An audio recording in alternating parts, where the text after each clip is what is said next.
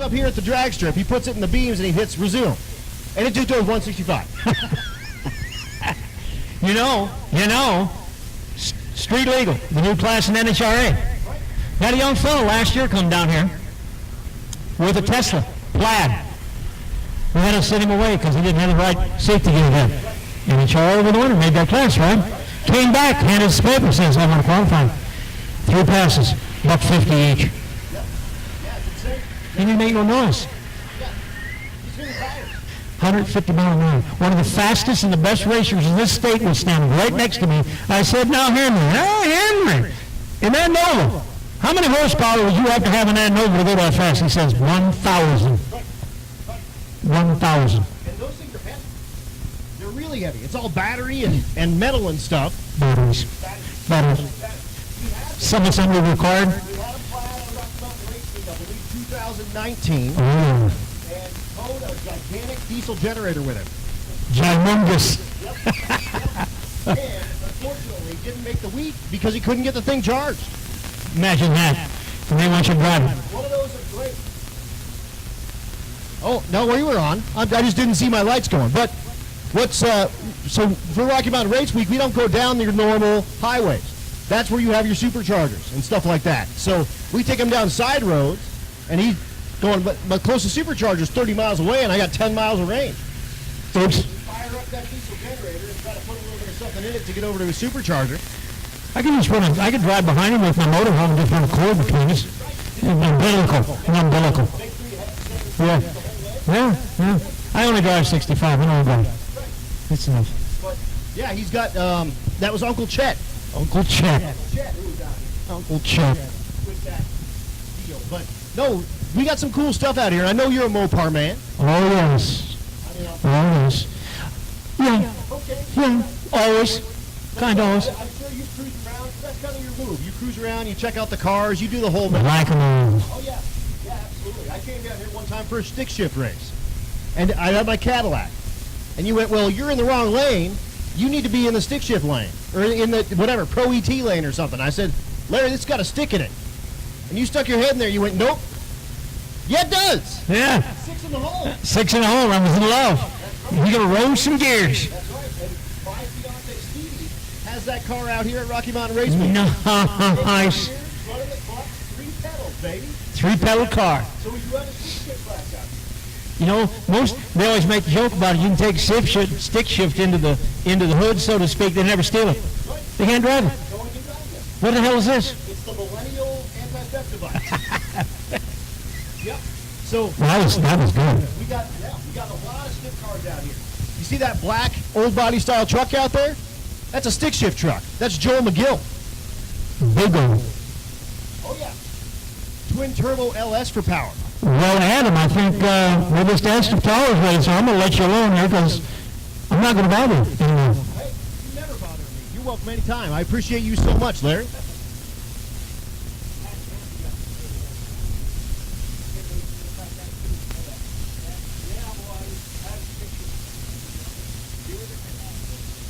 So here we go. We are ready. So we're going to fire up race cars. I think we'll see John Wishman with his Malibu very soon. Looking down there, I see Rob Brewster, the 56. That's got a stick in it. Stick. That's right. I'm a stick shift kind of guy. So I'm a big fan of them stick cars. I like to mention when they got sticks in them. It's not like these power glides. You let go of the button, you click it once, and you yawn.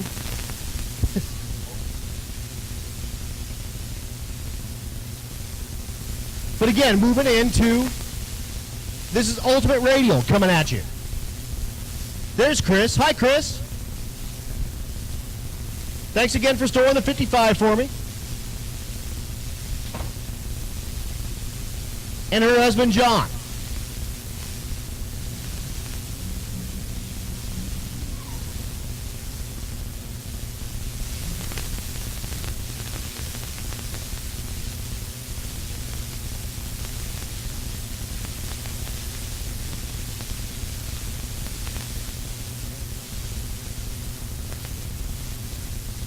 So John, the 1980 model Malibu, second place in Unlimited. 964 his average. He just needs to pick up about 2 seconds to catch up to Jason Hurley. Unlimited racing for $2,000.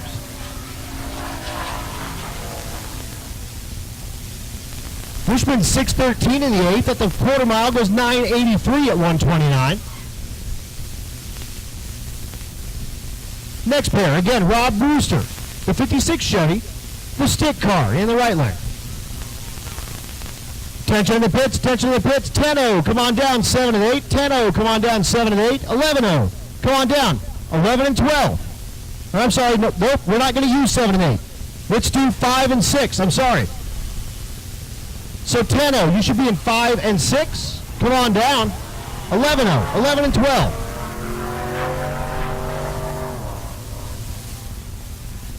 Left lane, that's Jason Acton, the War Wagon. Out of War Performance, one of our sponsors, 29 in the right lane, 1255 in the left.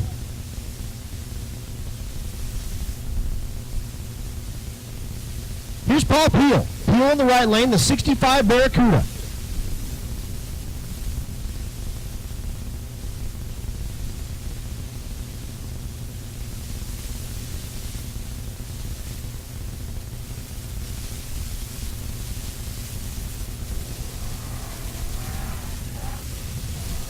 Thanks to Eric Carroll for letting us use the FM transmitter up there in the Bang Shift Tower. Appreciate that so much. For that live stream out there. Of course, the live stream you can get to from Rocky Mountain Race Week /live stream. Here's Braden Picorni.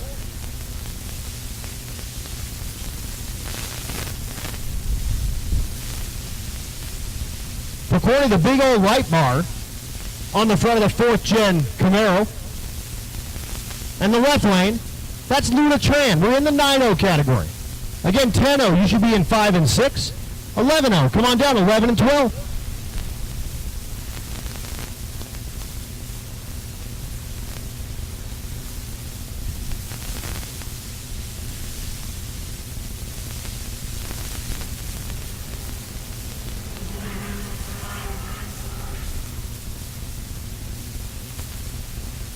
Tran, one of our 5 GTRs on property. This one, all the Hello Kitty stuff all over it. Again, Joe Tech Motorsports.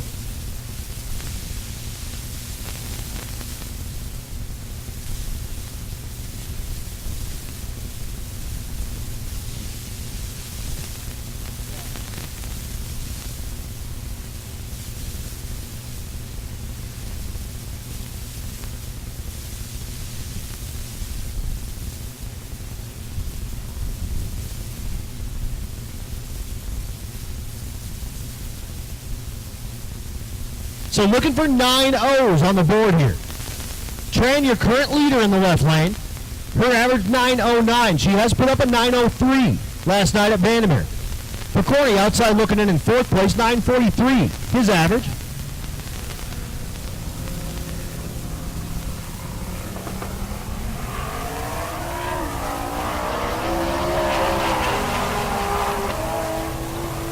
Both rides are away.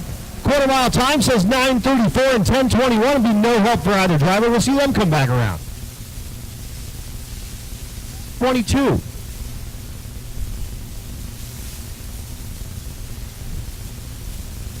Right lane is Tim Meyer. Tim about just shy of 200 miles this morning. So looking for a 9-0 in the left lane, a 10-0 in the right lane. Survey says 10.03, 10.08. So 10.08 is a great pass for Meyer for his first pass on a hot racetrack. But 10.03 is not going to work for that 9.0 index car.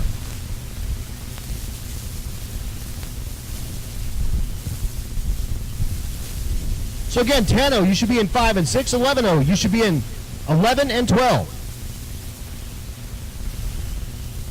Naturally aspirated, you guys are on deck.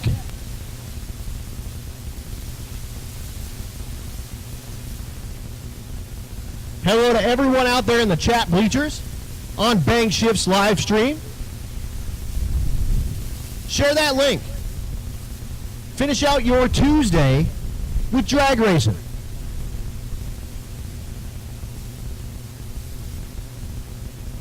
Because we certainly are here at Pueblo Motorsports Park. Race day number 3, day number 4. We're here again tomorrow night. We do have a drive in between, so we're going to head up into the mountains again, knock off a few more miles, come right back here to Pueblo Motorsports Park, and do it all over again. And race day number 4 is an important one because that's where we freeze up your averages here.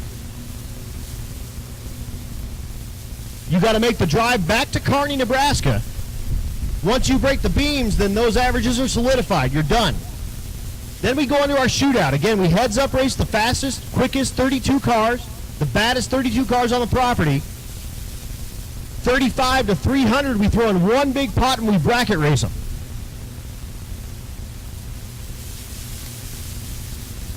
Chris Bach, the Silverado, in the right lane, drink.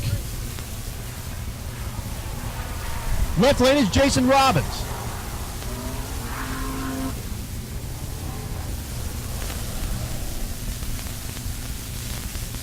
$10.97 in the left lane for Robbins. Right lane goes $17.86 if you're keeping track at home. Attention in the pits, attention in the pits. NA small block, come on down, lanes 9 and 10. NA big block, come on down, lanes 5 and 6. Again, NA small block, 9 and 10. NA big block, 5 and 6.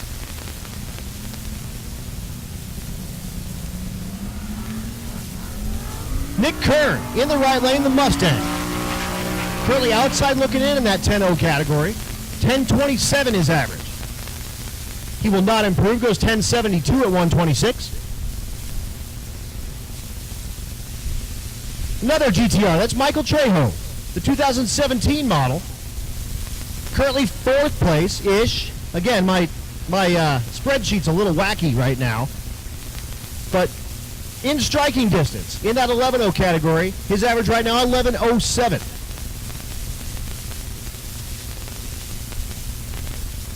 Kevin Mays, the 2009 model GT500. Outside looking in, 11.18 is average.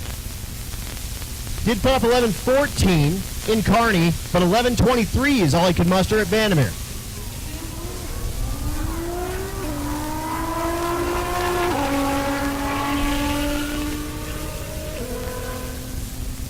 Quarter mile says 11.13 and 11.28. 122, but look at the mile an hour in the right lane, 137. That thing makes some steam. Again, naturally aspirated small block, come on down, 9 and 10. Naturally aspirated big block, come on down, 5 and 6.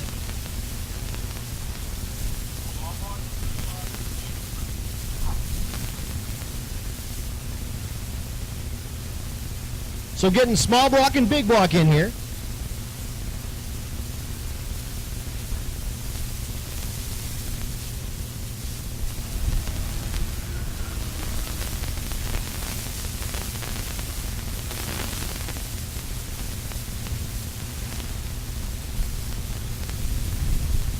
Dustin Wright, the 1970 Nova in the right lane, with the duck for a hood ornament. All right.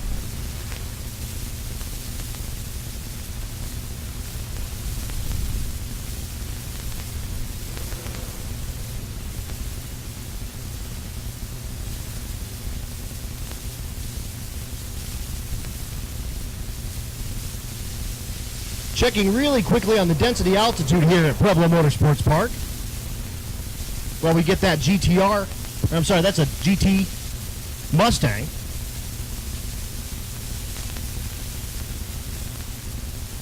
That's Kevin Mays.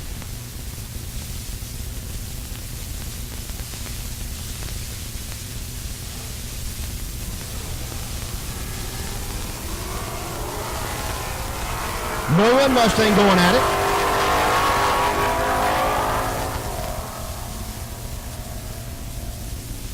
$11.10 in the right lane, $11.22 in the left lane. Looking up right now, density altitude at the moment, 8,900 feet. So we're better than Vandermeer was yesterday, but not by a ton, like 100 feet.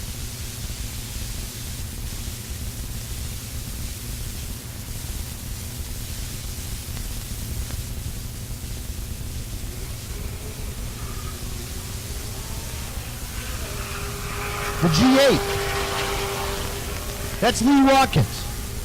Watkins outside looking in. His average right now 11-12, goes 11-33. Again, attention to the pits. NA small block, you should be in 9 and 10. NA big block, you should be in 5 and 6, please. Stick shift, you guys are on deck.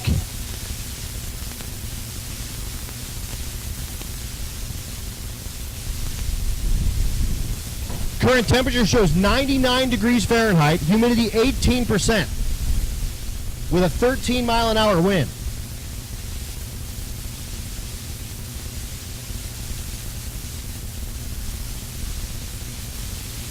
Wild.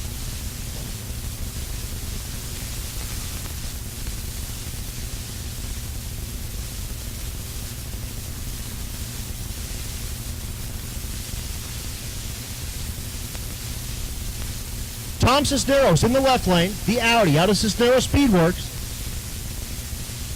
Again, I'm repping the Cisneros Speedworks hat today. Rooting on for Cisneros and for Rachel Crumley. Liz Smith in the right lane, the Challenger.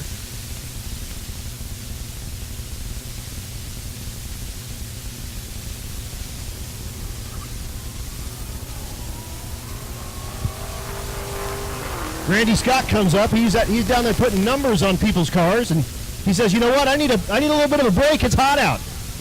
We just talked about it. It's 99 degrees out. The density altitude 8,900 feet right now. That's what we were racing in Vandermeer last night. So we will get better as we get out through the day, I promise you. But right now, it's a little bit miserable out there. Drink water, folks. Drink water. Make sure you're doing that. Holly Rops in the left lane, the 2016 model Chevrolet SS. Right lane is Jeff First. Both cars outside looking in, looking for 11-0s. 11-27 will be no help. 11-28 is no help. Attention in the pits, attention in the pits. Stick shift. Stick shift. Come on down, 11 and 12. Stick shift. Come on down, 11 and 12.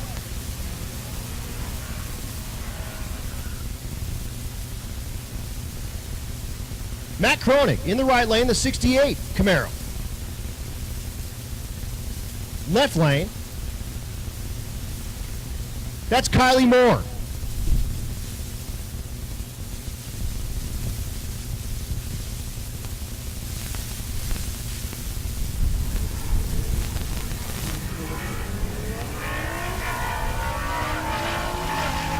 So Moore and Kroenig.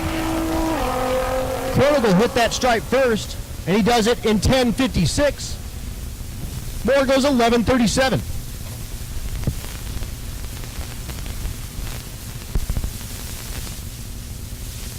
Again, racers, we do need your number on the right side of the vehicle. Share some ride-on with your neighbor. Derek Diltz in the right lane, the 2011 C6 Z06.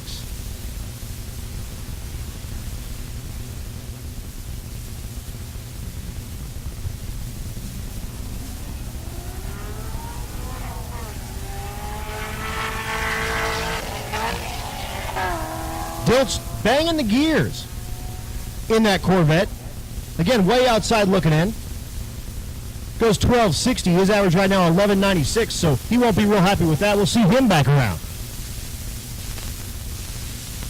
Looking down on the starting line, there's Joe McGill and Bill Armstrong. Some of our stick shift racers. They're getting a look at the racetrack. Bill's awkwardly running to the left lane. Oh, they're going to race. They're staged up. Oh, they're not paying attention at the starting line there. They got no cars in. You guys don't even have numbers. You write numbers on your hats. So a couple of our stick racers. Bill Armstrong has that 66 Fairlane he calls Quick Henry. Joe McGill has that stick shift old body style truck. Again, stick shift, you guys should be down at 11 and 12, please. Here's Ray Burns. Burns the Cougar, part of the Anti-LS Consortium.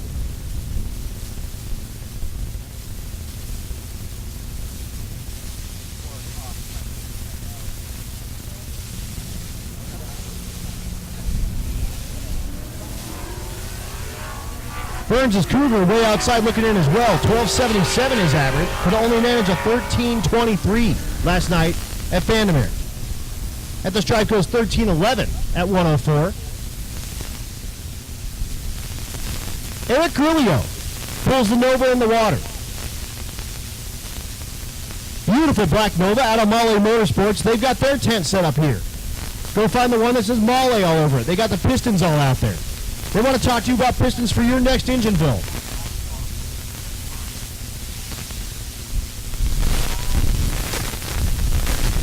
Attention in the pits. Attention in the pits. Outlaw Street. Outlaw Street, come on down 9 and 10. Limited Street, come on down 5 and 6. Again, Stick 11 and 12. Outlaw Street 9 and 10. Limited Street 5 and 6.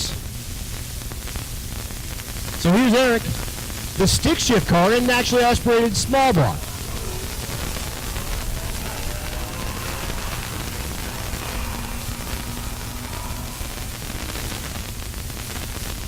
At the stripe, 1168 at 117 for Grillo.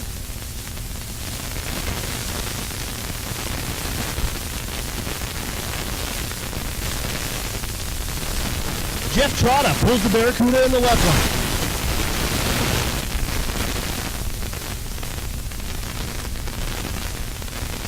Currently sits 6th place. Oh, I apologize, 5th place in naturally aspirated big block. Again, our idea, small block and big block. 434, that's a small block.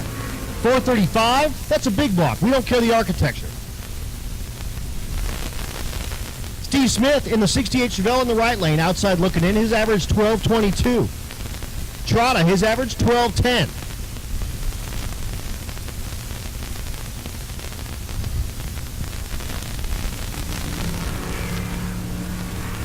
Oh, red lights blinking there on the starting line. But these guys go anyway because they thought it was a green light. So no times there. We'll see them come back around. Moving into stick shift. Morgan Notestein in the left lane. Noticing the Holden green car with a stick. The right lane, that's Jonathan Stevenson.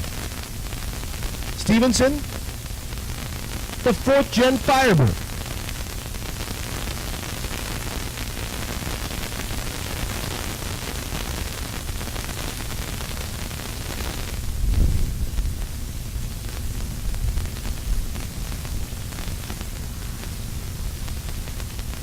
Back him back into the water.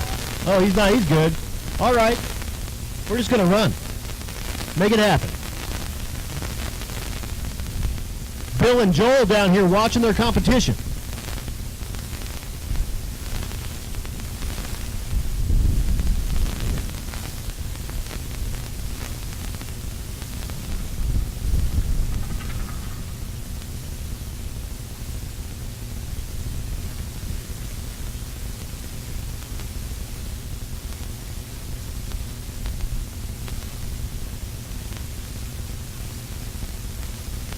So just getting all the computers and stuff reset from that wacky double red light thing we had going on there. And then we'll go stick shift racing.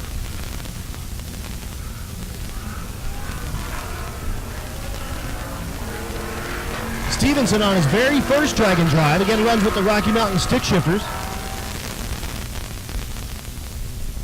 Commodore goes 1237, 1332 in the right lane for Stevenson.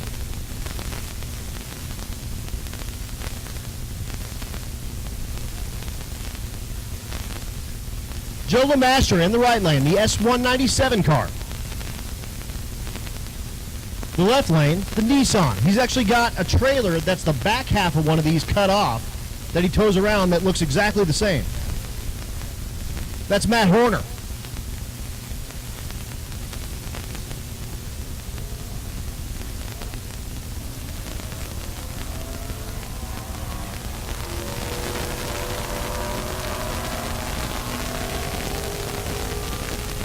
That little Nissan that could goes 1329, 1420 in the right lane.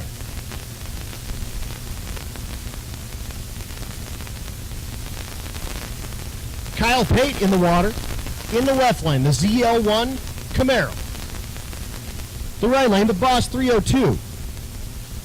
Another S197 car. That's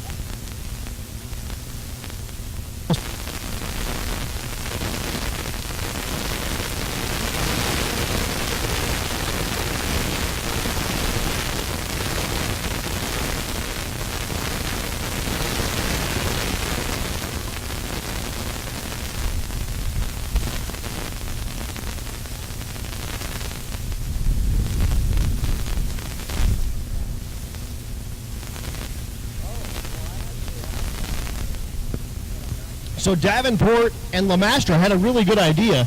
They peeled the stickers off the car and put them on the right side. We'll be here for 2 days. You can do that. The stickers are high enough quality. They're not going to rip or anything. So you can do that too if you want.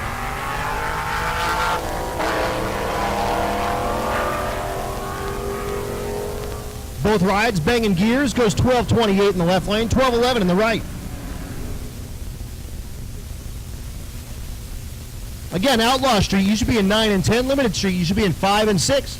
Nick Ball is back in the left lane, the stick shift entry. The right lane is Cameron Thorpe, your current leader in the 11.0 category. His average right now, 11.02 with a 7. He did put up an 11.01 at Vandermeer last night.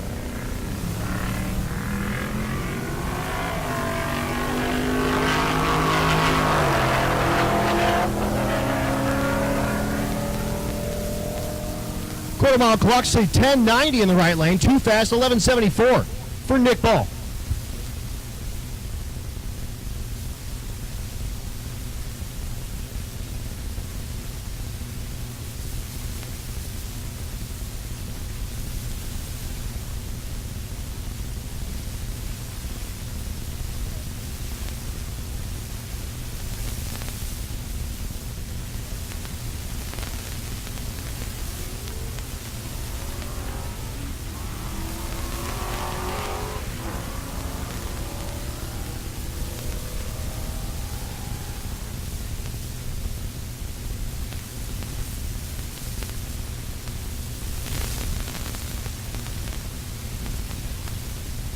Again, racers, we do need that number on the right side of your car. Find someone with some light on. If you see someone that already has some on there, say, hey man, you got any light on? It's just slowing us down a little bit. The ladies have to ask every single time when a car makes a pass, what number's on that car? And a lot of you race a lot, so you have like 3 different sets of numbers on your car, so we might even get that wrong. So, do what you can.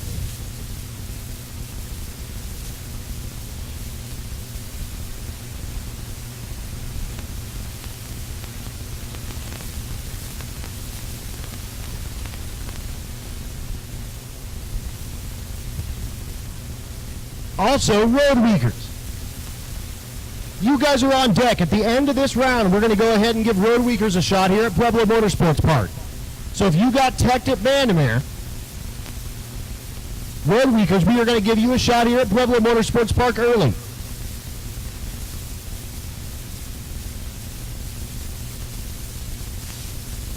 So Roadweekers, go ahead and unload all your stuff. And if you would like to make a pass and you got teched at Vandermeer, we will call you at the end of this session. Again, Outlaw Street, you guys should be in 9 and 8. Limited Street, you should be in 5 and 6. If this is your first race week, y'all, you should be taking some safety passes. I know it's hot, I know it's greasy, but you've got to make passes to stay in. Who knows what happens? You might break something like in 15 minutes. So make your passes. Here's Rachel Crumley out of Cisnero Speedworks.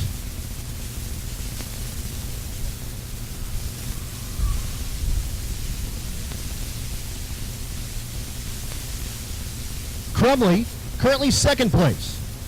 Chasing down Cameron Thorpe, who we just saw go too fast. Her average right now, 11.03 with an 8.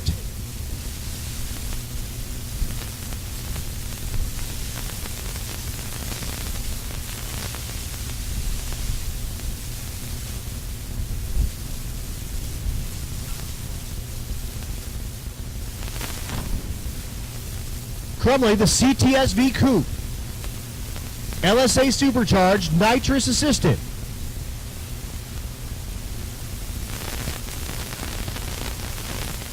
She's looking to put this on the 11-0 number so they can go and have a steak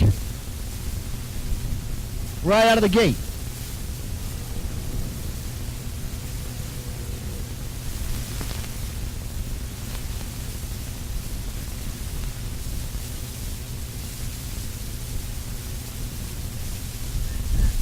Attention to the pits, attention to the pits. Pro Street, come on down. 11 and 12, please. Pro Street, come on down. 11 and 12, please. Gassers, come on down. 9 and 10. Gassers, come on down. 9 and 10. Crumley, looking for that 11-0. 1090, just that much too fast, but they're right there. You know if you can cover it, you can hit it.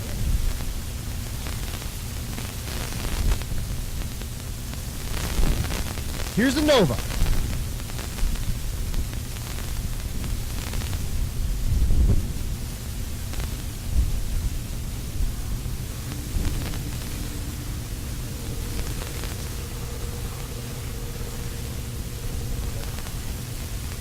The Nova in the left lane.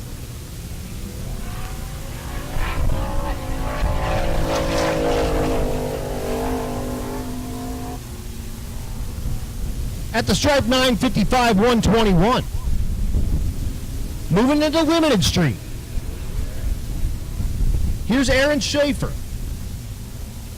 Schaefer, the Silverback Camaro, your leader in the category at the moment, 852, his average. The left lane. That's Stephen Willingham. Willingham, the Grand National G-Body. Looking for 850s on the board here.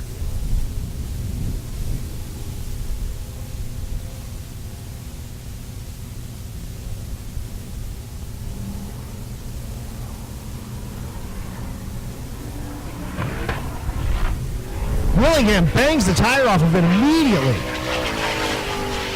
But Schaefer is hooked up, goes 557 to the 8th, goes 859 his first lick down the track. So 859, 162, and he's like, that's good data, I'll take that. If you keep it track at home, Willingham goes 1779 at 47. Here's Donovan Leader. I'm sorry, it's Donovan, yeah, it is Donovan Leader. They put an engine in this car at Kearney. He put up an 827, changed the engine, drove it to Bandamere, and put up an 868. His average right now, 847. Ahead of Kenny McGarry, who we just saw running the Nova. The right lane is Tom Taylor. Taylor in the 79 model Nova. This the X body Chevrolet Nova. Taylor outside looking in, 1081 in Outlaw Street. And again, your leader in Outlaw Street with an 847 in the left lane.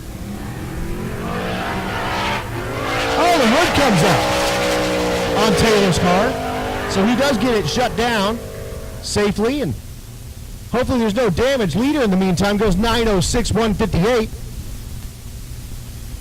So I think my next call is going to be for a hood for an X-Body Nova.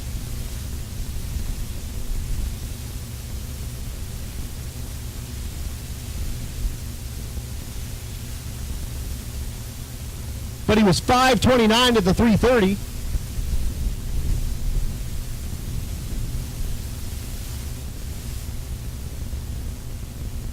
So luckily that wasn't worse than it was. That could have been really bad.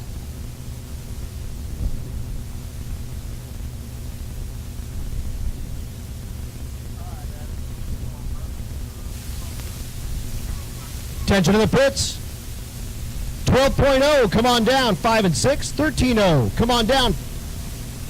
11 and 12. 14.0, come on down, 9 and 10. Again, 12.0, 5 and 6. 13.0. 11 and 12, 14.0, 9 and 10, please.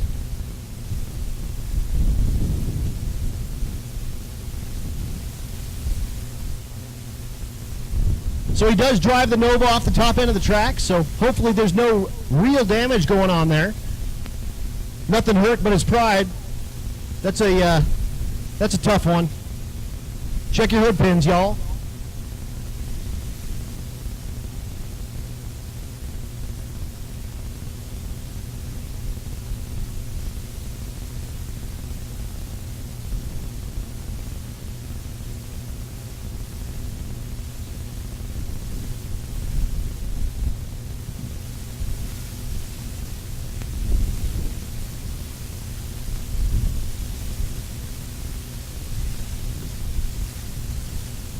So, folks, if you can't hear me very well, 89.1 on your FM dial will get my silky voice in your ear holes.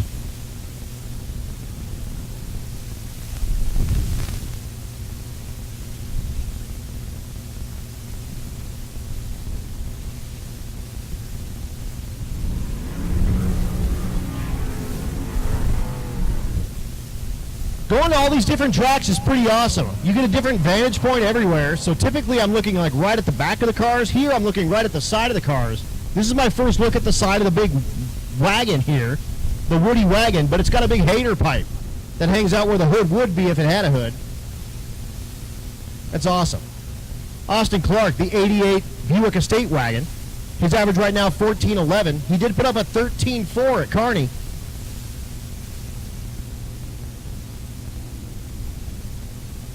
And that's Steve Smith, the 68 Chevelle.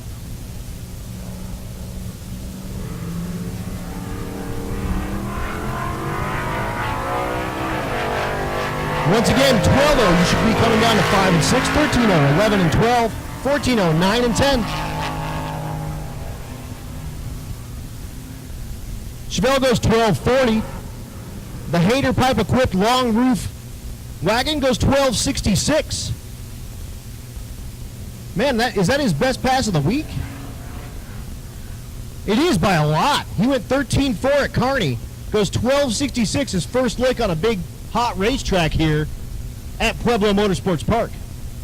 Jen Flaherty's up here from BMF Automation to talk to me about the reaction time chairs, I'm sure. 1 hour left. So co-pilots, you have 1 hour left for your qualifying time. So go see Jen and the folks at the BMF Automation Station to ride on those reaction time chairs. Get that $100, and that's open to everybody. So 2 finalists go on for $1,500. Yeah, absolutely. But spectators are allowed. Ride that thing. It's super fun. Here's Fred Cullen, the 55 gasser in the left lane. The right lane is Joey Greer. Greer's your second place vehicle and gasser with the C10 truck with the orange tint. Cullen, outside looking in, his average right now 13.96, but I don't care how slow that is. I love that car.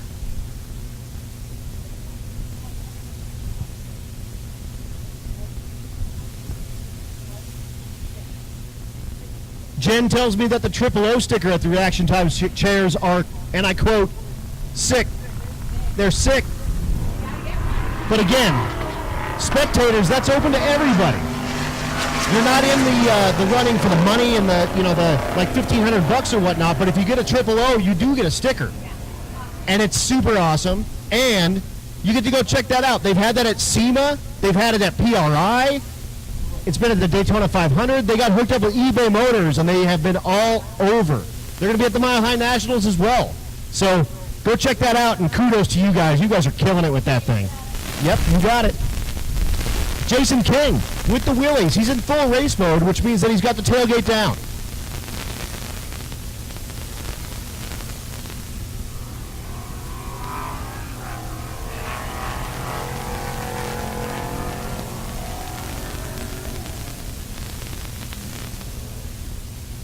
Again, Roadweekers, we're going to run you at the end of this session. So if you got teched at Vandermeer and you want to make a shot here at Pueblo Motorsports Park, you're going to get that shot. So have your stuff ready. Travis Boltman, second place in the 12-0 category. His average right now, 12.06 in the left lane, the old body style truck. And the mail truck. That's Cody Green. 12.29's no help, 13.64 for the mail truck. Brian Dater, the 75 GMC they call Gentleman Jim. The Fairmont in the left lane. That is a Fox body. I still haven't talked to Josh about his name. Josh Twitches. Twitches? Fourth place in the 12-0 category. His average right now, 12.087.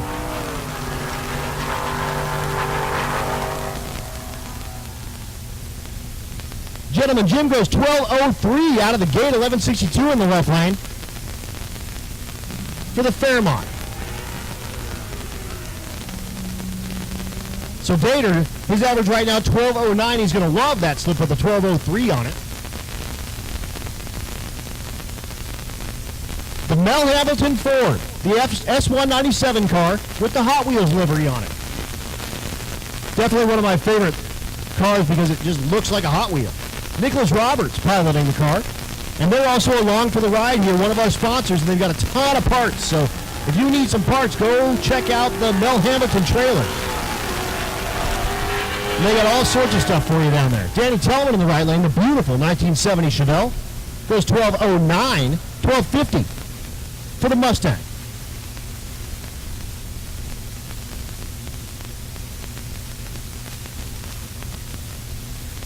Greg Jones, your leader, in 12:0 right now. In the right lane, the Nova. 12:05, his average currently. The left lane is Ron Gosha, third place in this category, 12:08 with a 5, his average. He did put up a 12:05 last night. Jones, a 12:02 our first night at Kearney. 1193 is a pair. Look at that, identical. 1193 with a 3. 112 in the left lane, 117 in the right lane. So we'll see them come back because that's as good as a 20-second time slip. That's like a breakout in bracket racing. No good.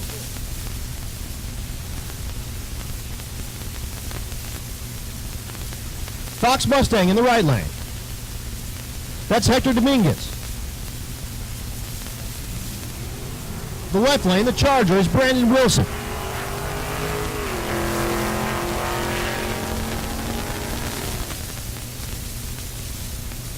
At the stripe, 12:35 and 11:97. So we'll see them come back around. No help for either. Eric Wilson, the International. And that's Boo Quamzo, I believe, in the right lane. With his New Edge Mustang for Wilson, and 14-14 for Quamzo. Jake Pringle in the right lane, the Fox Mustang with the big block Ford. Left lane, that's Aaron Brandon. Brandon out of Canada, the wife of Trevor Brandon with that limited street 850 GTR.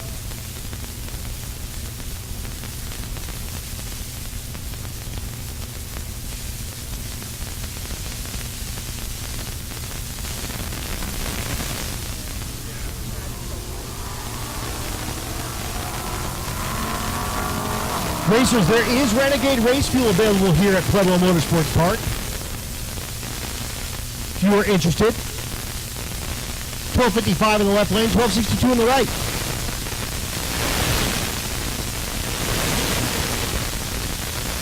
Carter Snell in the right lane. Snell, the 94 Silverado. Drink. You see the R next to the name. So get that pot up. Last year we had over $3,000 we split between the rookies and the young gun. 1183 in the left lane for Dan Gosha and 1788 in the right lane for our rookie. Again, that's that deal I just put together. The rookie that won last year picks the rookie for this year. That's Harvey Janice. You'll see him running with the PFI guys. I believe in the stick shift category. He's got the white Civic with the PFI, like American flag livery on the side. He's choosing our Rookie of the Year.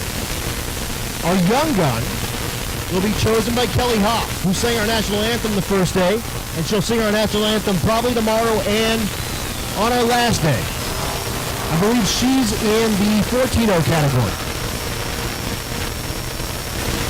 Zach Krakauer in the left lane will get no time left before the tree was active. Right lane goes 14:41. Young guns, the rubric for that is you need to be 21 or younger by our last day of competition. If you qualify, you qualify, and then Kelly is keeping an eye on you and what you're doing and how you're running in your class and whatnot. Listening for kind of some stories from the road from you folks for our young gun and our rookie, and we'll hand out all that money that I gather up at the awards ceremony. And then the Junior Street folks, we'll have all them out as well. Again, Junior Street, the class based off of the NHRA class of the same name. 13 to 16-year-olds driving full-size cars with their guardian in the passenger seat. Third place in the 13-0 goes 12.92. That's too fast. 13.90 in the left lane. Attention in the pits. Attention in the pits. Junior Street, who I was just talking about. Junior Street. Come on down lanes 5 and 6, please. Junior Street. Come on down lanes 5 and 6. And then Roadweeker cars, you guys are coming up very quickly. So I have bikes and Roadweeker cars. You guys are on deck.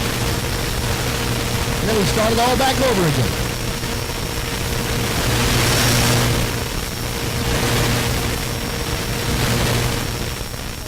Robin Mackey in the right lane, the 89 model Fox Mustang.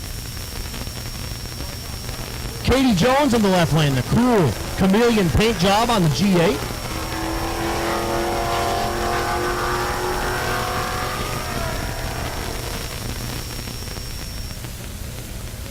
At the stripe, 1362 in the right lane, 1390 in the left.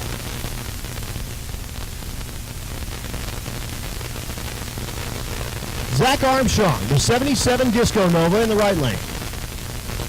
The last Disco Nova had the hood come up, so hopefully he's got his all latched down. Katie Jones in the left lane.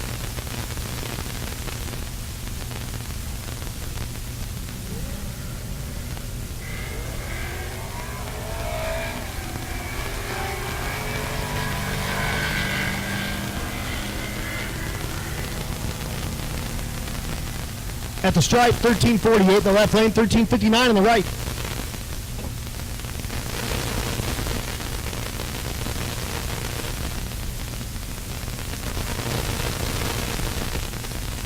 Nathan Gashler in the right lane, the 63 Chevy Nova.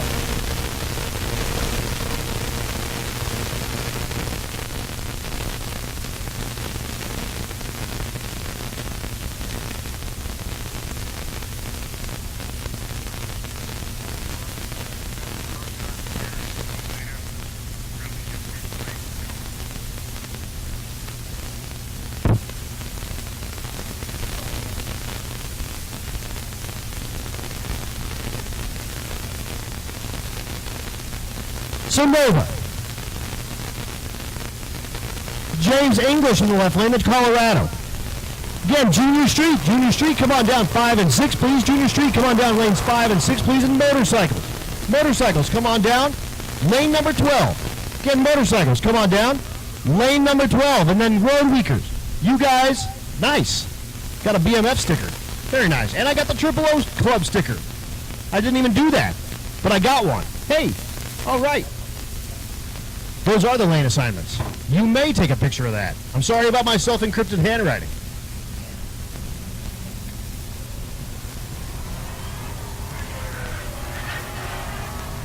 Randy Scott up here trying to figure out how to get to his camera on his phone.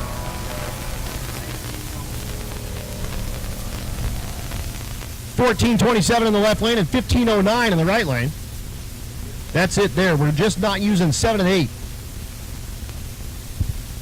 Currently track temp 130. That's 130. Yeah, that's hot any way you cut it. I don't care who you are. I don't care who you are. How about the Buick? That's Randy Henderson. Henderson, a low 13 second ride.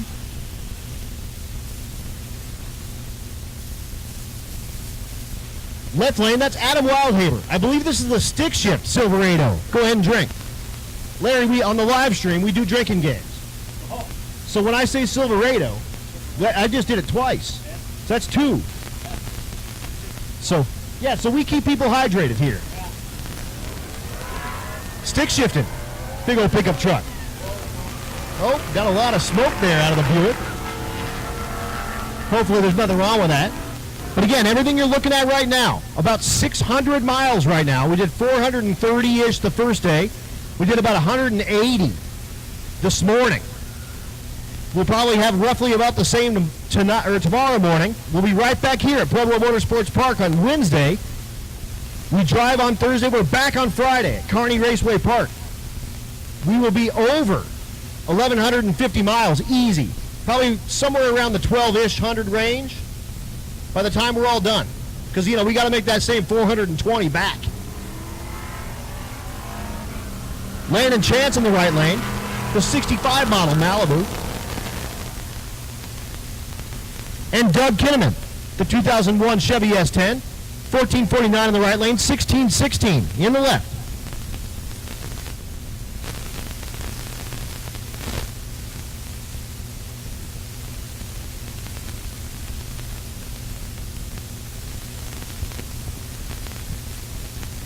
Chat bleachers are asking what the track temps are. It's 130 degrees on the track right now.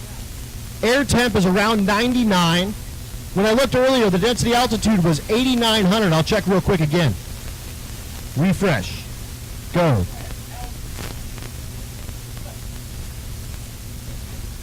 Same. 8,917 feet density altitude. Enjoy your steel pot, Larry. Back in the day in the Army, they used to give you a steel pot helmet. Now they give you a carbon fiber one. Or Kevlar, actually. Kevlar. It is hot out there. Stay hydrated, y'all. Again, showing 99 degrees in the air. Showing 89.17 on the density altitude.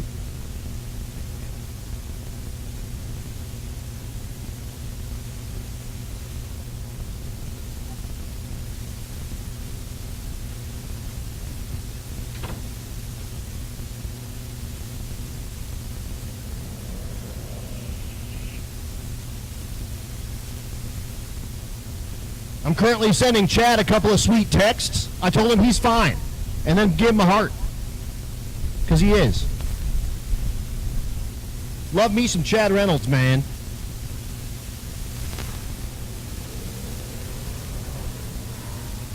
The Olds 442, unfortunately, has issues immediately as soon as it leaves, and he smartly pulls out of the groove. Camaro in the right lane, that's Brent Bannister, goes 13.96 at 101. So we'll be down just a moment while we get this beautiful 442 off the starting line, and hopefully it's not too bad.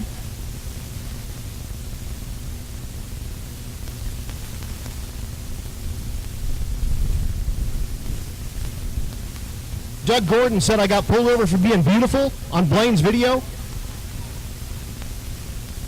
That must be a different Adam, man. I got a face for radio. That's why they put me behind a microphone. Attention in the pits, Roadweekers. Come on down. Let's put you in 910. Let's do 5-6, 9-10. So Roadweekers, 5-6, 9-10.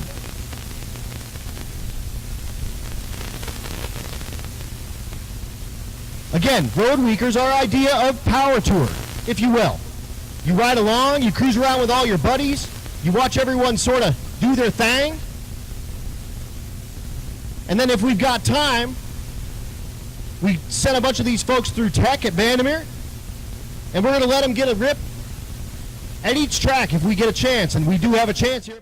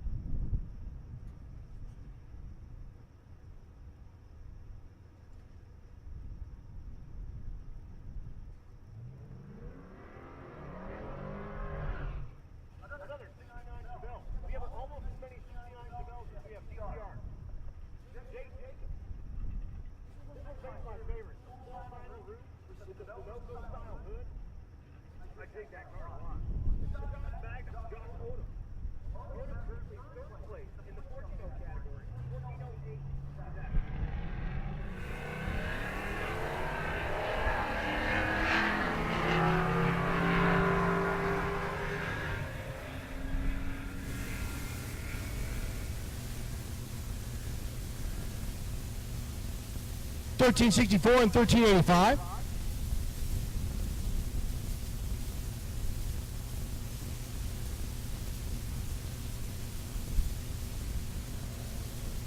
Next pair completing their burnouts, that's Addie Ehrlich in the left lane, the drop top 4th Gen Firebird.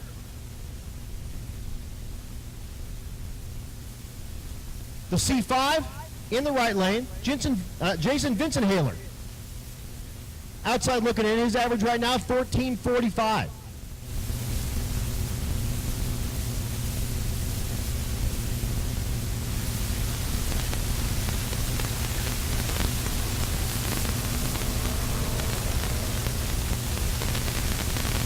Both GM products making their way down the track. Camaro goes 1411, 1409. Very good first lick for both sides of the racetrack.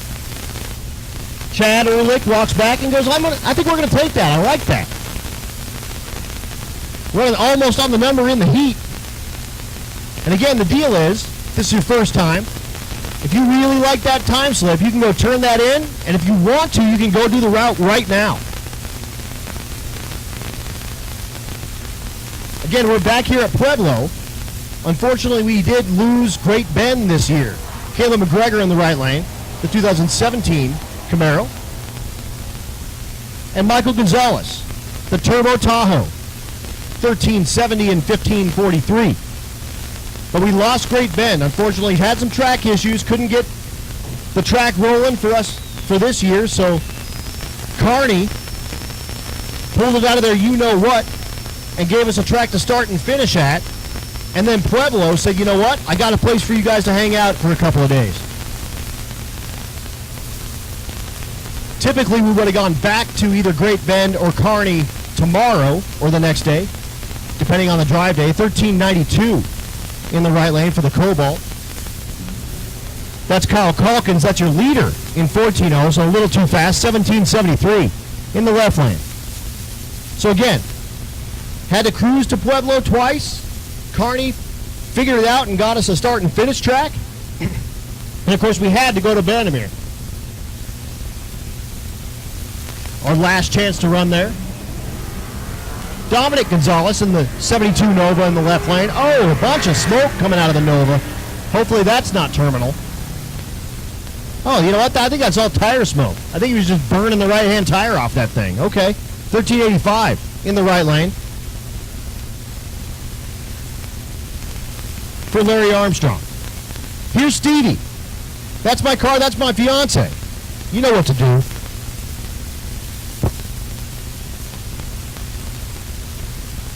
The right lane. It is. Right lane is Cameron Andreen. Stevie was third place. Unfortunately, could only manage a 1446 at Vandermeer. The stick shift Cadillac that's all it's got up at the altitude. 1444 at 100 miles an hour, 1498 in the right lane. So with the DA kind of how it is, being the same, that's probably about what it's going to run. So until we get better air, she won't have a chance to move up. Dale Farley, the Ford Focus in the right lane. Farley outside looking in, but did manage a 1412 last night at Vandermeer. Derek Hansen in the left lane, the Duster. The Duster, a stick shift car. Actually didn't know that.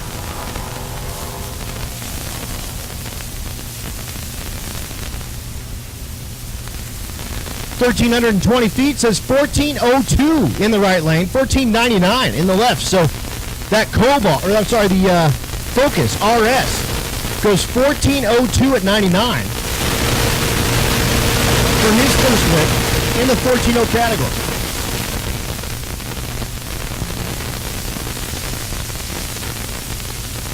Fox GT Mustang in the left lane is Josh Williams.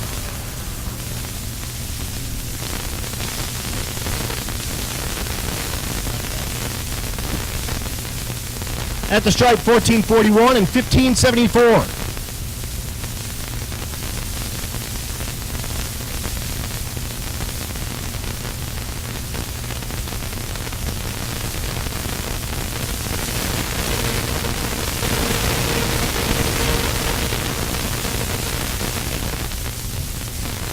The big old wagon with the dual quads hanging out of the hood. Again, I haven't seen this yet. I've only seen these cars from the back pretty much.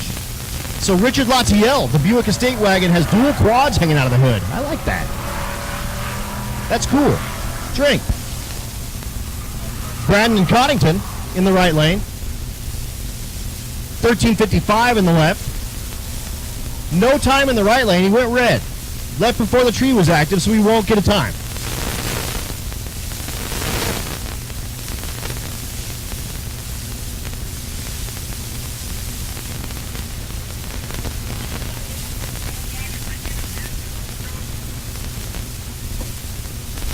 All I've got is Erickson for a name for the right lane. That's that Saab. That's basically a Trailblazer SS. The left lane is Chad Bratt, the Grand Marquis.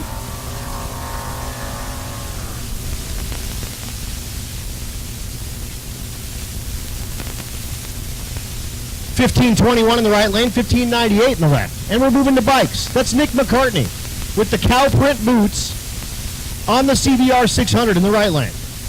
That's the F4i version. And that's Pat Cook in the left lane, the 400cc Ninja. If you've watched Race Week in the past, Cook, normally the guy on the Grom.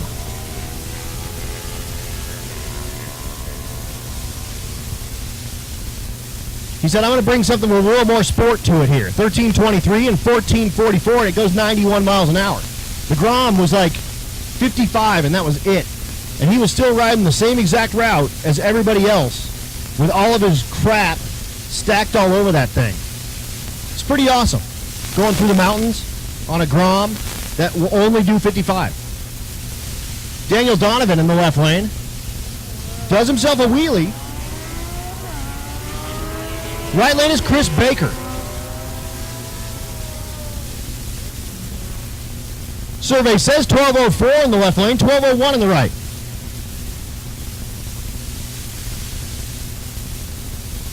Shane Warner is back, your leader currently in the category in the right lane. The GSXR 1000. Left lane is Roland Tabor, your second place motorcycle.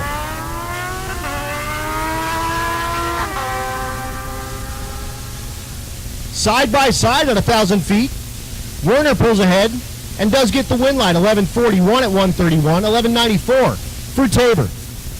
And now we move into Junior Street. Again, this category, based on the NHRA category of the same name. 13 to 16-year-olds, they ride with their guardian. So you'll see two people in these. They run 8th mile.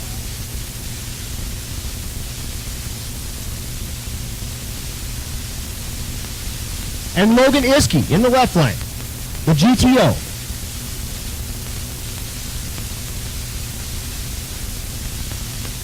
Robert Green in the right lane, the Mustang. GTO has a problem and he smartly pulls over, so hey, you're learning the rules here. You have a problem, you pull over off to the side of the road, and there's folks that have been racing for 20 and 30 years that won't do that. So thank you so much to Logan for making that happen. And hopefully that GTO is not super duper harmed, but it looks like they are picking up pieces off the racetrack. So that may be something that they need to actually start thrashing on. So again, 13 to 16-year-olds. Most of these kids don't even have driver's licenses, and it's a way to get them into drag racing without the whole expense of a junior dragster program. You can just drive your family truckster out here. So we'll see. They're definitely picking up pieces going over to that GTO. And it looks like they're actually maybe even wiping up a little bit of oil. So could be drive shaft, could be axle shaft. Those GTOs are independent rear suspension. So they do have some weak links back there. I know that. My Cadillac that Stevie drives, I've had to put all sorts of time and money into the rear end of that thing. That independent rear suspension stuff is not very forgiving. However, once you put a little bit of work into it, you can make it work. Like Andy Cook, who typically runs Rowdy Radial with us, has independent rear suspension in his G, but Again, thanks so much to Logan for doing the right thing and pulling the car over out of the groove when he realized there was a problem. That's the right way. So we'll be down in just a moment while we scoop that GTO up off the track. Again, a big thanks to all of our sponsors: 1320, Bang Shift, Motion Raceworks, Leading Edge Technology Partners, Molly Motorsports, Mel Hamilton Racing, One Source Portable Air, Moody's Performance, Full Ride Performance, Moore Race Chassis and Fabrication, and I have not seen Matt Moore with his Fox Mustang, the car they call the shop truck. It is here. Blaine's up here. He tells me it's here. Wait, Joey Redham Jr. Street, why aren't you down there? He just shrugs. Your old man wants to make a liquid stick shift first. Yeah. It happens. It happens. But BMF Automation, oh, they got like 7 people pushing on this thing. It might be like locked up. There we go. Oh, you gotta actually take it out apart, it turns out. Of course, the rest of our sponsors, Burn Down YouTube channel. That's Dane Thompson. He's here with the Malibu, although I haven't seen it on property. I pretty much just got here and ran up to the tower. It's here too? Okay. Blaine's my man on the ground. I should just hire you to be my like internal reporter, and you can tell me what's going on. Will you work for $1 a day? $1 a day. He's out, he says. He's out. No way. He needs at least 2. He's a man of means.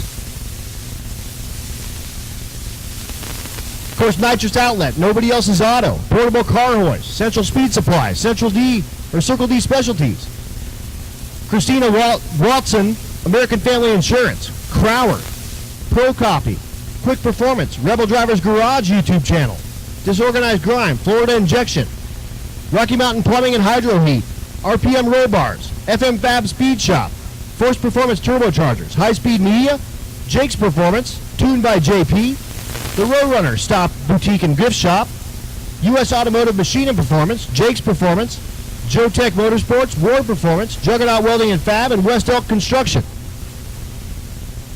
Again, support sponsors that support racing that you like. We can't do this without them. So we appreciate them so much. Hey, I look out there, I see the Biz Bomb. That's Robert Williams. Of course, that's the car from Roadkill. That's the one that went up Pikes Peak but didn't make it down. So that one, the Biscayne, that's got a big block with a stick, so you know it's cool. But that's part of his redemption tour. He's going to do what Freiberger and Finnegan couldn't. He's going to take it up Pikes Peak and back down. He's already got his reservation and ready to go. So he's going to do that tomorrow morning, then do the route, come back here to Pueblo Motorsports Park, and then drive it back to Fort Myers, Florida, where they're from. That's a naturally aspirated big block entry. That would be a Chevrolet. Yes, sir. That's because it's still running.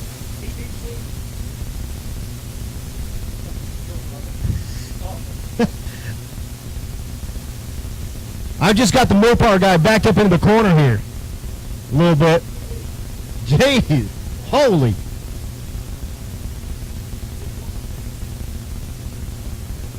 So Junior Street coming back at you. How about the Miata? This thing's got halo headlights that do all kinds of crazy stuff when he's going down the track. That's Evan Yuri. Yuri, the 1993 model Miata. Again, 8th mile, you can't go faster than 9 flat. Well, I mean, you can. You just can't turn in the slip. And they got the hood open. Oh, there's a lot of water coming out. Whole bunch of water coming out of the big old wagon. So, Elijah, we're going to get him backed out, and then we're going to clean up that right lane because there is a geyser of water coming out from underneath Slaybaw's wagon.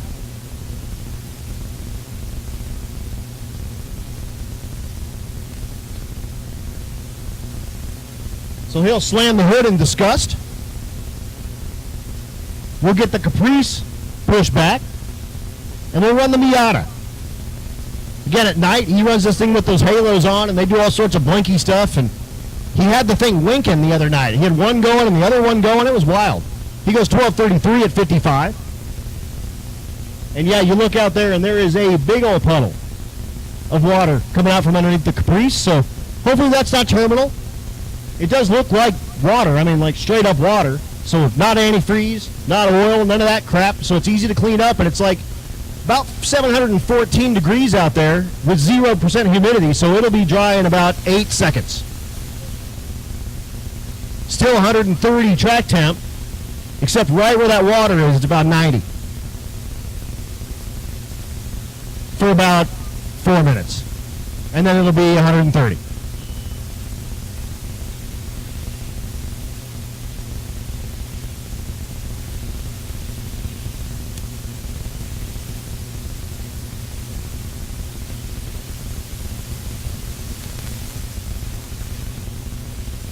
So we'll be down just a bit while this amazing crew out here at Pueblo Motorsports Park mops up all that water out of that sleigh-bob vehicle. So 2 Junior Street vehicles having some problems. Hopefully we can get them turned around, and they're about to learn what thrashing on Rocky Mountain Race Week's like. Blaine knows about that. Blaine's got a couple of days without some sleep in that 55 wagon in the past, and he didn't want to talk. He said he's got PTSD from that, man.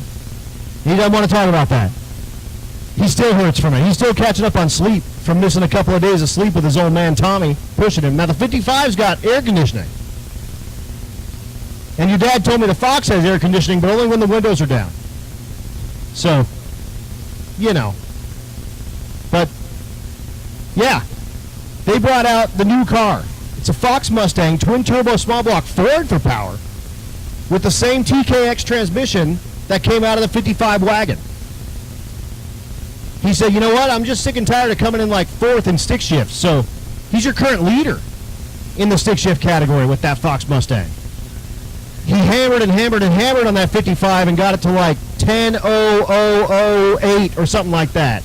And that was at sick week. And I went up to Blaine and I said, Blaine, why is the back seat in this car? And he said, I don't know.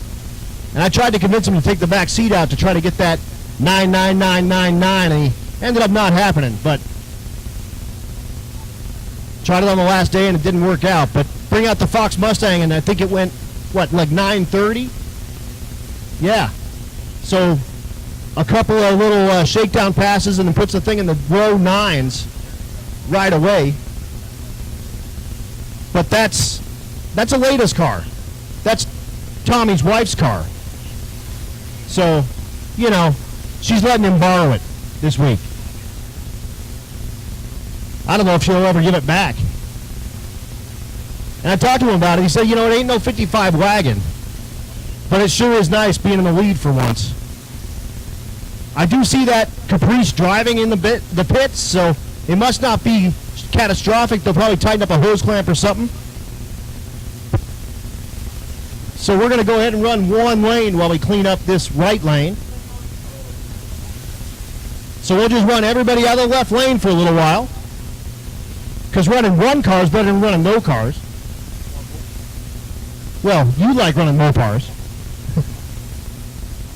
Chopping it up here with Larry, the regular track announcer here at PMP.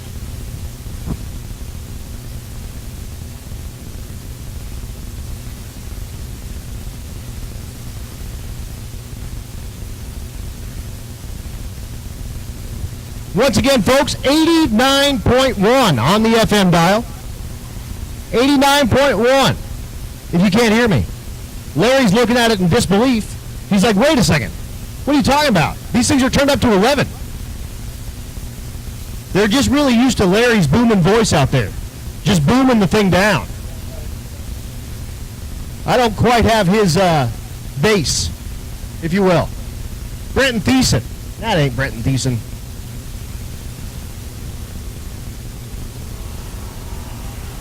Brenton's got a Corvette. That ain't no Corvette. I don't know much. But that's a pickup truck. Might have been. C10 goes 865. It's Kale, is what Blaine tells me. Blaine knows all these Junior Street people. They're all buddies. They party.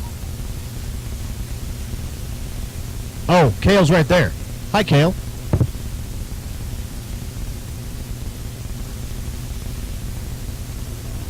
Josh Williams. Oh, geez, that's not Josh Williams either. Oh, these are all Roadweeker cars. That's why. I'm like typing them in and I'm going, wait a second. So these are some of our Roadweeker cars. We're letting them get the pass here on the racetrack. And again, I don't have any info on these cars because they're not in my little spreadsheet here. But these are our Roadweeker cars. So these are the folks driving along with us, hanging out, having fun, getting gas next to that Meltdown Firebird that ran in the 7s. How about that? You bring your Prelude out and you get to hang out with, rub shoulders with dudes like Matt Frost. So now, you're telling me that I can bring my PT Cruiser and drive around with the cool guys? Absolutely, $250. $250? The car ain't worth that much. Up to 4 passengers. Oh boy, Oh yeah, you get the that'd be low. you get 4 shirts. Oh man, keep going, come on. I gotta sit down for this. I gotta sit down for this. This is come on. 4 shirts? Up to 4. 4. Up to 4. So I mean that's $80 worth of shirts before you even say go. I don't think I am. You get entry into all the tracks and you get priority entry. So you enter with the rest of the racers. So while everyone else is out there slumming in the lines, you just wave at them as you go by. Do you think the wife would let me drive a new pickup truck? I mean, no. She'd let you take the PT Cruiser. She let me polish it the other day. So I'm sure she did. I take the PT. PT's got a turbo in it, by the way. Turbo car. What is it? It's a PT Cruiser, Dream Cruiser. It's tangerine. Tangerine. These guys know what they're doing. Come on. Wow, back to the good stuff. So yeah, road. Again, the plan is we went ahead and teched them all at Vandermeer and said, hey, if you guys want to come out and make passes, you can do that. And we let them make a pass at Vandermeer. We're going to let them make a pass here at Pueblo.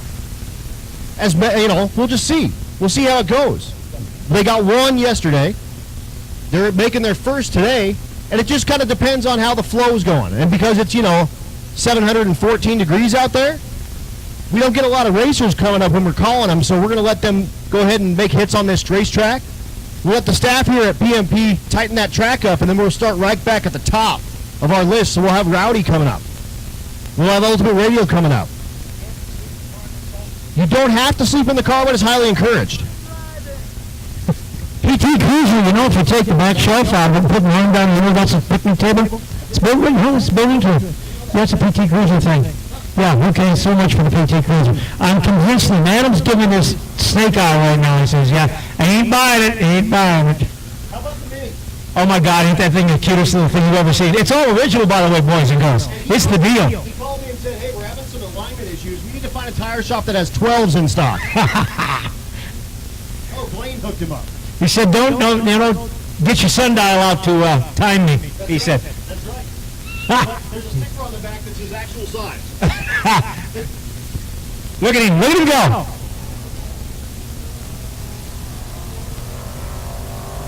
That's just too cute. It's awesome. And that's the Dodge Magnum. You can see those all the time. The Dodge Magnum. Oh. I think he's going about 40. Something like that. And we're flicking no time. We're doing all kinds of weird stuff going on here. Yeah, no time. We got no time. I'm not sure what happened there. I don't know. I don't think so. Nope. There was an actual size for an actual time. Exactly.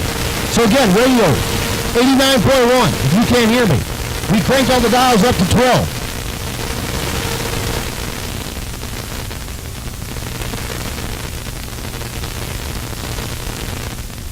How about the Nissan? That actually has a newer model Nissan engine swap. So it's like fuel injected and stuff. Gets down the road a little better than the stock carbureted stuff that came in that. It does say Datsun on the back, so it is a Datsun. It's a Datsun with a newer Nissan motor. Of course, Datsun turned into Nissan. How about the van? Larry calls it the Love Shack. Oh, and he's with the Prospector. There's the Prospector. Chrysler wedge for power with a stick. That's Bob Larson, your leader and gasser. You see the orange tint. Look at the wheel bar, boys and girls, on that old car. Hold on to your nuggets. Woo, she gets her. She gets her. It ain't bad. For some reason, you need to tell them we're not in Junior Street. She got an 1/8 mile time. I'm not sure what happened there. That's okay. Yeah, we'll get it squared away. No big deal. Bob gets a free 1/8 mile lick there on the racetrack.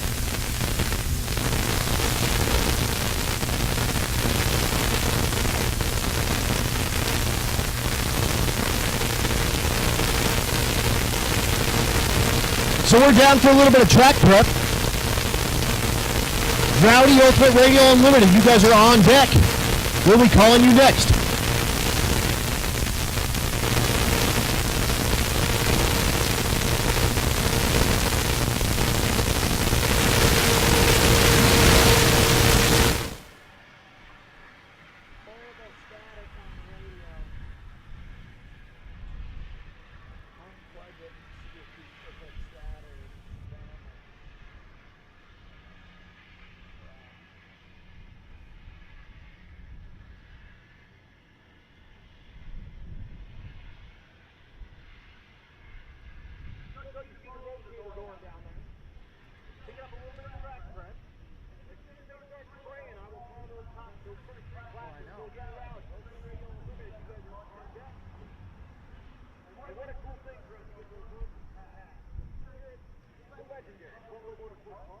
I turned it off here. 428 years running.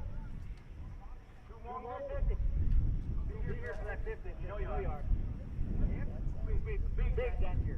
50 years, continuous service to the community of Pueblo. Good now? Business, they've been in business for 50 years. No, they'll carry it to you. You gotta do it right. 2025. Bring it back. We'll have a nostalgia race or something, you know, around the world. Not your... We'll do it. Where's Madras? 75, that'll still have Madras. Bell bottoms, all that good stuff. I could be rocking them bad boys. I could rock some fashion. I could probably pull it out of my closet, you know. Yep. Oh, I don't know. It could be. No. Hell no. Not even close. Adam, come on, man. 75? I couldn't cast a shadow of 75. Oh, yeah. The years have been very, very good to me. Larry's like, I gotta go. This is going downhill way too fast. Way too fast. Go out there and check out that Prospector car. As a Mopar guy, you gotta love that car. It's got an A833 transmission close ratio. It's got a wedge motor. It's a good question. I believe it's a Plymouth. Oh my God, don't tell me it's a business scoop now, come on. Hold on now. Let me find old Gasser here. Where are we at? 38 Dodge Coupe. 38 Dodge Coupe. Dodge Brothers car. Yes, sir. Absolutely.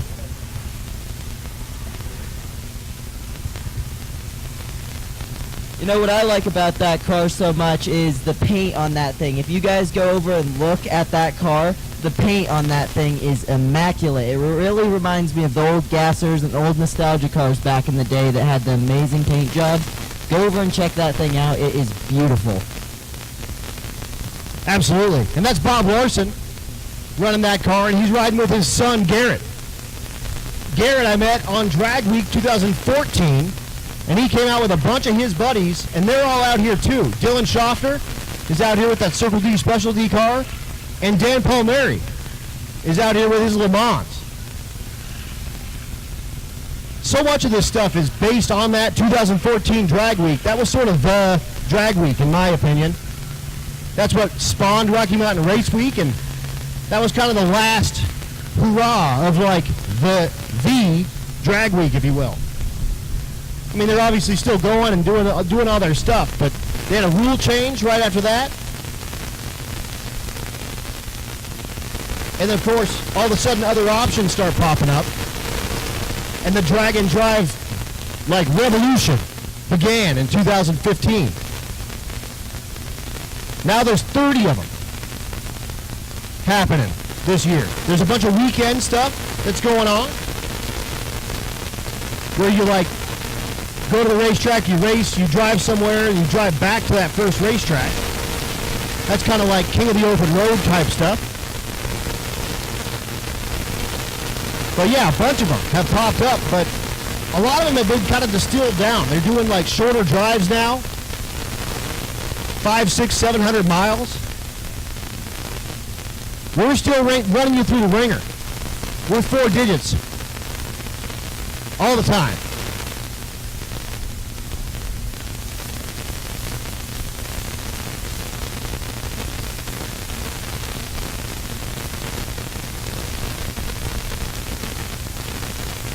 So again, running that dragger, we'll put down that sticky icky icky, and then I will start calling classes.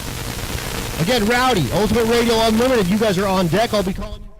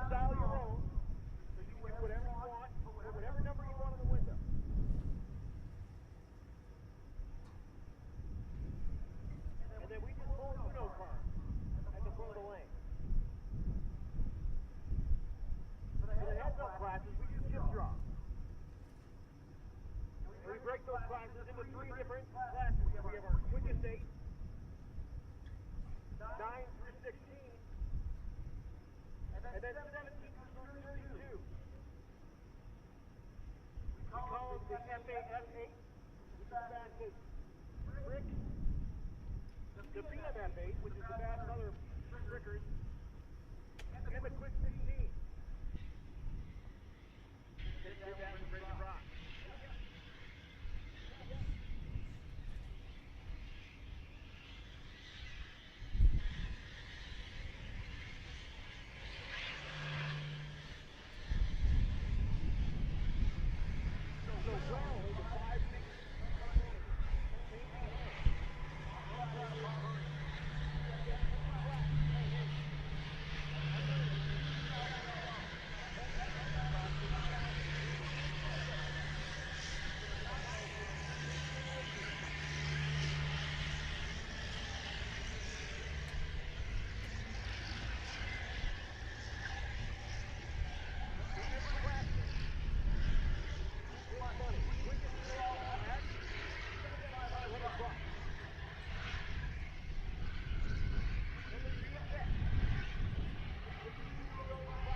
Break those things up to the FAF, DMF, and quick. Not averages anymore. If your quickest single pass. That way we have one bad day. You're not totally out of it. You can come back and win some money on that last day. You get FAF running for 7,500. DMF running for 2,500. I don't have $1,000. Rowdy also has a heads up class running for $1,000. Rowdy folks, you guys do get a chance for choice to run with the FAF, DMF quick, but you have to use one of three ways. Put draggy in your car and show us that with a balance sticker on it. You can get a quarter mile time. Or we'll on a straight calculator.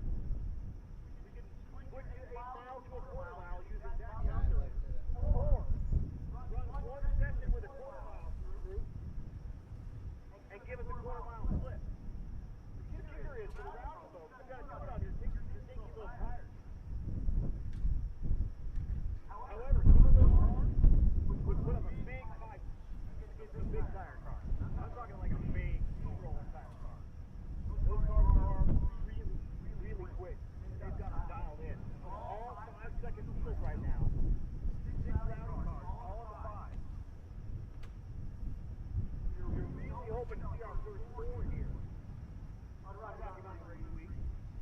It just doesn't look like it's in the cards here at this time. Maybe we need to get back to Carney.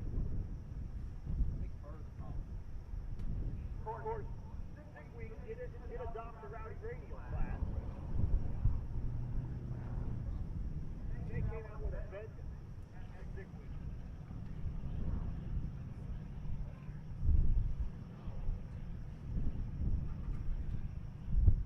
Well into the corner.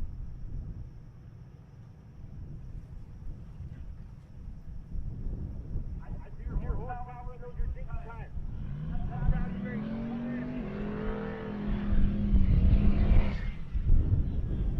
So when was the hurry? Go and heads up again.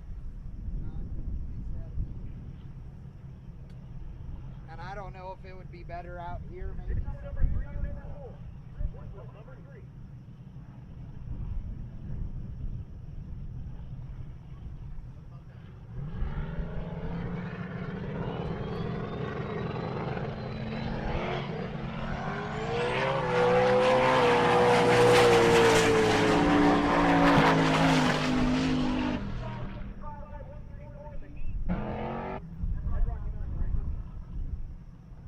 Matt Riding.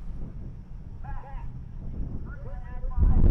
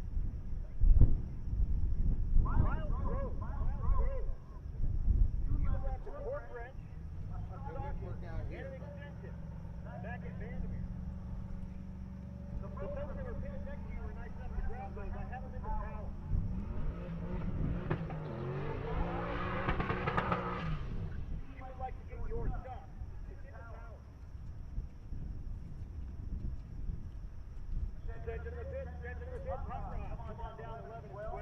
Hot Rod, come on down 11 and 12. Nino, come on down 9 and 10. And Tenno, come on down 5 and 6. Again, Hot Rod, 11 and 12. Nino, 9 and 10. And Tenno, 5 and 6. They got miles. I have your torque wrench, you can extend it and a socket, which looks like what you put on your tires.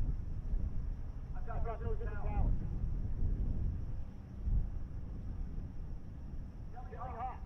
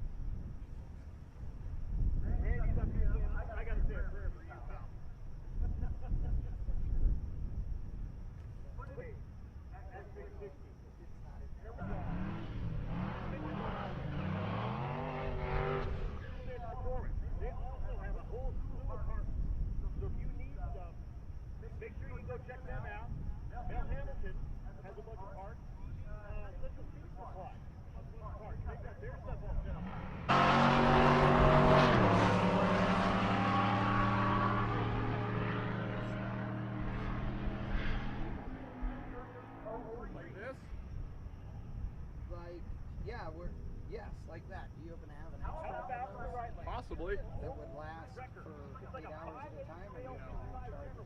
Yeah, maybe an hour. Yeah, that's what I These thought. don't. Yeah, these don't last super long.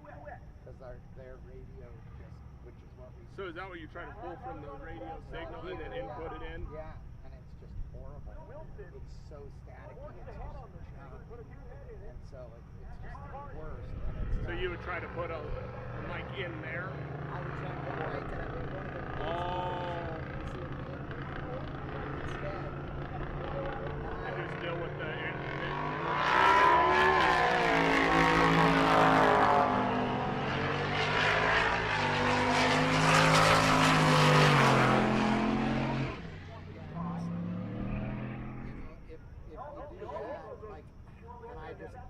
I didn't have any reason to have my loud mics here. You know, I wasn't doing. What do you? There got to be big batteries on them things, no? Yeah, I use like a Sennheiser regular pack, and it uses double A's.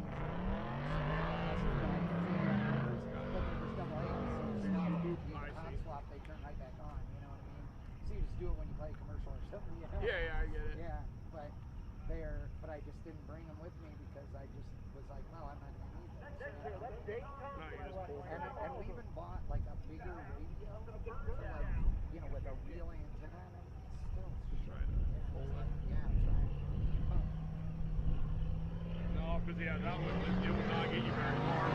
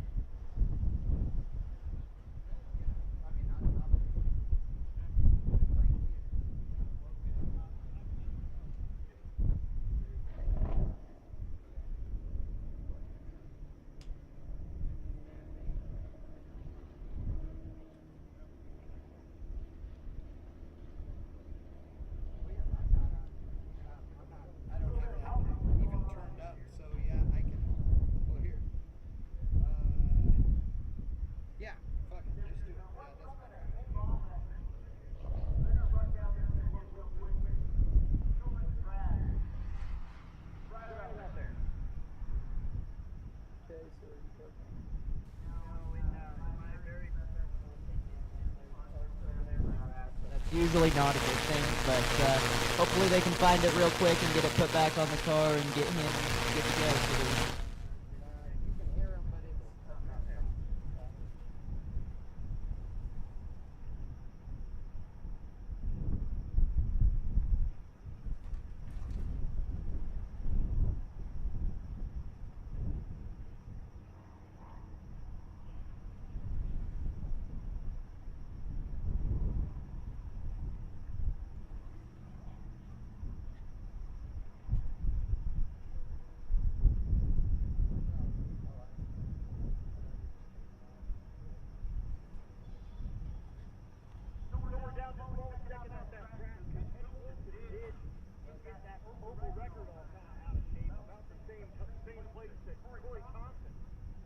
got his Bell out of shape. And also, it looks like Brandon Trask lost it out of that C2 Corvette. So we're just looking for all those parts and whatnot. Down just a moment, we make that happen. But perhaps they go 1079 at 124. And then also they go 1460 if you're keeping track at home. Now, Adam, let me ask you a question. That Opal.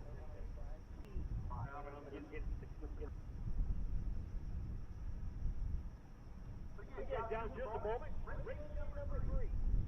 Day number 4. 3 miles on it.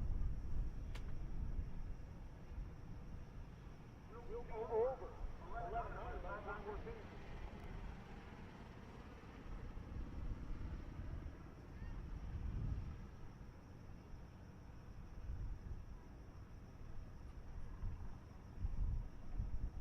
Once we get a thumbs up from the track crew here,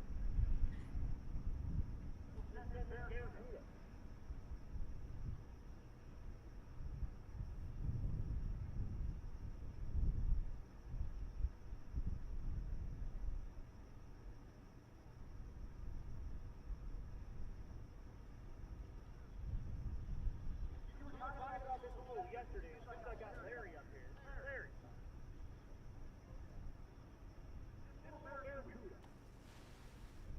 What's the back window and what do you go for? Oh, I don't know, Barney Coyote, maybe. You gotta replace it. That is a Barracuda. Ah, what makes it Barracuda?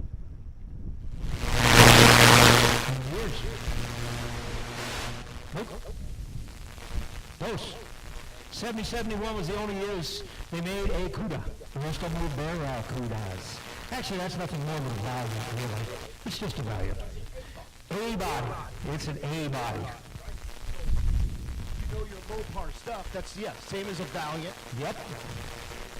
Yep. E body. Or a Barracuda. That's it. 5 years, that's it. Done. Best body style ever made.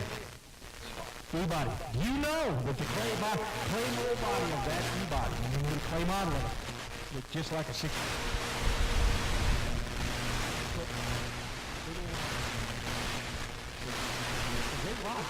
Well, let's see if they can stop. Hence the E-body. I had one. It went bye-bye. Just time. 32 years, I owned it, raced it, had really good success with it, and I got to the point where I was working all the time, couldn't race it anymore that much.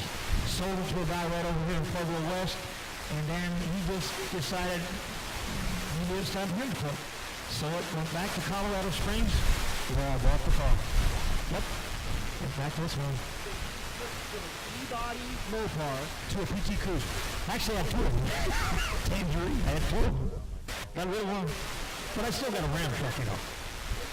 Come on. Still. Yeah. 1995, and I've had a 27.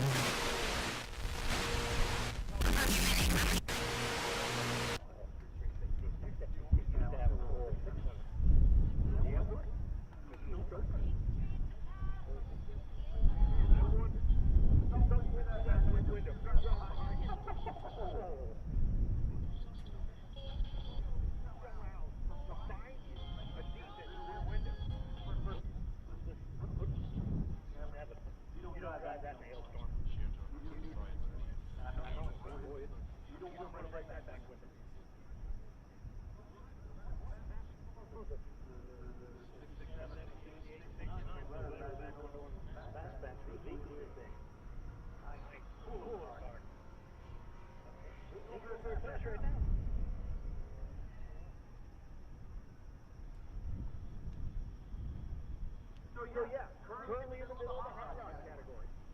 Hot rod. The rule of the hot rod's got to be 600 or older. No billet wheel. No deep. Gotta look like a hot rod.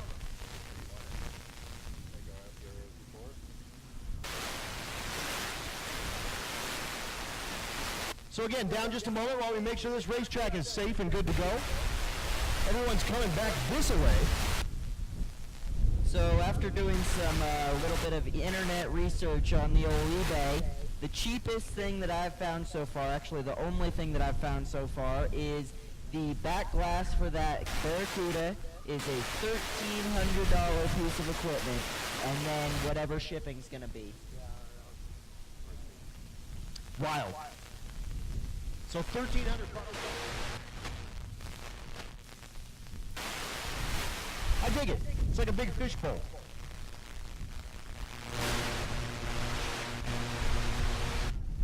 FM station for those on the stream,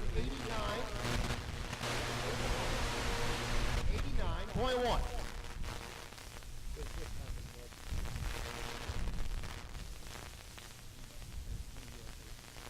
But right in the middle, smack down in the middle of hot rod category. We do have our index cars, our faster ones, 9, 10, and 11, down there in the lanes, getting ready to second pass. Here at Pueblo Sports Park.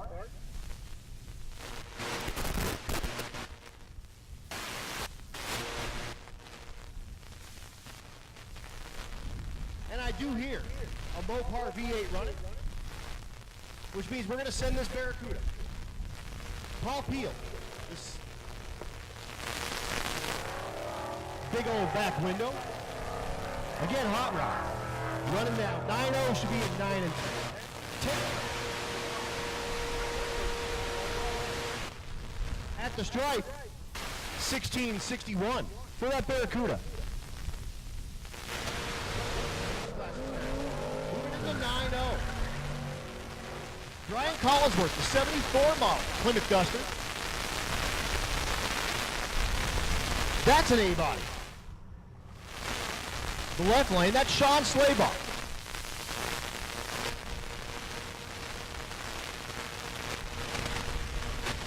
Slaybaugh, third place in the category currently. Looking for 9.0s on the scoreboard.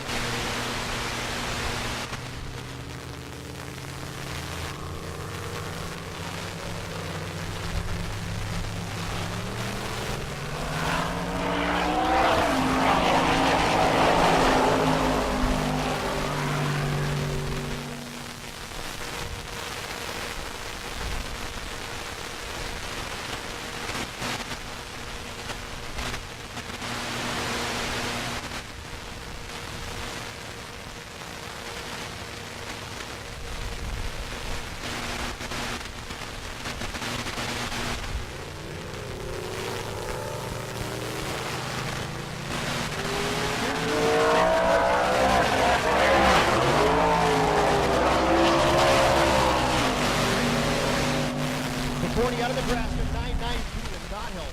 Drew 974 in the right lane for Picorni.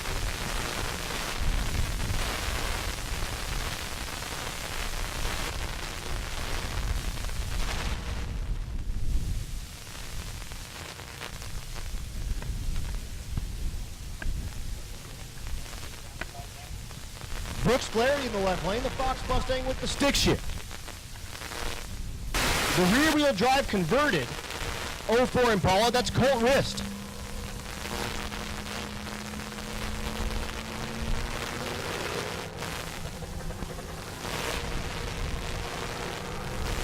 Brooks banging the gears with the Fox.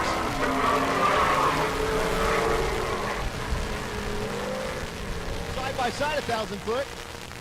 1047 in the right lane, 1074 in the left lane.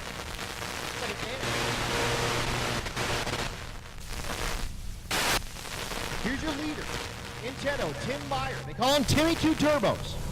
The 67 Le Mans. Car, the 84 Regal, that's James Chance. So look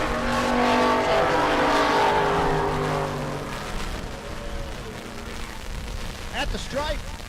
991's too fast, but 1002 for Chance. The 2 in the heat on his second lick down the racetrack.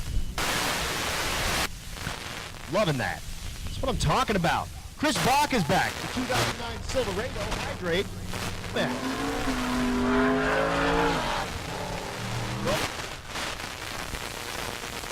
Mike Mead in the category. That's up. For some reason, his averages in the wrong spot on my spreadsheet here. But I'm looking at 10.3 his average. He put him at 10.6 on Hardy. David Young, right? Last night,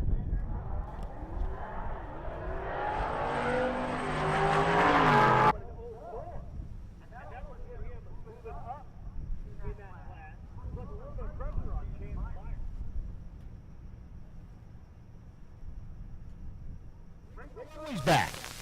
Crummer, the CTSV, and she's racing against another one of the Cisneros. That's Tom in the right lane, the 2018 model RS3 Audi. So a little Cisneros on Cisneros crime. Of course, out of Cisneros Speedworks, find them on YouTube. But looking for 11 flats. Second place in the category. Her average 11.03.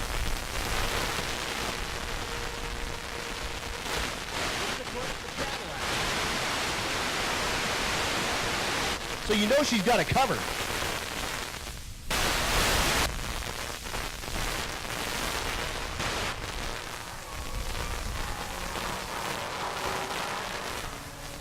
The right lane. So Ed goes, I don't even know, man. I'm not sure what happened there. Hey, I'm not sure where the pad is. Cisneros boys are running around, these shorts and fanny packs on, because they're big dorks.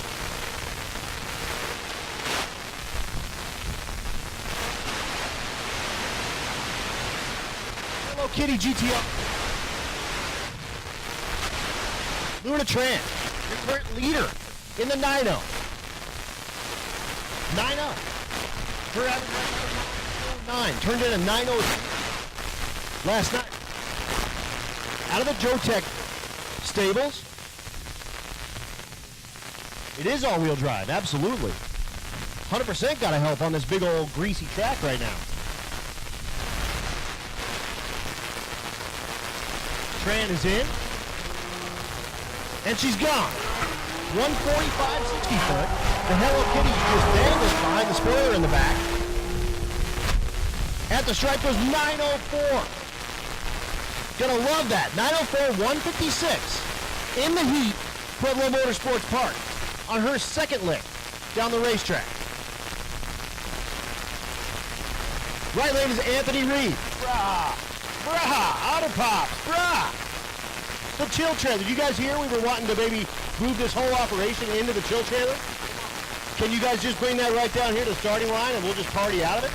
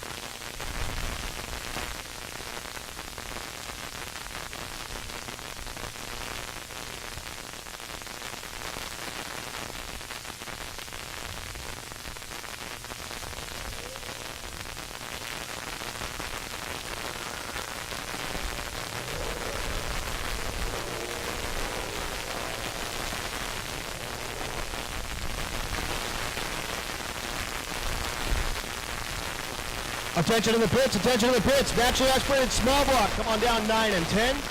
Naturally aspirated big block, come on down 5 and 6.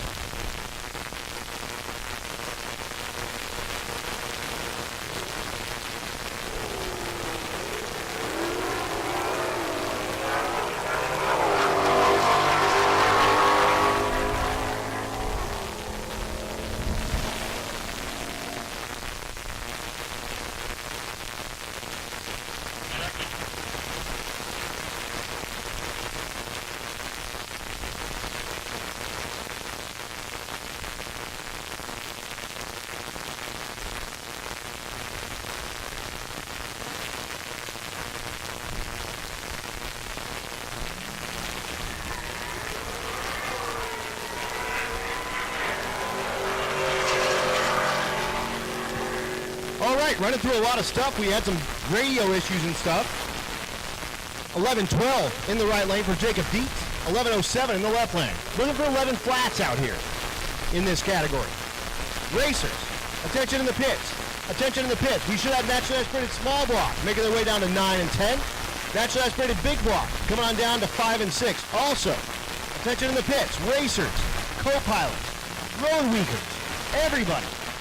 We got something special for you.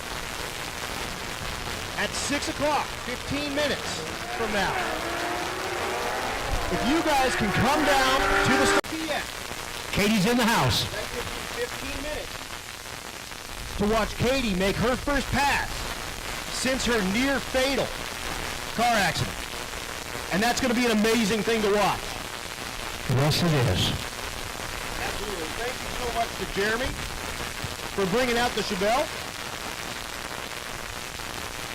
So again, 6 o'clock, everybody, if you got a pulse, come on down to the starting line so we can watch Katie make that pass.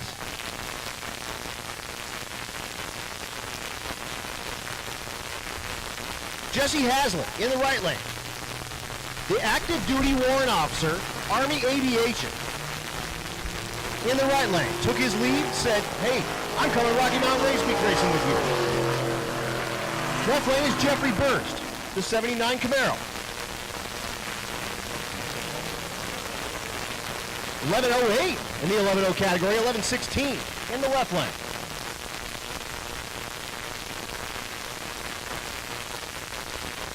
Anthony Latimer.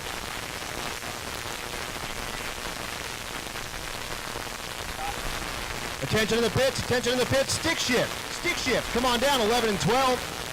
Stick shift, 24, and pushed him way back. Cameron Thorpe in the left lane, your leader. His average right now, 11, Kelly Hawk.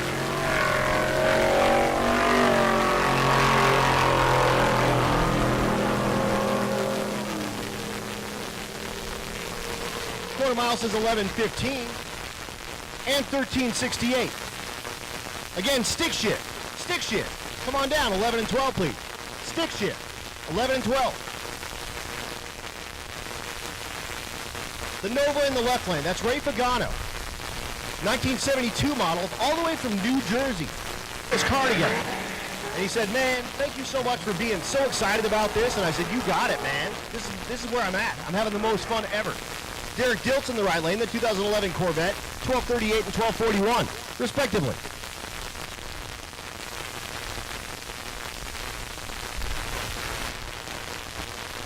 Our first look at the red hot rod, that's Max Cronin.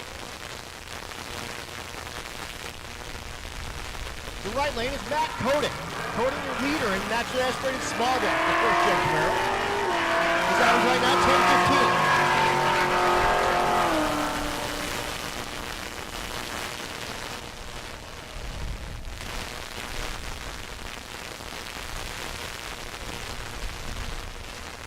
$10.47 for Koenig, who put up a 10:39 at Vandermeer last night. Keith Horton's back. Horton third place in the category right now. 10:76 his average. And that's Eric Grillo. Grillo out of Maule Motorsports, the piston company. He's got the stick shift Nova.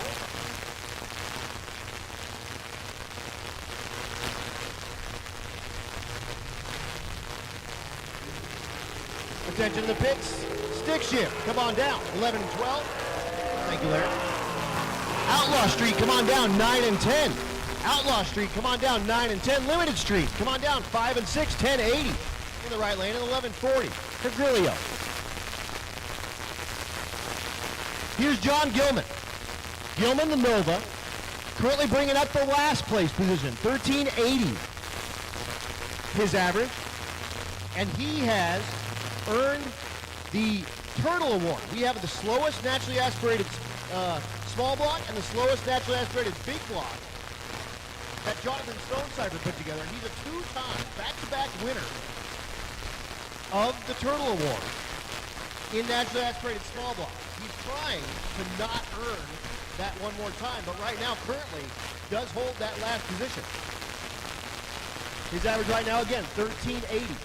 Looking to improve on that here at Pueblo Motorsports Park.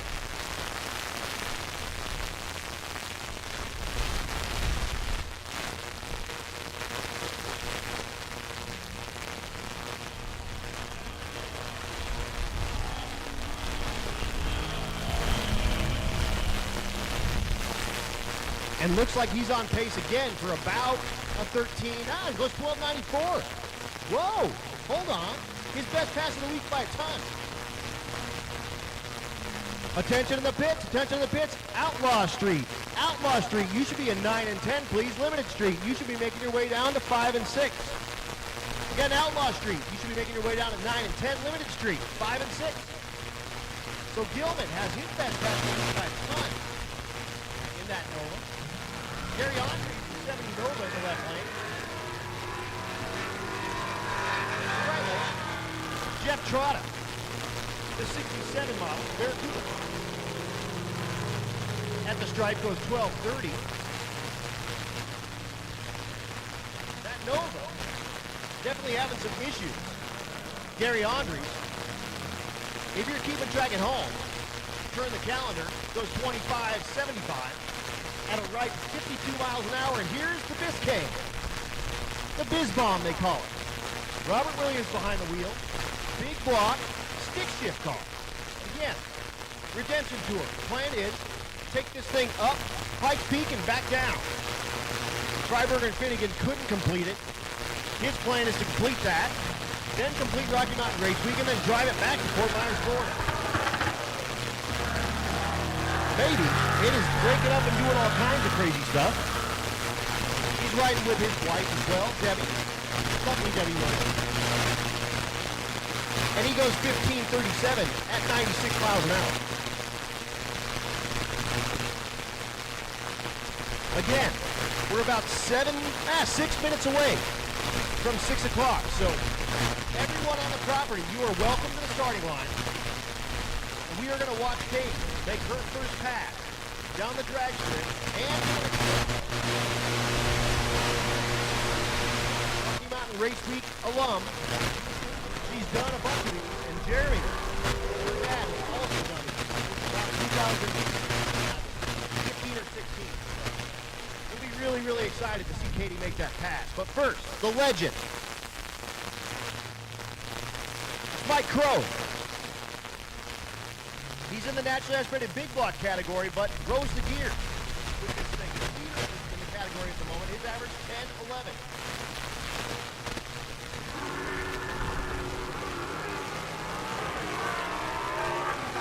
Larry's up here hitting because he loves some big block Mopar action. He's also holding my hand as it gets a little wacky over there. It goes 10-2 at only 140 miles an hour. So that thing was skating all over the place, but Larry about jumped out of the seat when it launched, when he dropped the pedal on that big block dart. I thought I saw Ronnie Sox out there for a minute. Michael Crow, the legend. Shifting the gears, rolled him down the track. Come on, ladies and gentlemen, we're almost there. Katie Farmer is in the house. Come on down to the starting line, please. Let's give her a great big old Pueblo Motorsports Park send-off.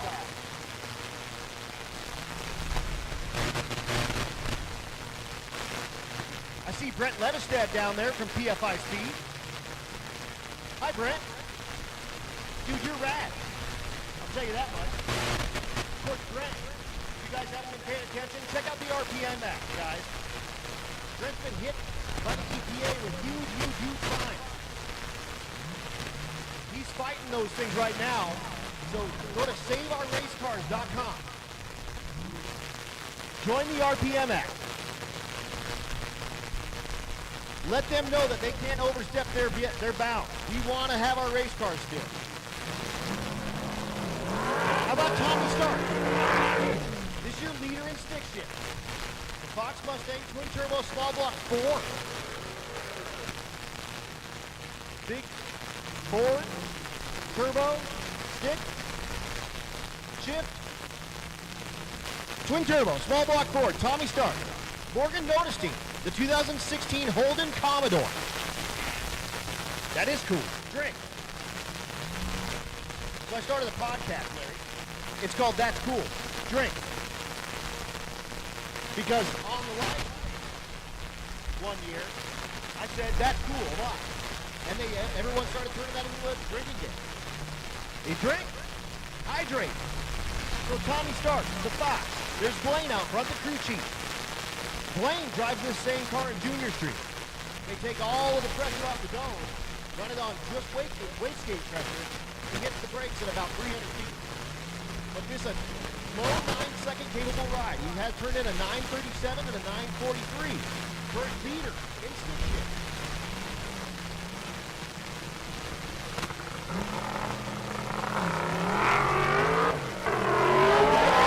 Second.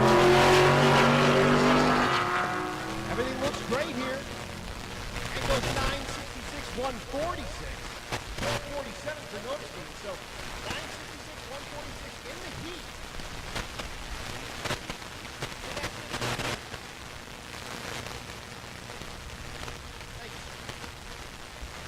Next pair coming at you, Matt Bowman. In the right lane, the 93 model unit. And Bryce Bowman.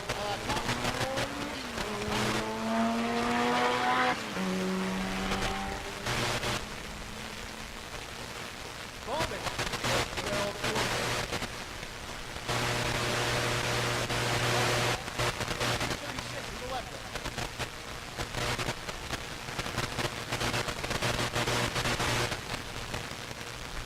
Again, about 2 minutes to get everyone on the starting line to watch Katie Farmer's pass.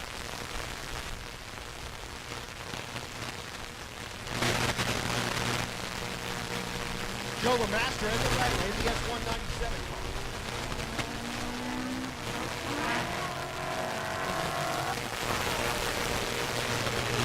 Left lane is Dan Willis.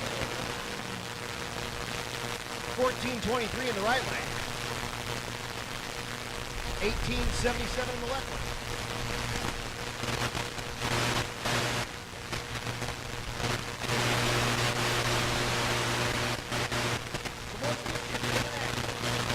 Again, the rules in this class. It's a V8, it's a V6. It's a four-cylinder, 25 clutch assisted shifts.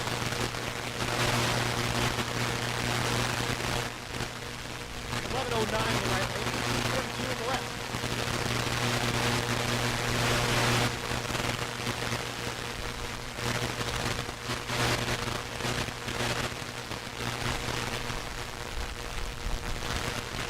Here's Harvey Denise. He's in the right lane. The 93 Civic. The winner last year. Harvey takes the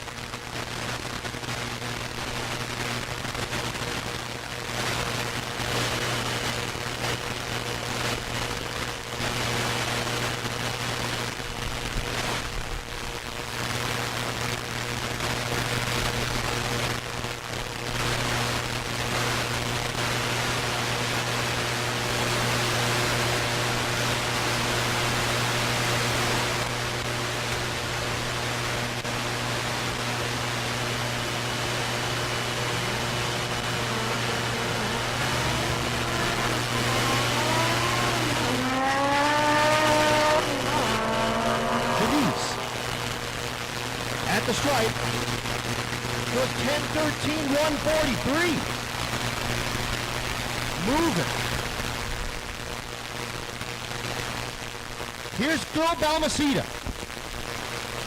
Phil, in the left lane, this is the car they took to Alaska. 10,000 miles on this car in the last month. Drove it up the Alcan Highway, went through the Yukon, ended up there in Alaska, raced on Alaska Speed Week, drove it down, and immediately got on Rocky Mountain Racing. He hasn't washed it since. It's covered in all sorts of prehistoric bugs that live up in the Yukon, and whatever mud they've got up there. But he said, I'll tell you what, I'll never, ever, ever touch a U.S. road in my life ever again. Because that place, that whole highway is insane. He had the thing like, I mean, he had to draw a tread on his tires so he wouldn't get pulled over by the police. Exactly, a Sharpie. So in the left lane, the stick shift ZR1 Corvette. Phil Balmaceda. The right lane is Kyle Pate.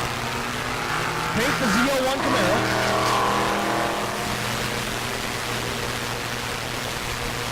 Balmaceda goes 1220, 1184 in the right lane.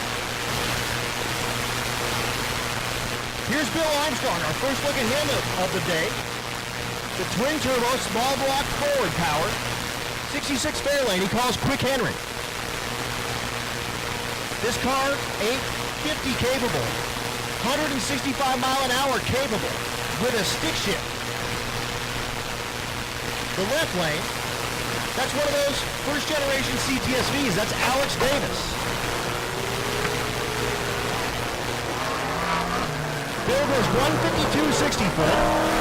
Gets way sideways 1,000 feet. Goes 983 way off the gas. He's got that thing all over the place.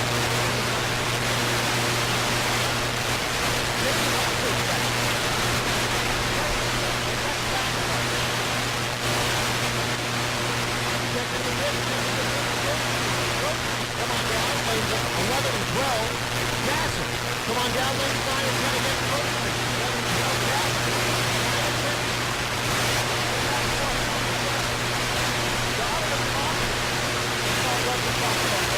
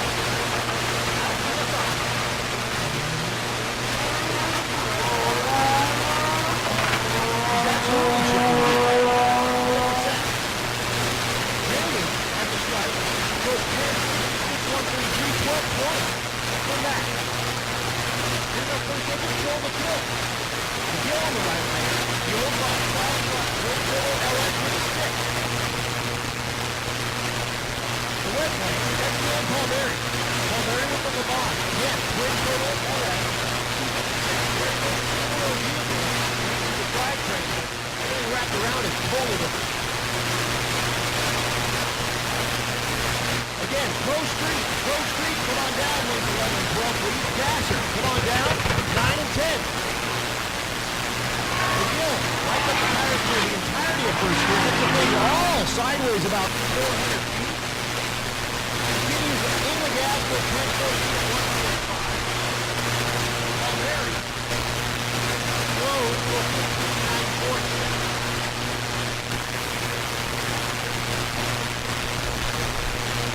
This F-150 away. Sean McGuigan.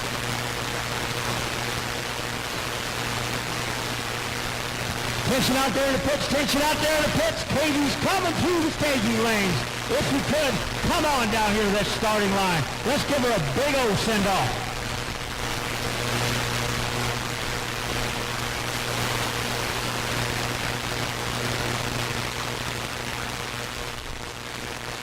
So Sean McGuigan in the right lane, the F-150, the all-wheel drive truck, and he is paralyzed. No use of his legs. Hand controls with the F-150. Paralyzed in a motocross accident. Still racing, making it happen. Keith Madison in the left lane, the 65 model Malibu. But watch how wicked this F-150 leaves. And remember, all his hands.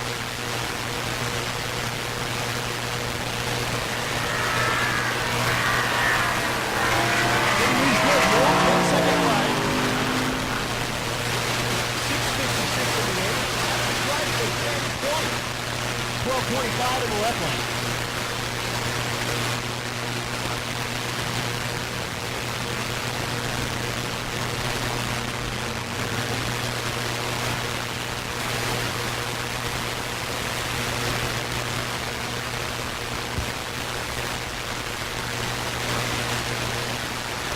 Nova's coming at you. Disco Nova in the right lane. The X-Box.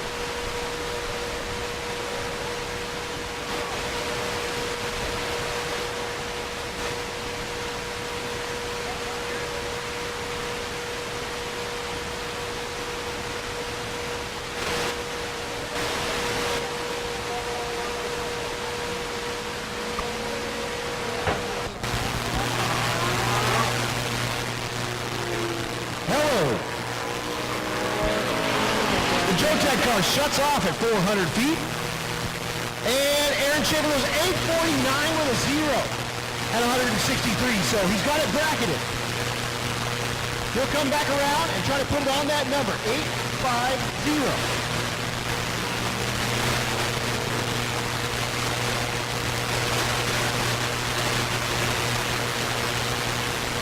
So hopefully you guys can hear me better now. I'm not sure what was happening with that other mic. But I didn't realize till I was out there hanging out calling Katie's race, you could barely hear me. You had Larry all about it. But he wasn't talking very much.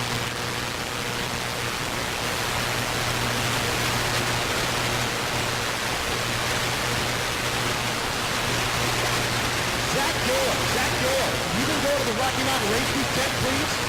We have something to hear.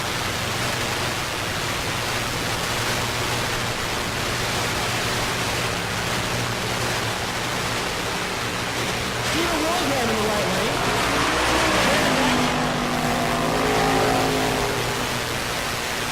Goes 885, 156.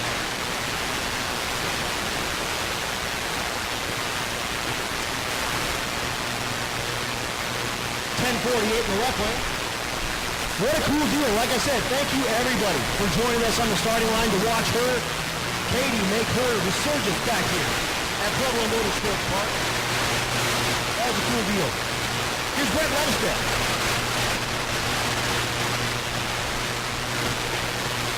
Ledestead in the left lane. The Civic they call the Freedom Civic. The K-Swap motor.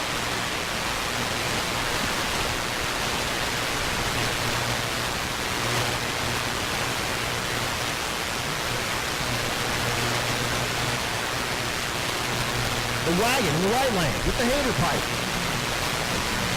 Brent, the Civic, in the left lane.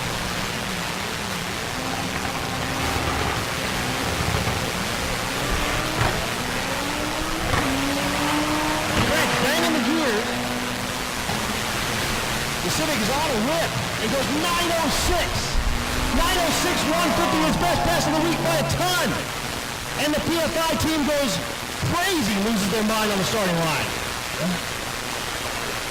Attention in the pits, 12-0, come on down lanes 5 and 6, 12-0, come on down lanes 5 and 6, but 906, he turned in a 935 and a 934, and comes here to Pueblo and takes off 3/10 and almost puts it in the 8s. That's because he's in Pueblo. Yeah, because Pueblo's gangster, we're making it happen. Gangster. Here's David Bell.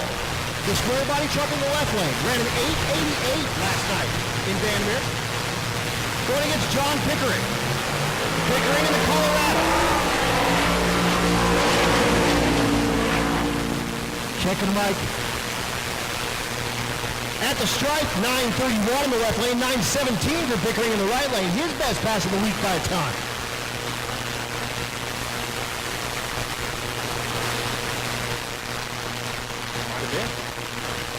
So hey guys, we're really sorry. We just realized that whatever was going on with that microphone, it was really quiet.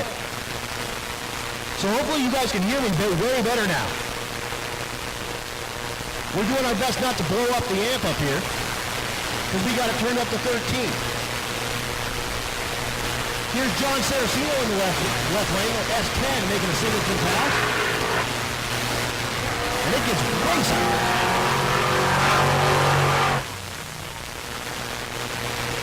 12-0, come on down, lanes 5 and 6. 13-0, come on down. 11 and 12, 14-0, come on down. 9 and 10. Again, 12, come on down. 5 and 6, 13, come on down. 11 and 12, 14, come on down. 9 and 10. You people out there in the grandstands, are you hearing us okay? Just wave at us if you're hearing us okay. Oh yeah, we love a wave. That's the only reason we did that. We just wanted to see you wave. Now I'm going to ask Adam Nash. I got a year back to crowd out there. Ask him, Adam. He can fit more. 3. All right, Pueblo. All you out here in the stands. How many of you it's your first time? Raise your hand. Yeah! We've been waiting There we go. 47, 48 years. 48 years we've been waiting for you. Hey, you remember I was telling you about that 55 gasser? Yeah. Left lane. Left back. That's what your game was going to get, what, 58 up front? I think about 3,800. That's Fred Cohen driving that. And then Jason King in the right lane, the Willys truck. Oh, he's got tailgate down third, and that's for full race. He's got it in full race mode.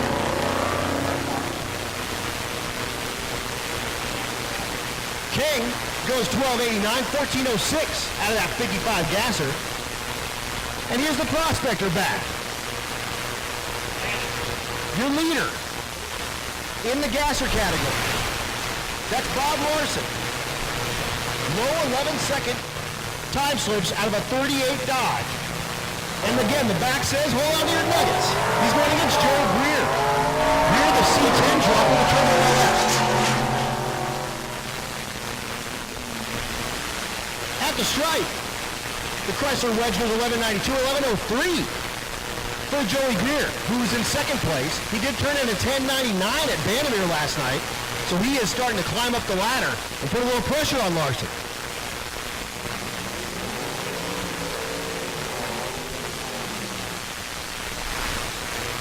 The Monte Carlo SS in the left lane, that's Steve Farber. Farber in the Pro Street category.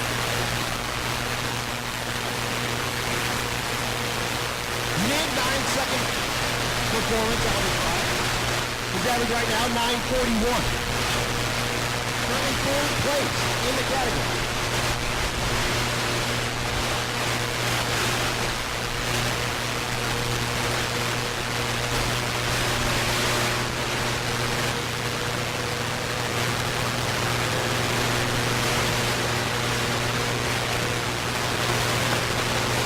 Flashing that stage roll. He goes down and gone. Looks like coming out of the back of that Monte Carlo SF. At the stripe goes 931, 144.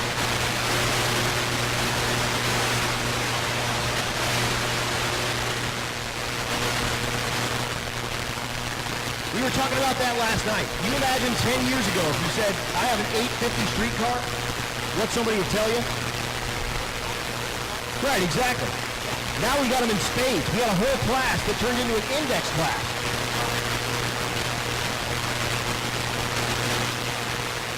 GPR 9-second class. Right. GPR women's street class with a couple of little add-ons. 850, driving 1,000 miles. 400 miles a day.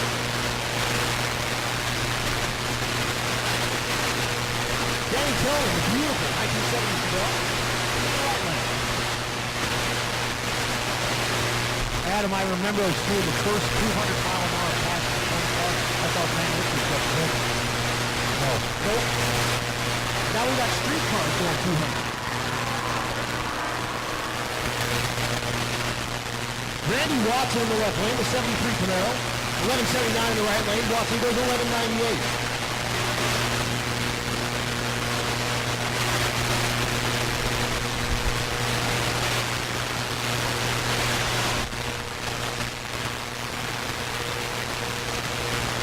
So we may have a car at the end that we need to get scooped up off the end of the racetrack, so we'll be down just a moment before we bring you that Mel Hamilton S197 Mustang in the right lane. Of course, Mel Hamilton, one of our sponsors. Also, they do have a trailer out there full of parts. If you are needing parts, be sure to go over that Mel Hamilton trailer and check them out. Again, currently running through our 12, 13, and 14 index. 12, 5, and 6, 13, and 11, and 12, 14, and 9, and 10. The left lane, that's Travis Gordon. Gordon was your leader coming into Vandermeer. He only managed at 12-12 at Vandermeer. He's for an average 12.06, chasing down Greg Jones with a 12.05. Again, we race 2 days in February. And then we freeze those averages. So tomorrow is going to be an important day for all of these folks to get their averages all sealed up. And then we go back. Nice. We go back to Kearney. And then we head up race. The fastest 32 cars on the property. We drop race everybody else. but that's what's going to determine the averages for the win classes. And again, those heads-up classes, we're doing those by individual passes, so you have one hero pass. Let's say you go out there and you go 750. All of a sudden, you're in the FAS class. You get the rest of the week, you go 1030. So, you know, one of these days, just throw a bunch of nitros at it. If you got the cert and you're in a class that'll do it, so to speak. And then that last day, no time clocks, no time slips, just win lights.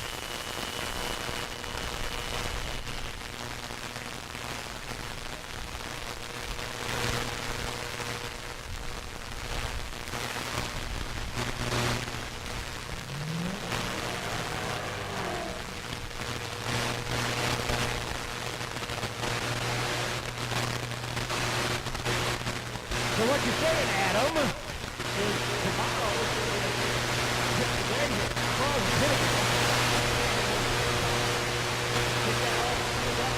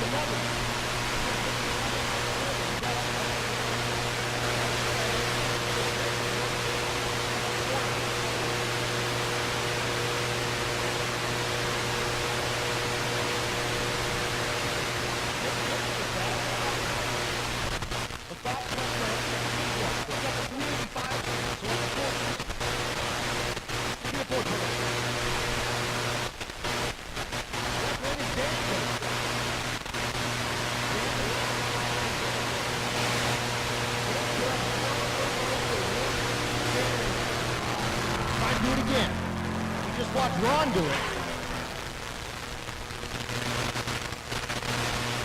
What they said? 1183, too much, 1266.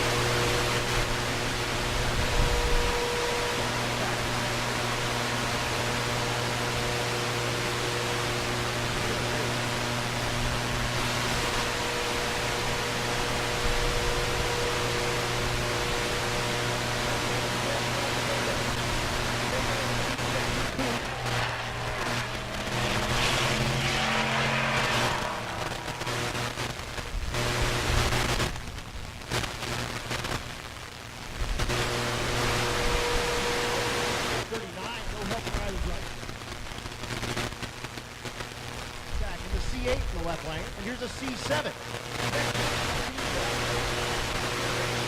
It looks like the C7, of course, front engine rear drive. The C8.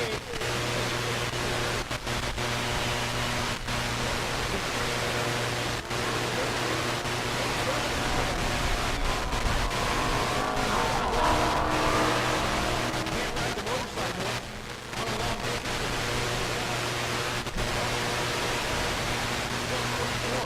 In the left lane for Aaron Brandon.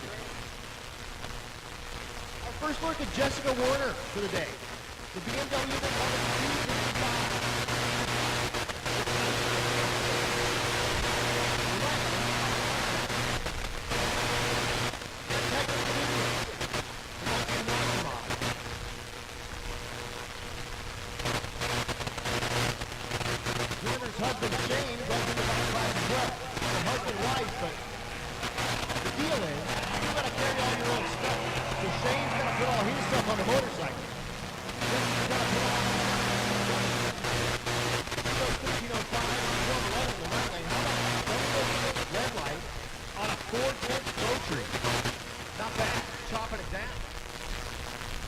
dropping it down. The right lane, that's Valley and Garrison. You see the stickers on the right side, the Wicked Chick sticker. That signifies one of our female drivers here at Rocky Mountain Race Week. Female drivers.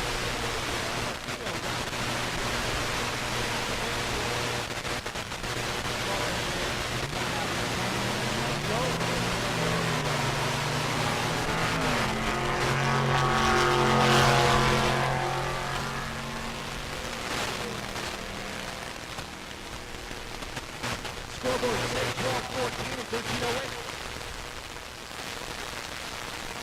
Another C7 in the left lane.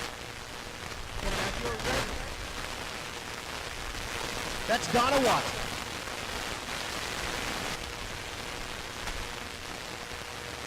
The right lane is Brendan Knoll, the IS 300 with the 2JZ.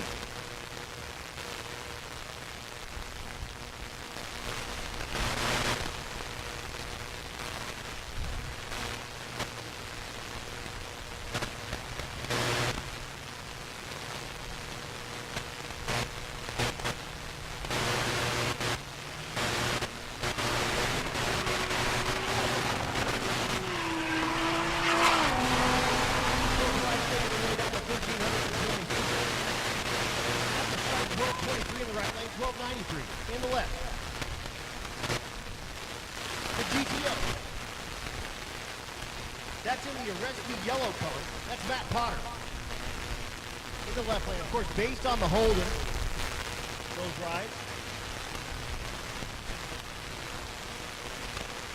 Right lane, that's Nathan Gashel. Gashel, the 63 motor.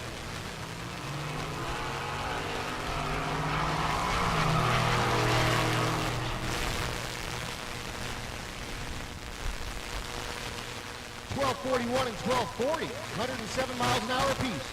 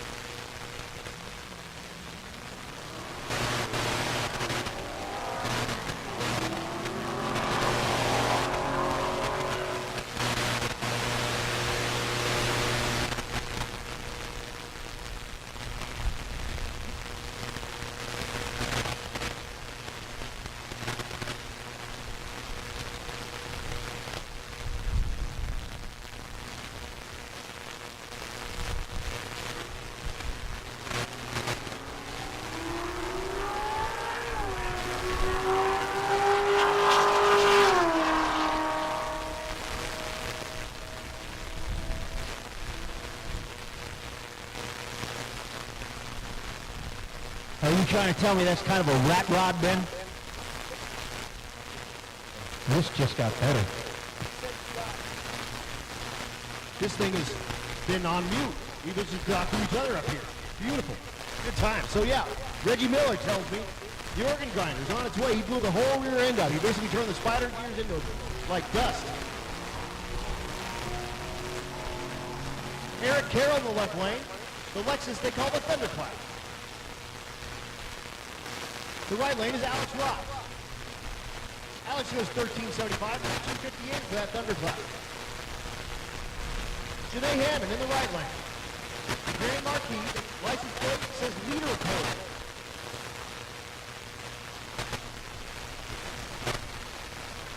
Left lane is Brenton Thiessen.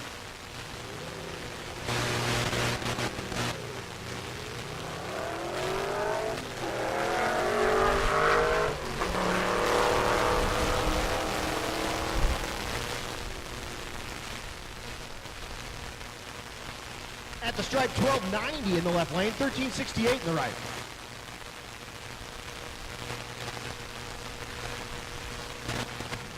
Caleb Doran in the water.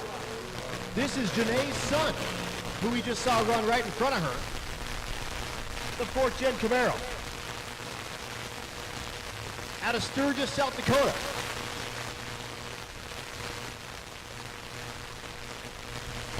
Left lane, that's Corey Wells. I don't think so. That ain't no 69 El Camino. No way.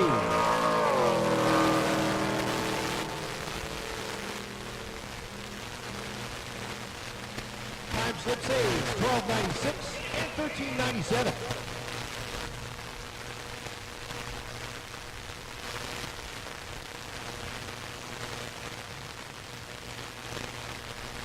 Next pair. The Porsche. We were talking about this last night. That's Kelly Klein. Larry, you call it Porsche or Porsche?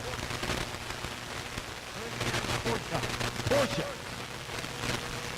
I call it Porsche. Volkswagen too. Didn't he have something to do with that? Yeah, I think so. Jonathan Laird in the left lane, the 69 Chevelle.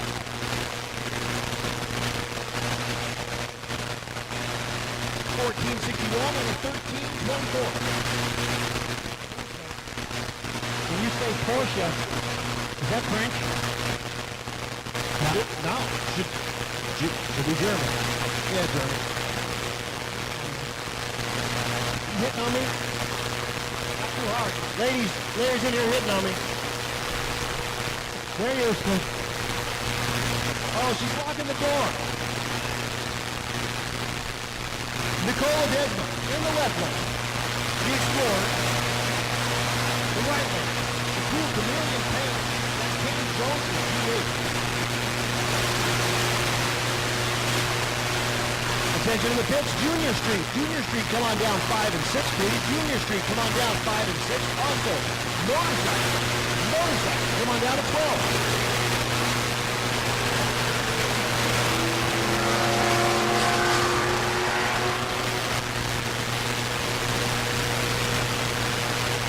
Strike 1382 and 1304.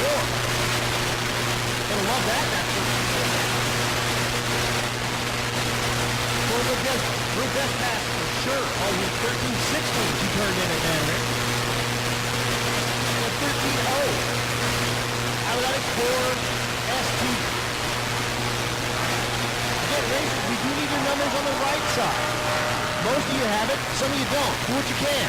Get some ride-on from someone. You can ask around. People aren't going to bite you, I promise.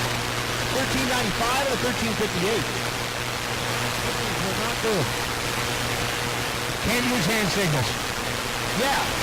Geez, Stephen Willingham tried to give me hand signals the other day when we were running around at Vandermeer. Maybe that was at Kearney, I can't remember. But yeah, I was like, I can't. I don't know what you're talking about. He's trying to tell me how big his motor was. He was doing 333, but I don't know what that means.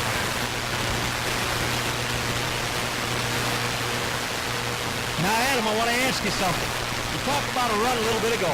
He wanted an old 4 on his island, right? He said, well, he can do a little bit better. Now, that's 400ths of a second. Right. No, because if you're not kind of 0-0 or 0-1 by tomorrow, you're sort of nothing. You got to be 0-0. How about an 0-1? But the 0-1, unfortunately, in the 13-0 class, so that's no good. But yes, we get really tight here. But like, comes down to really the top 5 are going to be within about 300ths. Boys and girls, find 300ths of a second on your TikTok. I dare you to. Find 300ths on your watch. On top of that, we do it at different elevations, different track prep, and after we drive the things like, 1,000 miles. Absolutely. Well, unless you got AC like I do. How about Jack Armstrong and the Disco Nova in the left lane? The right lane, super cool wagon. Richard Latiel, the 83 Buick Estate wagon, low 13-second performance out of that big old long roof. Goes 1356, 1357 in the left lane. Good side-by-side drag race. 209s a pair at 60 foot. 576, 575, 878, 876. Yeah, it's side-by-side all the way down the racetrack.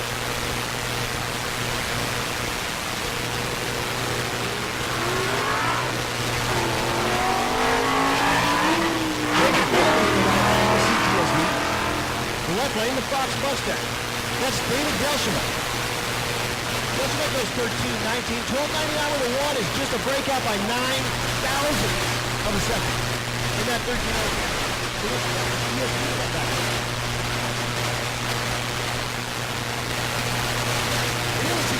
that's Jeff Bogopolsky. Let me ask you a question. How can taillight? Probably got marker right. Okay. Next, Blue Quanzo in the left lane. The 2010 328i.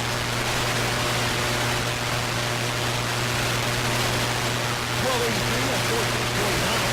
Rich Gordon's got the T8. Over. Forward. You gotta turn your wheels upside down.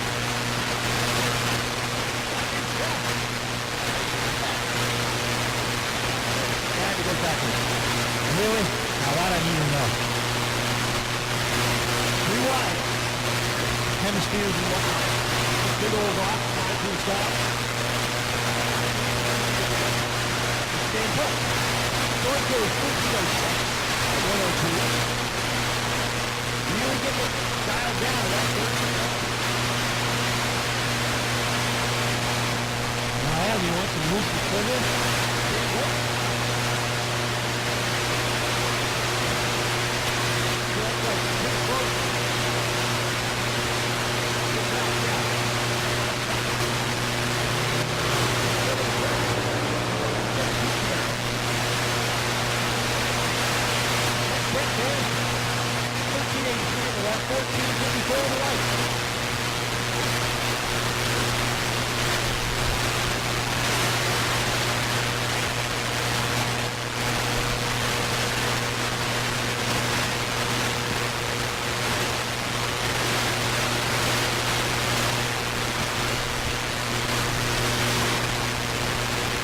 Ride in the burnout box. That's Dominic Gonzalez, the 72 Nova. Moving now into the 14-second class. Job Hill here. Man, I hope let's do it. Job Hill in the right lane on him. Your leader.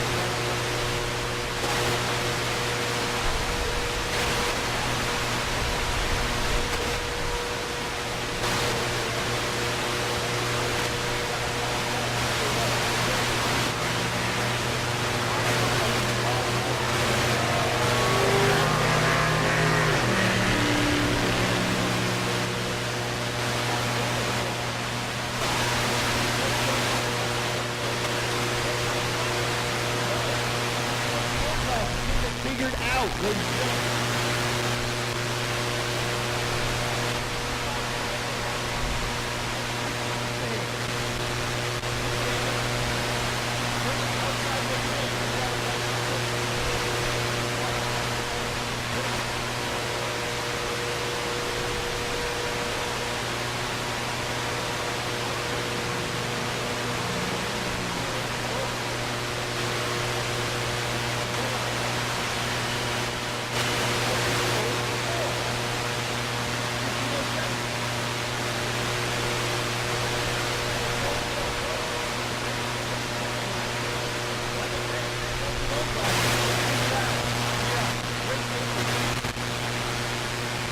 Cooling down out there. Absolutely it is. It's not cooling down up here yet.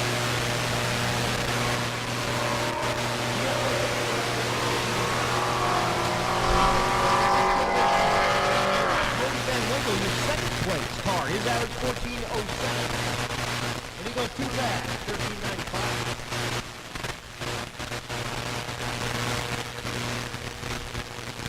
Next pair.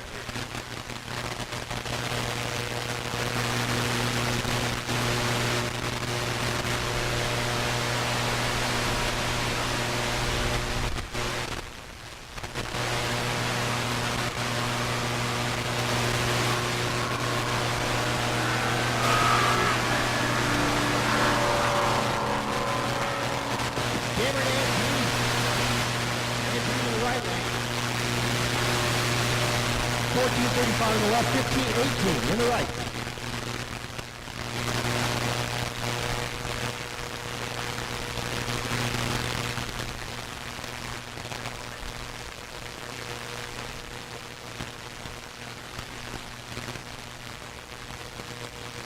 The Focus is back.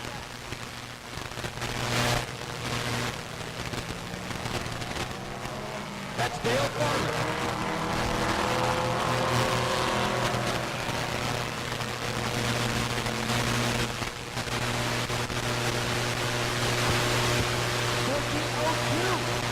In the left lane, 100 miles an hour. So again, this 14.0 category, if you're making it happen.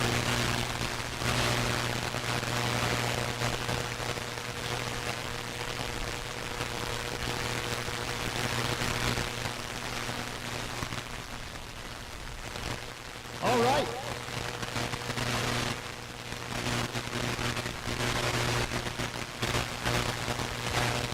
The Falcon in the right lane. That's Laney Mackey.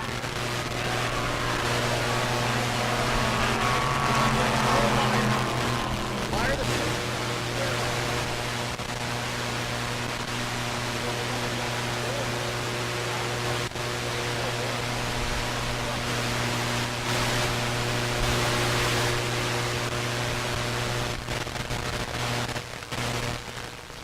Pair of pickup trucks coming at me. The Silver Radio in the left lane. Oh, that's a Sierra.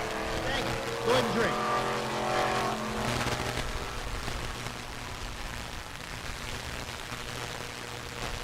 At the stripe, 16.46 in the right lane, 15.21 in the left. Here's Stevie. Stevie Ellington, the CTSV. That's my car, that's my fiance.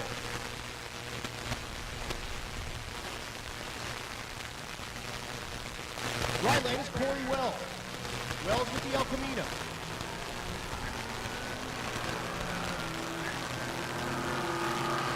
Stevie banging the gears in the CTSV. Goes 14.17, does improve from her earlier performance. 14.57 in the right lane. Here's Ernie Riley. Ernie in the hot rod, Cadillac 500 for power. It also has like a 270 rear end gear. He only uses the first two gears in the Turbo 400 going down the racetrack. In the left lane, the Saab. Back to right, Trailblazer SS.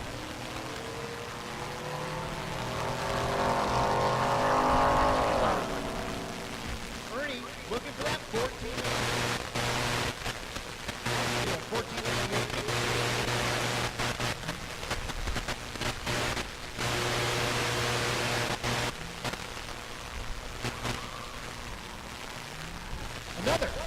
Ryan Chevelle coming at you.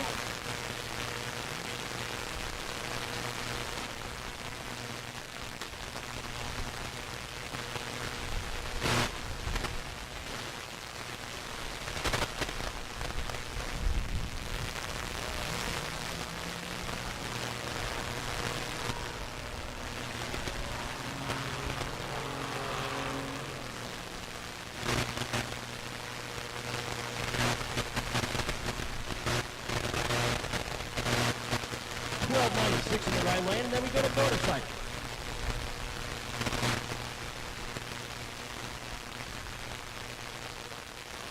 Mechanical Mayhem shirts from Brendan Coddington. Come on up.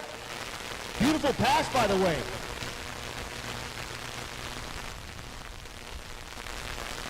So the bikes coming at you.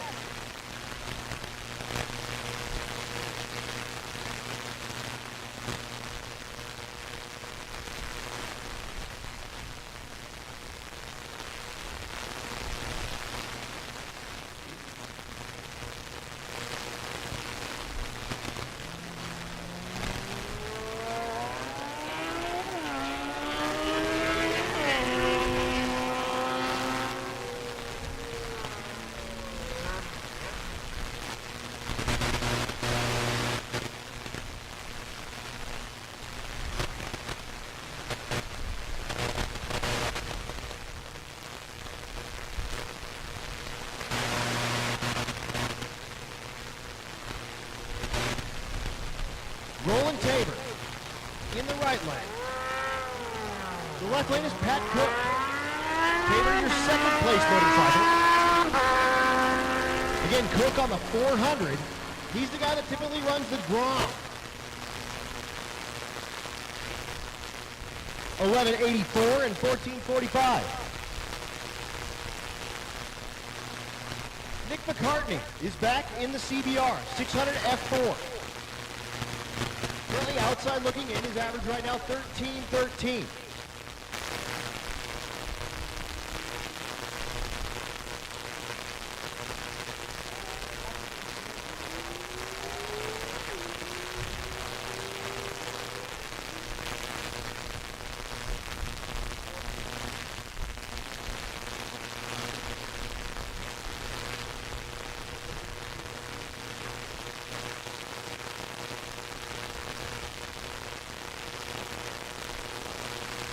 And now coming at you, Junior Street.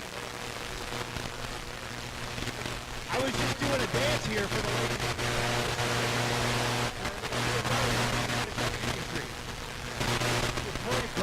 Adam. Well, you know, we're gonna do that all night. We're gonna have a good time. We're partying with the ladies up here in the tower, Pueblo Motorsports Park. We're having a good time here. It's getting loose already, like we said. Life is good. Rent my motorhome out if I turn the air conditioner on. Yeah?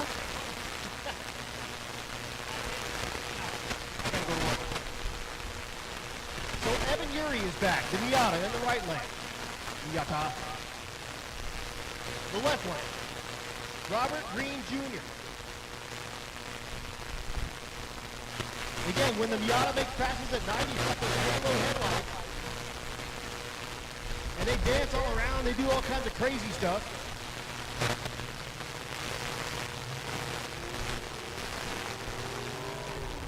So again, the name of the game here, 13 to 16 years old. You cannot run faster than 9 flat. And the idea here is you're going for consistency. So whatever you turned in at your first track, you're looking for at every track. So we don't really penalize you if you have a slower car in the junior street category. We're just trying to make it average. There's no breakout. So you can go faster, no problem. So 971 and 1259. Green's average that he's aiming for is 989. 1257 is what the Miata's looking for. It goes 1259 on par. Our first look at the actual slave car, while it's not dumping a bunch of water out of the bottom of it, that's Elijah behind the wheel. He's looking for a 937. Diesel pickup truck in the left. That's Jeremiah Robinson looking for a 1076. Adam 1053.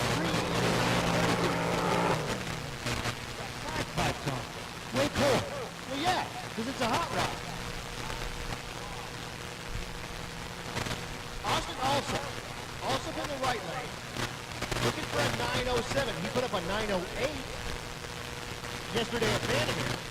So looking to put that thing on the number. The left lane is Blaine Stark. Stark's car, the same one his dad just drove to like a 930 quarter mile. Stark looking for a 914 88 mile. Also, and his dad drove this car from Northern California.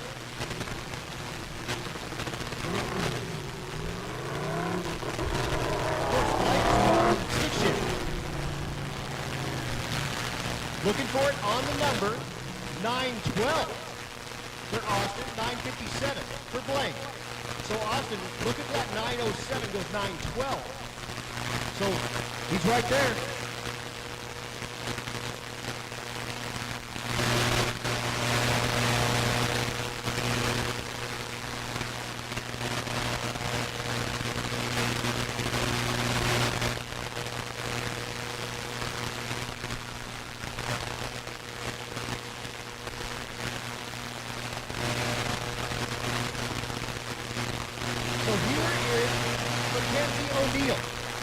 This is that Turbo TA I was telling you about that had like 3,000 miles on it. Mackenzie, down behind the wheel, with Mark in the passenger.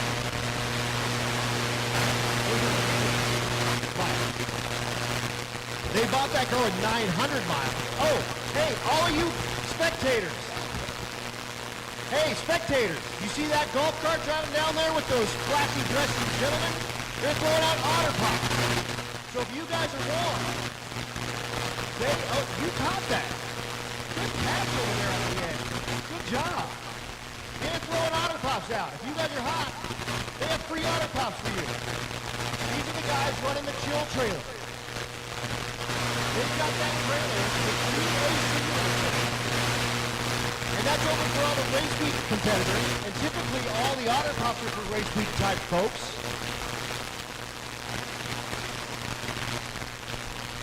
So they're handing out otter pops. And again, these are part of our Road Week crew.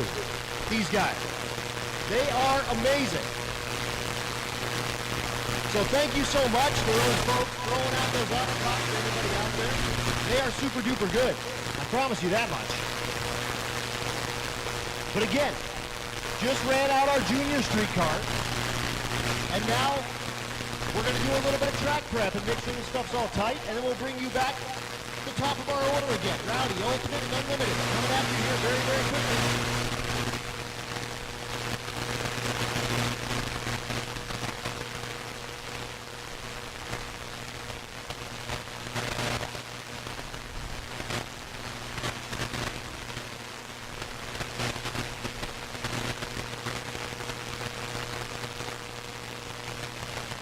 So now we're going to do a little track prep.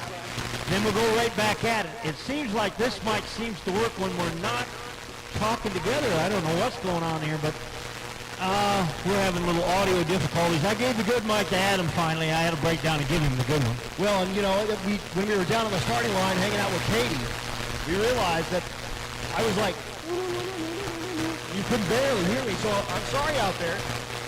Larry gave me the bunk mic. So we swapped. And we're back. We're making it happen. So again, thank you to the chill trailer guys for handing out otter pops out there to everybody. It's awesome. I talk here and it gets a little weak and then it comes rolling on up on me. That's really weird. There's something weird going on there. The audio waves are bending in the heat.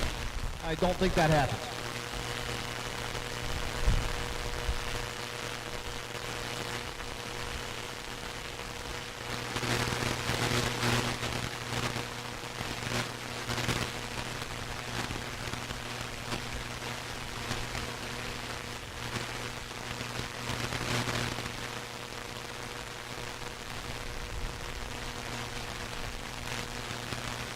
So again, down just a moment while we get this track tightened up, and then we'll go right back to the top of our order again. We'll start with Rowdy, we'll go to Ultimate, we'll go to Unlimited. Again, Rocky Mountain Race Week, race day number 3 coming at you. Big thanks to all of our sponsors again.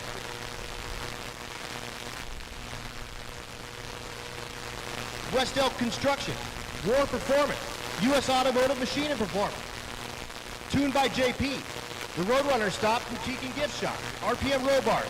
Rocky Mountain Plumbing and Hydro Heat. Quick Performance. Pro Copy. Portable Car Horse. Nobody Else's Auto. Outlet. Nebraska Land. Kansas Land. Colorado Land. Tire Group. More Race Chassis and Fast. Moody's Performance. Mel Hamilton Racing. Malle Motorsports.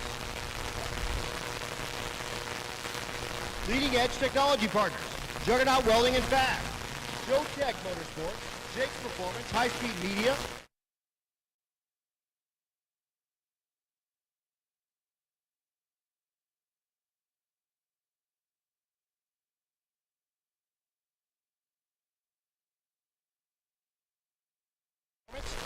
One Source Portable Air, Motion Racework, Bang Shift, and 1320. Again, support those that support racing that you like. You can't do it without them. So thank you guys so much for putting a bit of your profits back into the race community and giving us all the money to make this thing happen and to give you guys wicked payout. 2023.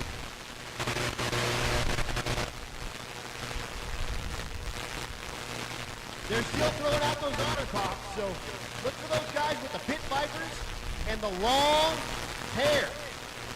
And later on, they're going to give us a little bit of a hairband tribute out of that chill trailer. Those dudes are awesome. No way. Little big old wings. Oh yeah. Oh yeah. Real hair, I'm seeing out there. Come on. There comes Dave. Hey Dave. Filling the tank on the VHT trailer, so Renegade track prep trailer. Renegade race fuel is available here at Pueblo Motorsports Park. And the best part with that is when everyone was running out of track prep, Donnie said, well, I got track prep by spades. In spades. We are ready to go. Let's run some cars and make it sticky, icky. Again, all my sponsors, thank you guys so much. Like 4Ride Performance, that's Joe Greer. He's just a wrench slinger who finds some time to help others with their builds and projects. He tunes GM and other platforms, and he's excited to be a sponsor yet again and help with the Race Geek family. Also, he's a big contributor to that Rookie of the Year and Young Gun deal. Also, we get a trophy that the folks over at Questionable Performance Solutions do for us. So Red Hat Scotty over at QPS, thank you so much for your help with the Rookie of the Year. Again, out on the tractor, we're going to do that tire dragger. We'll then spray, and then we're going to bring up the top of our order. So again, Rowdy, Ultimate, and Unlimited, you guys are on deck for your next pass here at Pueblo Motorsports Park. Adam, did you know that Hoosier, and we had a set of them last year, Hoosier makes a rotator tire. Double thickness rubber on it, just made for those machines right there, and trust me, they really work. I'll bet. You really didn't think you guys were using like old, worn out tires. And it just didn't ever work exactly like they were supposed to. Now that these all these tires have come out with like purpose-built tires for that rotator. And folks in the stands, if you've never seen this, so the tractor goes down one way, the tires go the other way. So it lays down a nice, thin, even patch of rubber all the way down the racetrack. And squeeze everything out, fills in any little holes in it. It's a nice, so then tie that Renegade tractor contact down to, and give us as much as you need for all of these really fast cars here on property. Very nice. GMP, the house of hook. Brought to you by Renegade Track Prep. If you ain't sticking, you ain't going. Stuff was amazing. Actually, when we ran into the shortage this year, of track stuff, it was just one chemical compound, BASF, I believe, was a little low on that, and it came out of Germany or something. It wasn't even coming from this country. And they were just like that in the sandbox, trying to find a place to replace it. Some tractors, they were just out. We had some, so we cut back a little bit. Actually, we did cut back to 8 pounds. We didn't have to cook. But then all of a sudden,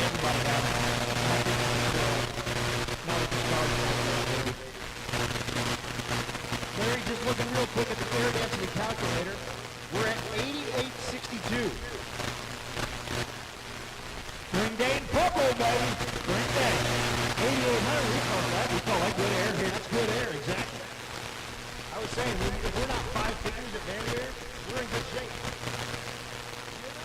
One day I was at Route 66 in Joliet, Illinois, for a Mopar race. I'm sorry, on purpose. Wow. -600 feet. The boys said, we should be out there right now racing. Right. And I'll tell you, like I announced at 60 down in Florida, at South Florida Motorsport Park, we have 2 days in a row, time chapters. -300 and -550. Baytown, Texas. One of the ill-fated NHRA tracks is going away. They recorded mine shaft down there, 1,200 feet. That's beautiful. That's amazing. Amazing. Yeah. Got a whole golf pushing on you. You know, it's like you're at sea level and everything's just kind of pushing down on top of you. You're going to have good air, but that track's going away. And again, like we were talking yesterday, actually, density altitude is a mathematical equation that you use like the water drains in the air and the temp and the humidity and all sorts of other stuff, and you come up, barometric pressure, and you come up with what the altitude would be at that altitude. So what's the altitude real here at Pueblo Motorsports Park? 4,900 feet is real altitude. As we sit in the grandstands down there, we're a little 4910 up here. Right. So 4,900, 4,910. Once you add in all the air, 8,800. Up there somewhere. Right. Oh yeah, absolutely. And like Vandermeer, 5,800 real. And then last night we were about 9,200.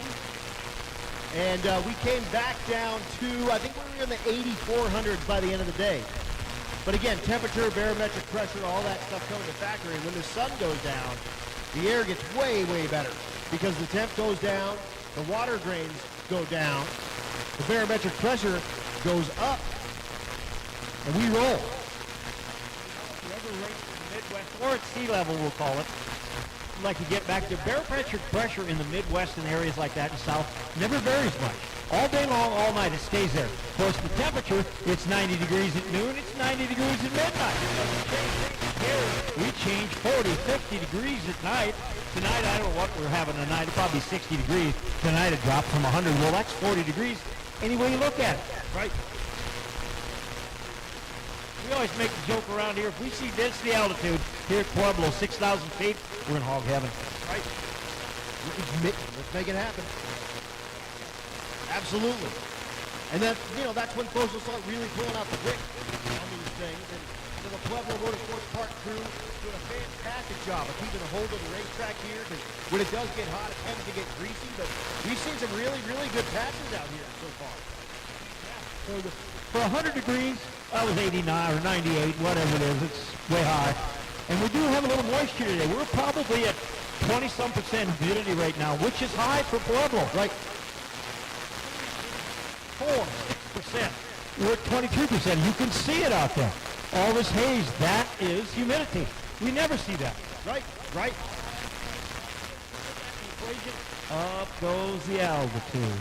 Up, it goes right through the roof. Right, absolutely. And I mean, we are in the high desert here. Over here, too, talking about these cars. Then you bring to the table that artificial atmosphere I always talk about.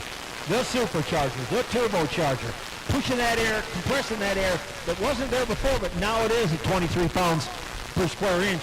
Pushing that cylinder, you're going to make some ponies. No, 100%. And I was talking about that last night. Even if you take bad air, if you smash a bunch of it in there, it becomes good air. Artificial atmosphere. And the nitrous does even better with that. It just adds oxygen right to the whole mix, and it doesn't matter where you're at. Calculation here, you're breathing air at this altitude that has about 20% less oxygen in it than you would at sea level. So your motor ain't going to run good, and then that motor you call a heart inside of you, it's going to have to work a little harder. Right? Absolutely. anymore because it's illegal. He used to come up here and do blood doping for the Olympics. Oh, yeah. Then they take it to sea level, put it in. He thought it was a locomotive down there. It's illegal now. Huh, good stuff. Do it all the time at home. Yeah, I just do it. No, that's just doping. Straight up doping. It's just doping. Every night. I mean, I go away in the wintertime. I'll go down to Texas, and I take in some races down in Texas and maybe Mississippi and places like that. It is amazing to see what cars do down there. I was watching cars this last winter setting the front wheels down on a normally aspirated car, 100 foot, 100 foot, 100 foot.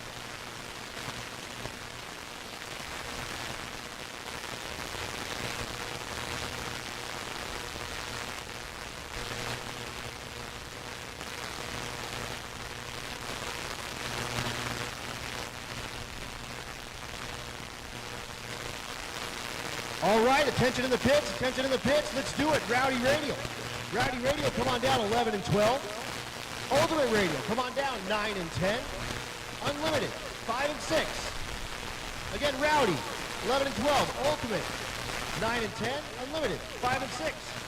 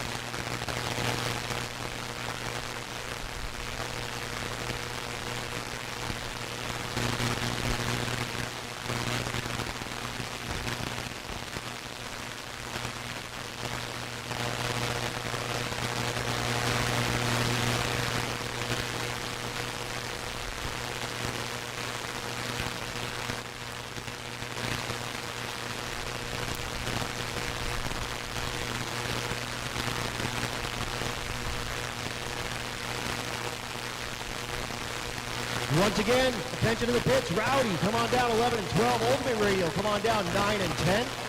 And Unlimited, 5 and 6. For your next pass here at Pueblo Motorsports Park. Beautiful Pueblo, Colorado. You know, I've been accused of bragging about Pueblo, but Adam, in my opinion, probably one of the most famous racers that ever raced in this track went on to good. Who do you think I'm talking about? She started out here as a junior dragster. Raced straight out here in this track. We're in our sixth. Multi-time world champion Eric Anders raced right here with her junior dragster. Went on to post-stock championship, 6 times now or something like that. Something like that.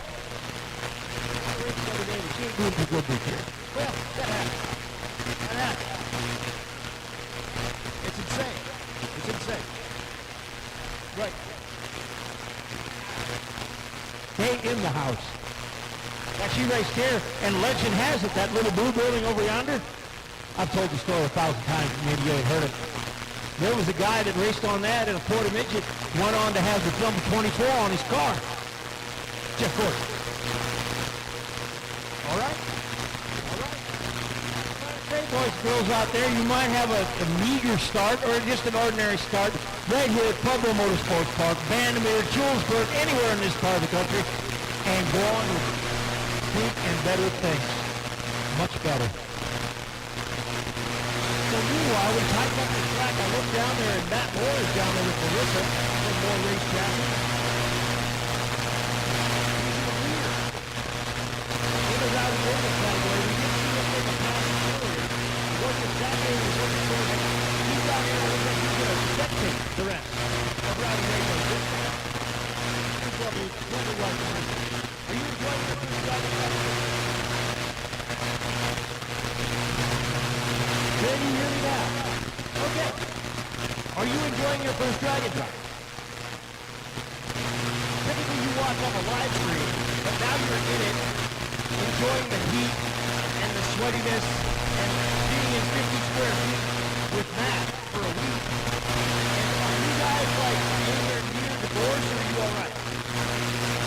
You're doing good. You don't need like you can send the chaplain down. He can kind of talk you guys through anything. No? You guys are good? Okay, perfect. So Matt, you saw him make a pass earlier. It looks like you're going to spectate this round. Just a little too hot for you still. But at least you got past in. And you're good. And I saw earlier you were looking for some head gaskets or something. Did you break the car? Are you good? In good shape. That's what I'm talking about. That's what I'm talking about. So Matt, out of Moore Race Chassis, one of our sponsors out here. And again, with his lovely wife, Marissa. On her very, very first Dragon Drive. And like I said, typically she watches the live stream, and she said, you know, it's time. Take me on this with you.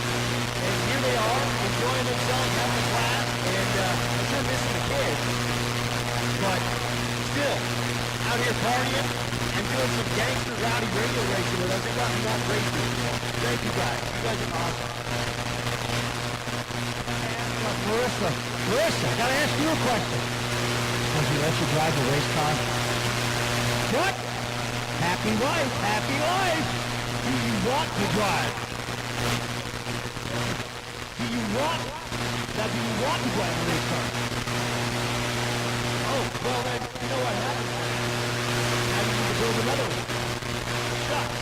Oh man, 2 race cars. Okay. So more race chassis. They have the best fitting 3-10 volt races on the market. Period. That's it. Period. I mean, we're working on it. But it's cool. It shows up on pallet. You can and get the option for a handful of these different things.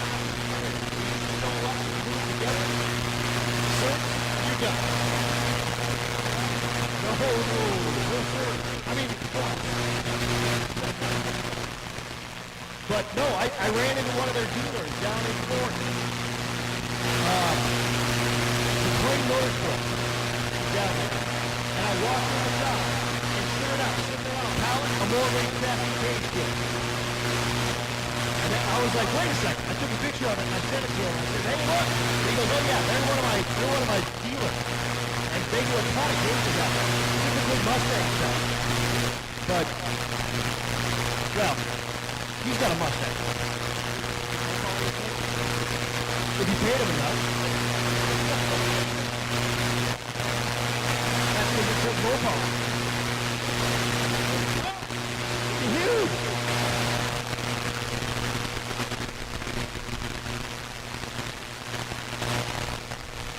We're filling up the water box. You know what that means? We're going Rowdy Radial racing. That again, your leader in the category is going to be down here and spectate everybody. Let's see what's going on down here in Rowdy Radial. Again, we run 660 feet. That's a furlong.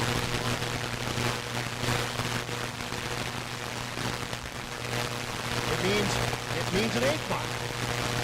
Attention to the pits, Hot Rod, come on down, 11 and 12, please, Hot Rod, 11 and 12. So Donovan Winwood and Nate Curran going at it.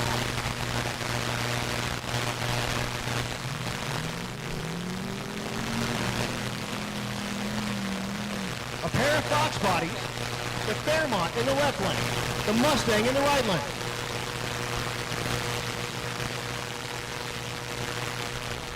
This represents your number 3 and number 4 rod.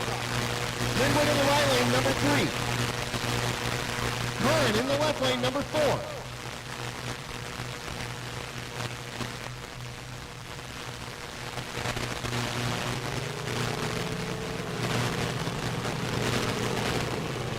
So again, running a 235 rating, 26.850 split. Curran goes 557 at 131, 559.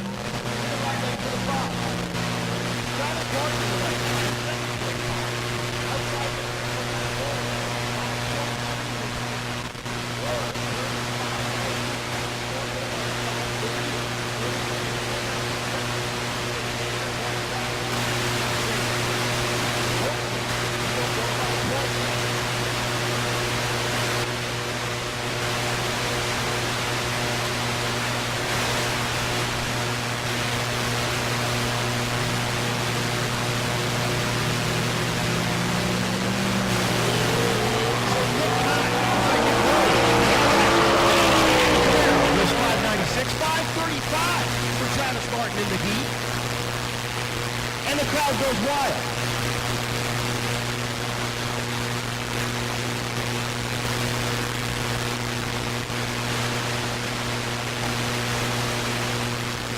And that's it, last takers for Rowdy Radial. Again, your little itty bitty pizza cutter tire.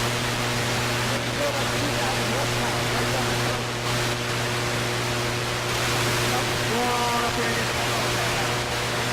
It's late night following right now. It ain't even late night yet. Look at the sun going down. It's going to be crazy.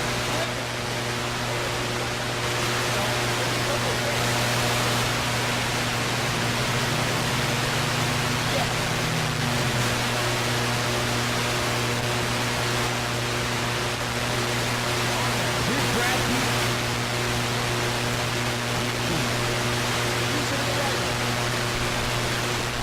In 1970, 7 road. Mid-8 second performance already. Hit pro at 8:38 up in Carney. We're back to quarter mile. This is your number 1 and number 2. Ricky Daniels in the left lane, the Fox Mustang. Attention to the pits, Hot Rod, come on down, 11 and 12. Hot Rod, 11 and 12. 9-0, come on down, 9 and 10. 10-0, 5 and 6. So Daniels, we're going to put a low 8 second on the road in the left lane. He got an 828 and 166, the right lane. Beeson was 874 and 161, we'll dive through, so we'll get Beeson back. And Daniels is going to be happy. We got 828, just that much off. That's a 100 off. We're going to get Carney, Nebraska. Way lower, 2,300 real. Here's better horses. Here tonight. It does have an LS because it's fast. Come on, man. It's got an LS in it. Well, the Mopar would have blown up in the burnout. Rolling deep.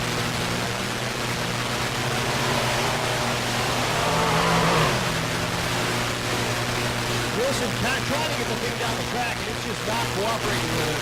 Only 98 miles an hour in the 8 at 112.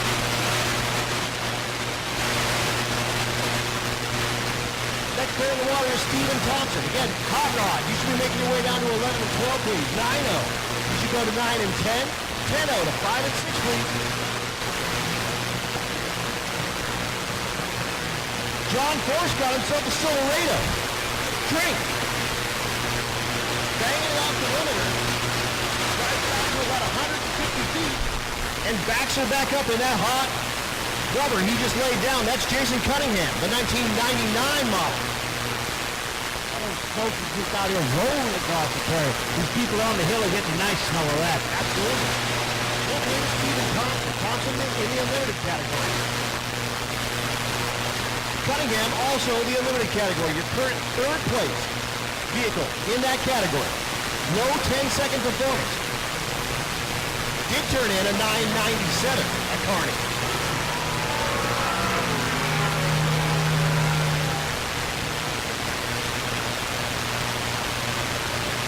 Getting that big old turbo spooled in this big DA, and he's gone.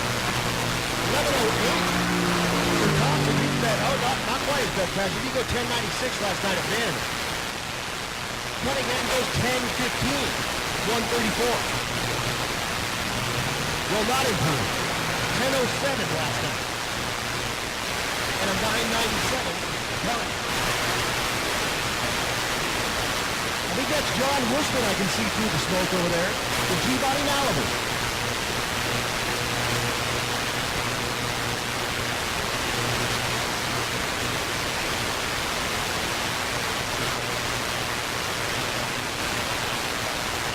The right lane. That's Nick Thompson in 49 GMC.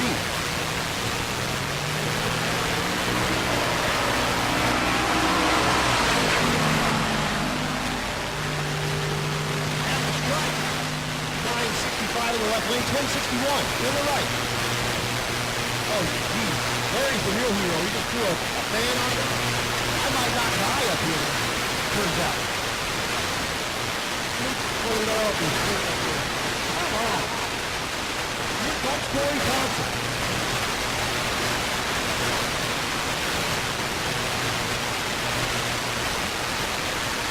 Second, 67 to go. Twin turbo electrical power. Left lane is Stephen Willis. Oh, no, it's not. That ain't no Stephen Willis yet. No way. No way. Put all eyes on Thompson. Turned in a 791 at Vandermeer yesterday. 182 miles an hour. Think he can do that here? Let's see. Let's see what happens. He gets it bumped in. Tree comes out and he's gone. It's really light to 60-foot, but he starts pouring the power at 300. Really running down there. 138 goes 855, 175. Attention to the pits. 11-0. 11-0. Come on down to 11 and 12, please. 11-0. Come on down to 11 and 12, please. So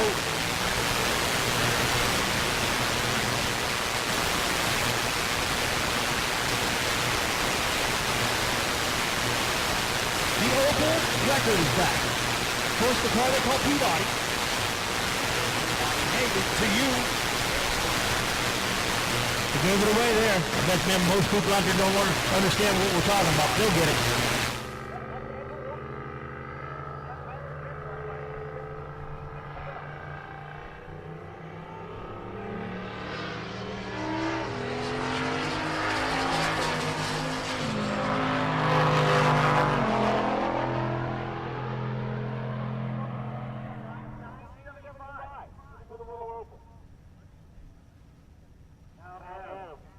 How come they don't make custom about flying squirrels and mooses anymore?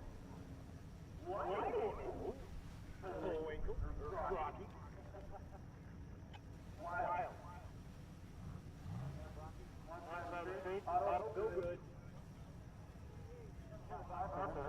Right, but, you know, Jackman. What was the Jackman?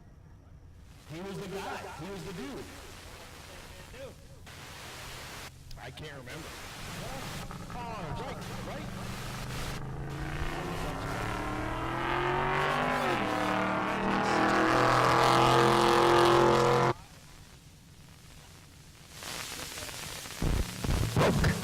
And here's Danny Romansky. This car looks an awful lot like Corey Thompson's car, but it's not. Single turbo LS for power, 67 Chevelle.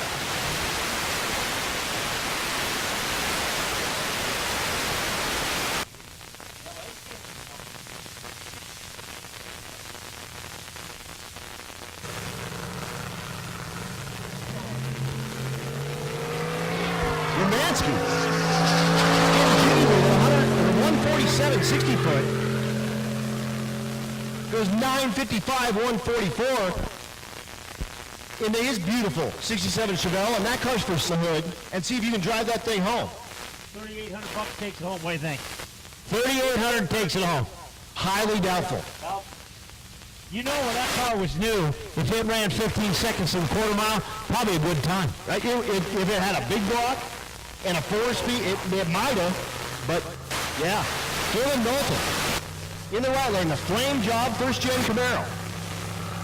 The left lane, that's Sean Slaybaugh. Slaybaugh 9 flat. Here we go.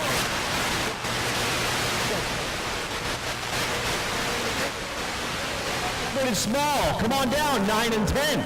Naturally aspirated big, come on down, 5 and 6. Again, naturally aspirated small, 9 and 10.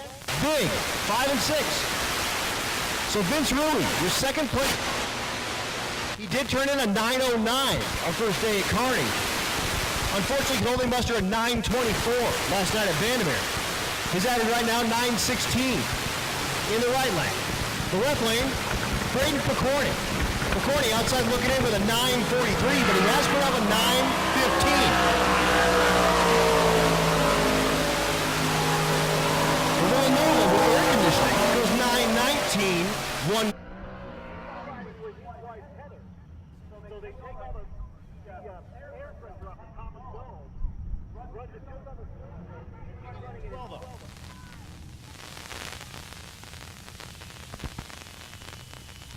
Brooks Flaherty is back.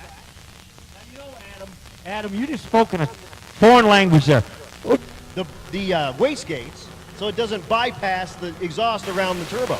The right lane, the rear-wheel drive converted Impala goes 10.07 in that 10.0 class. So he'll love that pass. His best of the week. Turned in a 10.17 last night at Vandermeer. Down here. Tim Meyer in the right lane. They call him Timmy Two Turbos. The Le Mans. The left lane is James Chance, the 84 Buick Regal G-Body. 10.04 in the right lane, 10.05 in the left lane. 1. Chance puts up a 10.01 and puts a ton of pressure. Oh, I've got the 14. 11 thousandths of a second from perfect. 11 thousandths from a perfect run. Good time. I told you these index stuff, it gets tight. I've always been a fan down here of index racing. It makes you learn. I mean, right now.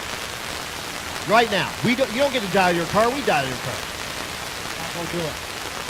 Joe Gomez in the right lane, the 2003 model Mustang. The left lane, the New Edge car. Look, survey says 10.09. And way off, 1188, only 92 miles an hour. 3 thousandths of a second from perfect. It's all about that 60-foot, people. You can kind of predict. Adam can sit there and say, okay, he got a good 60-foot. This looks good. Parlays into a pretty good pass.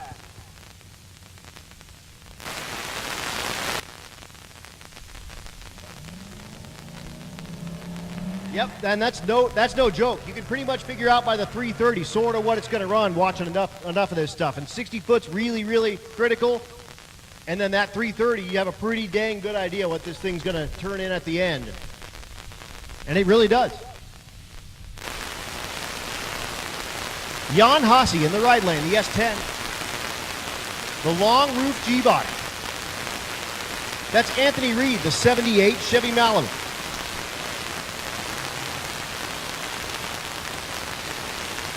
The S10 kind of does look like a six-pack hood. Sort of.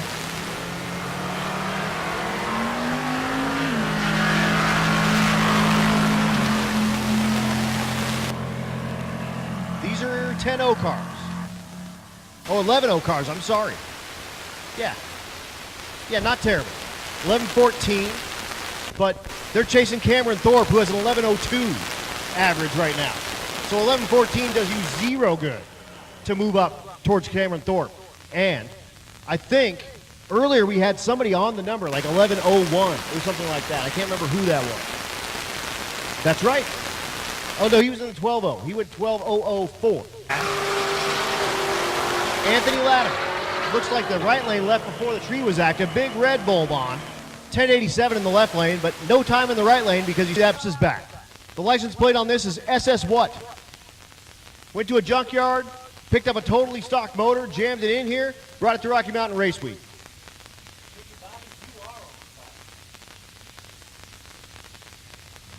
Melvin Varidan in the left lane, staged with the back tires. So we'll back him up real quick. Melvin, we love you, but you need to run all 1,320 feet. There we go. Yeah, he wanted about a, 15-foot head start. I need a length.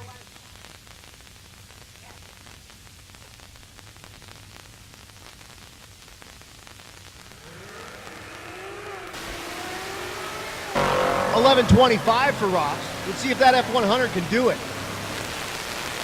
No, sir. 11.77. Unfortunately, pushing the barn door through the air. Attention to the pits. Stick shift. Stick shift. Come on down. Stick shift. Come on down to lanes 11 and 12. Stick shift. Come on down. Lanes 11 and 12. You remember I was telling you that 11.02? That's the right lane. The Volvo wagon. LS with a supercharger on the top. Adam, how many times have you said today? 20 model GT500. He's on a pass. 11.08, he's getting it dialed in. Of course, he runs that normally in Super Rod. So that's a 12.0 in Super Rod with that car. Michael Trejo in the left lane.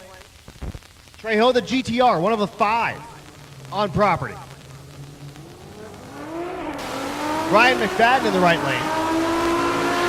How about going and just writing a check for something that doesn't like lope, it doesn't stink, it doesn't sound bad, it gets good mileage, it goes 1093. A little too fast. Again, that's a breakout. You try to hand that in, we go, great, you broke the beams, here's a 20-second time slip. Index classes, we do have breakouts, so you cannot go faster than that. Even 1,000. You try to turn that in, we go, great. 20 seconds. Enjoy it. 1,000th of a second you break out and they add 20 to you. That's just fair. Let's Google that. That's 100K. Somewhere around 100K. Got to be. Everything's 100K. What? 11.07 in the left lane. A 90K, a 2020 model for 120. $120,000 car. Put it on the number. 11.15 in the right lane. 11.77 not. You know, Adam, I'll give you another one of my worthless trivia. I've never bought a house over $100,000 yet. Yet. Go where I'm at. Well, all right.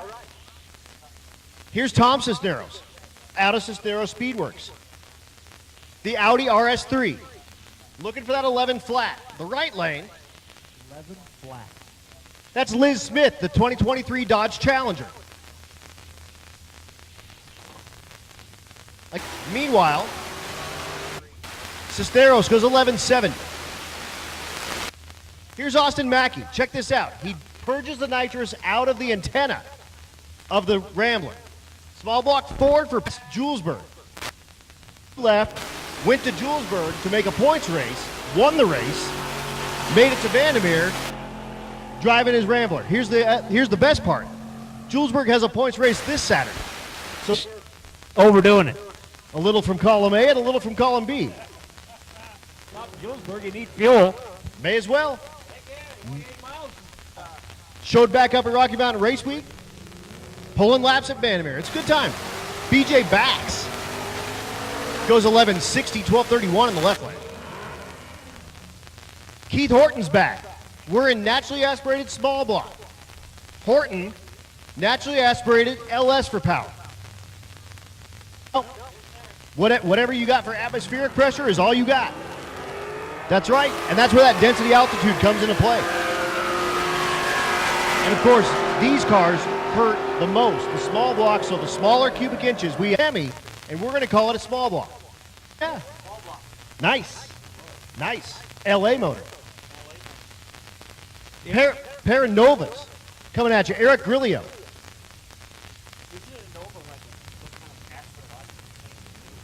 It's a supernova. So Grillo banging the gears in the right happened. Goes 12:77, his best pass again. 11:47 in the right lane for Eric Grillo. Grillo out of Mahle Motorsports. They're giving away a gas card every single day to a Rocky Mountain Race Week. Also, they're giving away at least, there. Go ask them. I bet they got them. 12:26 in the left lane and 13:95 in the right lane. The right lane, that's Sean Alsop.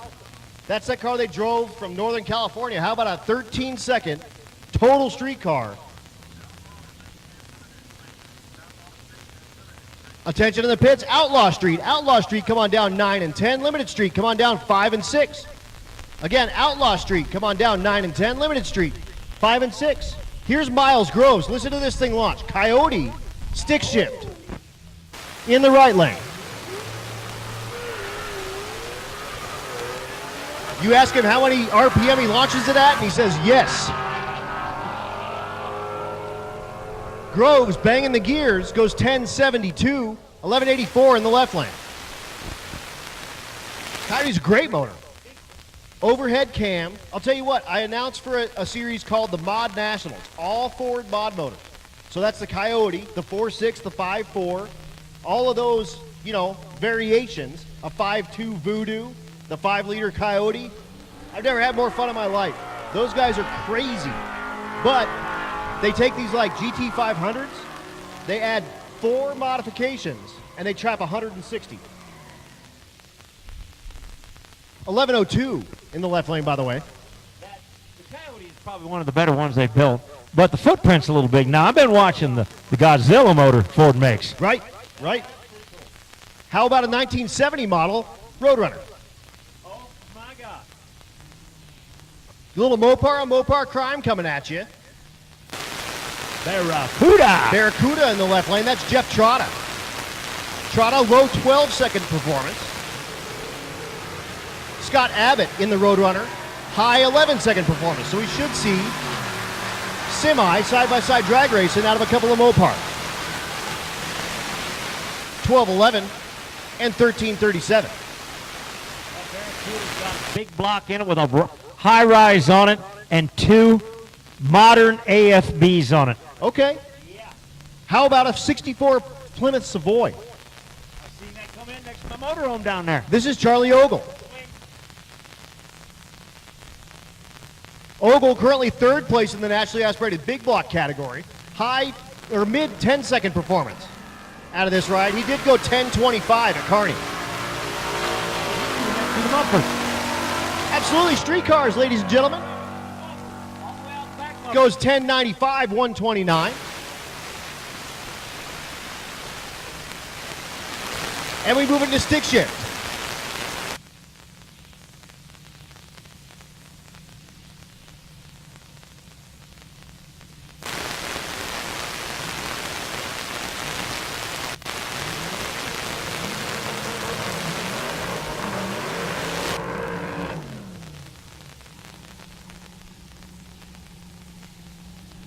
So again, Outlaw Street, you should be coming down to 9 and 10, and Limited Street, you should be coming down to 5 and 6. We bring you stick shift racing. Stevie's up here taking care of me. Thank you, Stevie. That's my car, that's my fiance. Jamie Langford in the left lane, the Integra. Tommy Stark in the right lane, the Fox. Stark, your leader in the category. Langford outside looking in 5th. Stark, 937 and then 943. Twin turbo small block Ford for power. Left lane B Series Honda for power.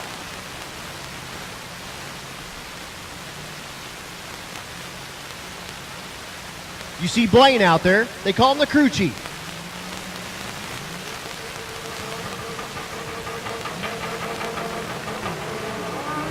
And they're away. Banging the gears again, H pattern. Clutch assist shift. Goes 991, 146. Langford goes 1067, 135.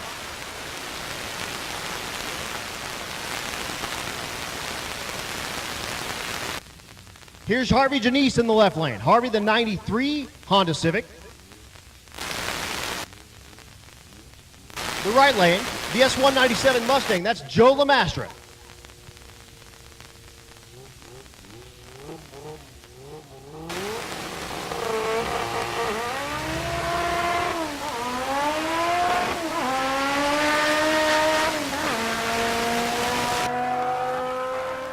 Janice looking for a low 10, goes 10.05, 144.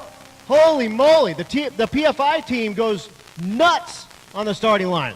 10.05, 144. That's a really, really fast Honda. Really, really fast anything. 146, 60 foot, Adam. With a front wheel drive. Front wheel drive, shoots the car. That's dang good. That's really good. Joel McGill is back. In the right lane, the old body style truck, twin turbo LS with a stick. This one a T56 variety, so 6 forward gears, 2 overdrive. 6th is 0.5. So every rotation of the crankshaft is a half a rotation of the drive shaft. Goes 972. And 1281 for Morgan Notestein in the Holden. And they drive these 9-second vehicles 1,000 miles plus. 600 right now. Right now. In day 4. Tomorrow's another day. They got to go for a little cruise tomorrow. We're going to go for a cruise. I don't know how long it is. Probably 100-ish miles, 150-ish miles, and then we got 400 to go back to Kearney. Kearney's a long haul from here. Adam Walker, the 98 Chevy Camaro, in the right lane. Went 12.01 at Kearney, but then 11.24 at Bandimere. Figured out the hook. The left lane, that's not Mike Meade. Mike Meade drives an S550 Mustang. That's a Civic. I believe that's Dan Willoughby. 11.82 in the right lane, so he's got that figured out. 15.21 for Willoughby. The Nissan is back. So the Nissan has a half of a Nissan that he cut off, and that's his trailer. So it looks like the exact back half of this car just driving down the road. That's just kind of creative, really. That's Matt Horner. I actually followed him in here to the gate at Pueblo Motorsports Park, and we had to sign our waivers when we got in here. And I said, why isn't he pulling up farther? Well, the car was up there, but the trailer was way back where I was. So I was getting ready to honk at him, and it turns out I was the one that was wrong. The right lane is Max Stark, the Fox body with a stick. Again, since her last name is Stark, it's got a stick. That's how we roll here. 11.91 and 13.21.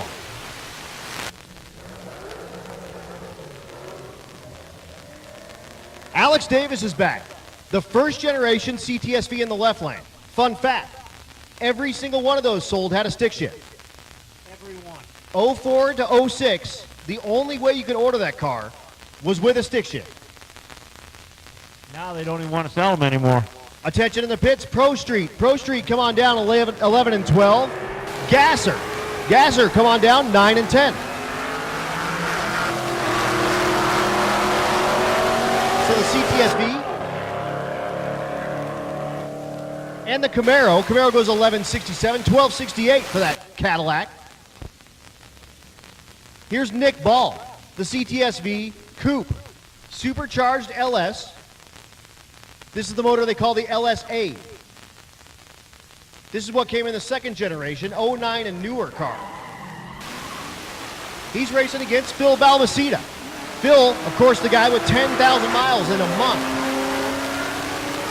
And Nick shows him the taillights and goes 1173. Phil goes 1254. Our first look at the Henrietta. This is the Henry J body. I just found out last night, strung on like a 2012 Camaro chassis that's been narrowed.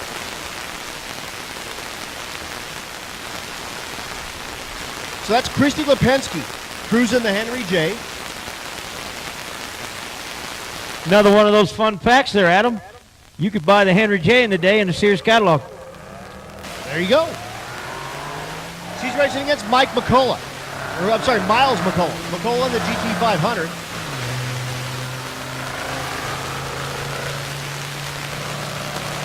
Once again, Pro Street. Pro Street, come on down 11 and 12, please. And Gasser, 9 and 10. And Christie goes 16:36. Is that a new personal best?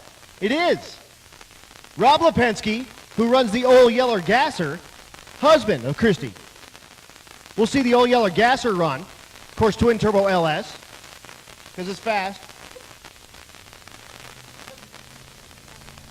Check out the olds, but it's got a drop top, but no back window.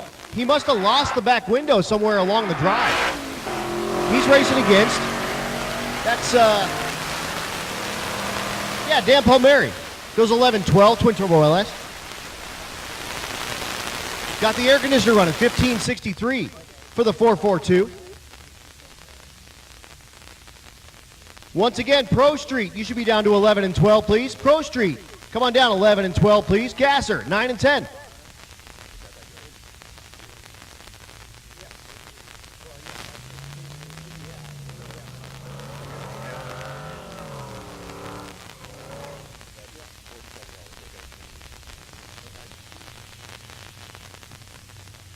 All right.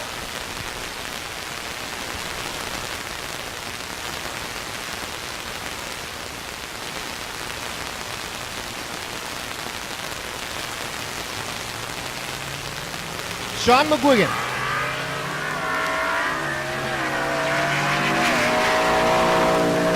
McGuigan, the F-150. Goes 10-25, 11-25 in the right lane.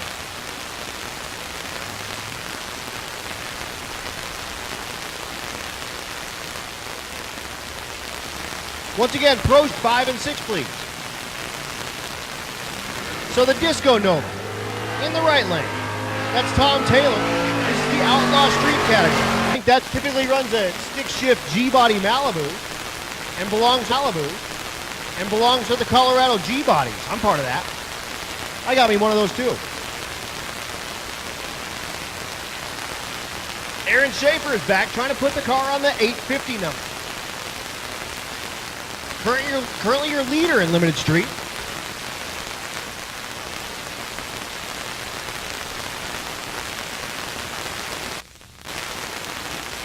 Left lane is Peyton Bullock. Bullock, high 8-second performance. Looking for those 850s though. Schaefer's away 131 to 60 foot. I think he's in good shape. Let's see if he can put it on the number. Oh, 845, just that much too fast. So he'll come back. He's bracketed the thing. He went like 853 and now 845. So we'll see him come back. 948 for Bullock. This is the 850. Stephen Willingham in the right lane. D-stroked 6-liter LS. If they put a 4.8 crank in it, it makes 333 cubic inches. It's tons RPM. Tons RPM. Absolutely. So Willingham from New York, looking to put the thing on an 850. Cannot get the car spooled. Just will not do it here at altitude. The big single turbo at this high density altitude needs a lot more airflow through it to make it to where it can actually create some boost. And unfortunately, Willingham goes 1250 at 129.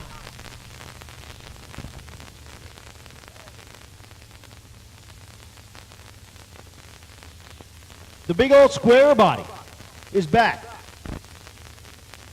Low 9-second performance out of this ride.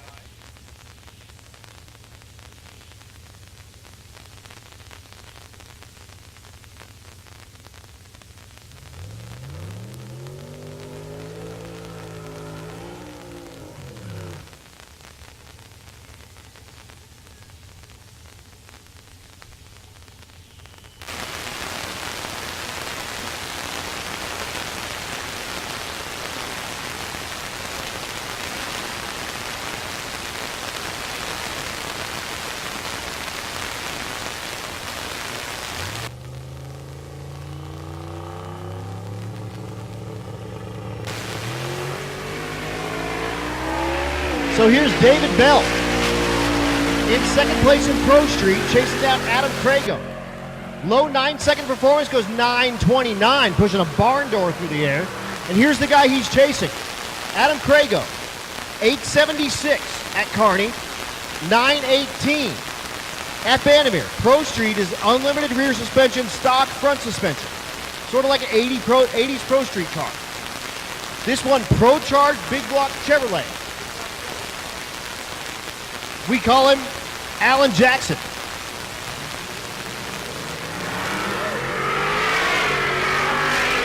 Wheels up time goes 138 to the 60-foot.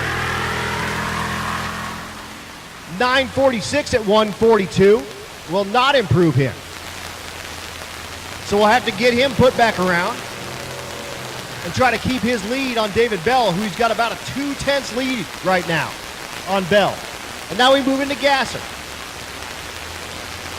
the prospect. Hold on to your nuggets. That's Bob Larson in the left lane. Joe Greer in the right lane. The Chevy C10. He's out of 4-Ride Performance Tuning, one of our sponsors.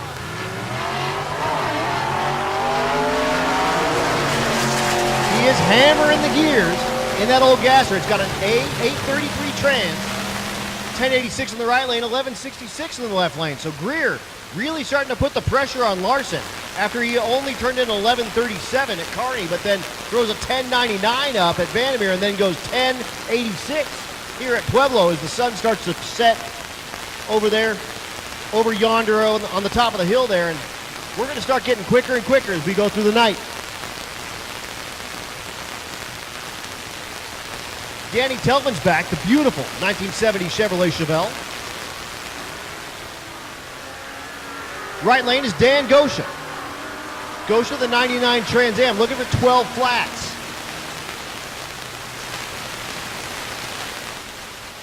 .12.12 and 12.11.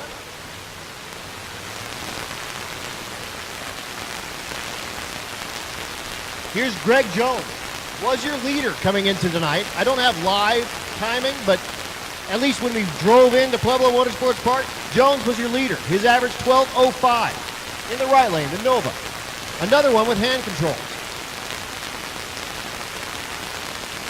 The left lane is Travis Boltman, your second place entry. The 1996 old body style. Attention in the pits, attention in the pits. 13-0, come on down, 11 and 12. 14-0, come on down, 9 and 10. Again, 13-0, come on down, 11 and 12. 14-0, 9 and 10. 12-04 and 12-12. No help for either.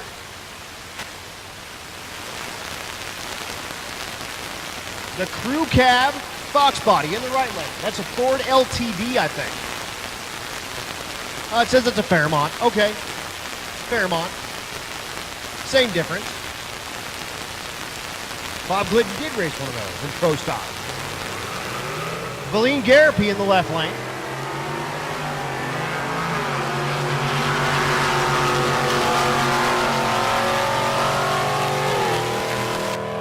Quarter mile says 12:07 and 13:41.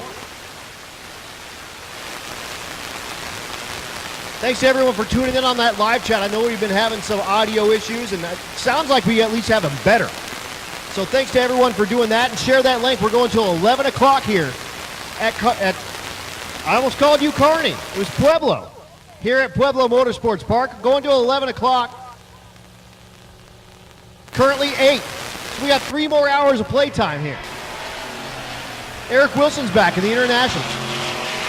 Turbo LF. James Revels in the right lane, the C7 again. Wow, normally a motorcycle racer had a motorcycle crash, couldn't ride the bike, and comes in here with a C7 that runs 1291, 1218 in the left lane for Wilson. The 335 is back, the diesel variety. Oh yeah, the back end is just all soot covered. That's Jessica Werner. Werner did put up a 1206 at Kearney. Randy Watson in the left lane, the second generation Camaro. 1172. Are you kidding me? Shane puts his head in his hands, her husband, and goes, man, that's too fast for that 12.0 class. You can't turn that in. It's as good as a 20. So she'll get that time slip and be happy it went too fast, but at the same time, sad because you got to do it again. Brian Dater is back. The 75 GMC they call Gentleman Jim.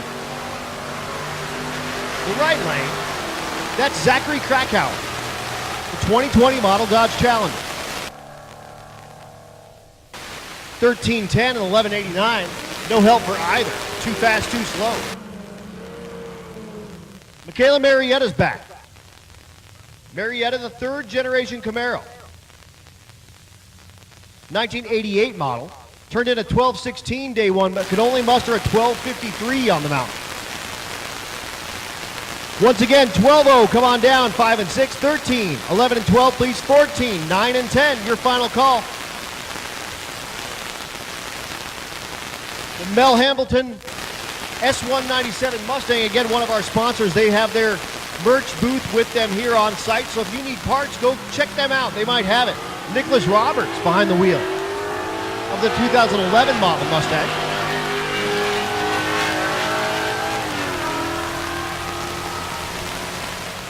$12.50 and $12.41, no help for either driver.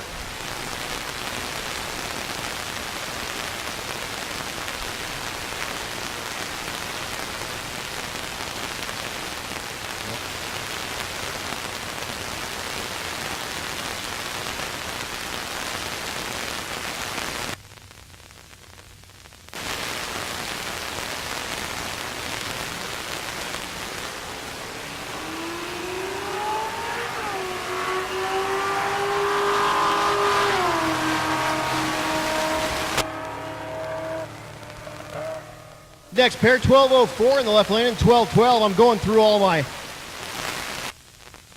messages here.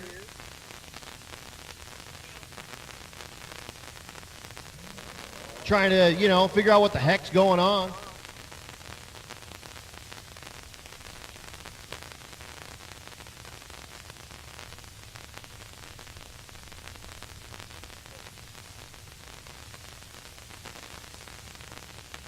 Oh, I'm way behind on a bunch of this stuff. I hope everyone's got their stuff set up. Cody Hansen is looking for a 6.0 LS Gen 3 motor. He spun a rod bearing. So Cody Hansen looking for a 6.0 LS Gen 3 motor. I think he'd take whatever he can get at the moment, to be honest with you. If you got something Gen 3, he wants it. 1261 in the left lane, 1380 in the right lane.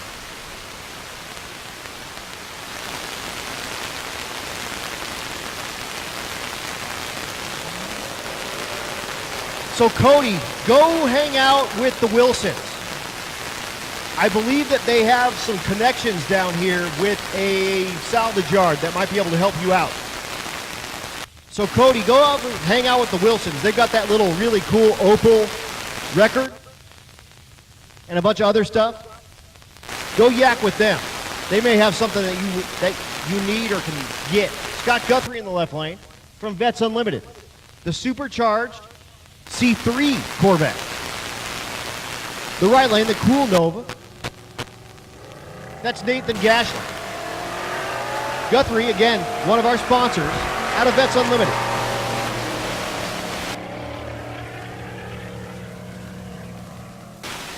$12.64 in the left lane, $12.65 in the right lane. Look at, how about a 007 reaction on a 410 Pro Tree? He's guessing. Real good guess. Rather be lucky than good some days, right? Wade Azevedo in the left lane, the CTSV Coupe. He goes red 59. The right lane is Joey Moore. First gen Camaro.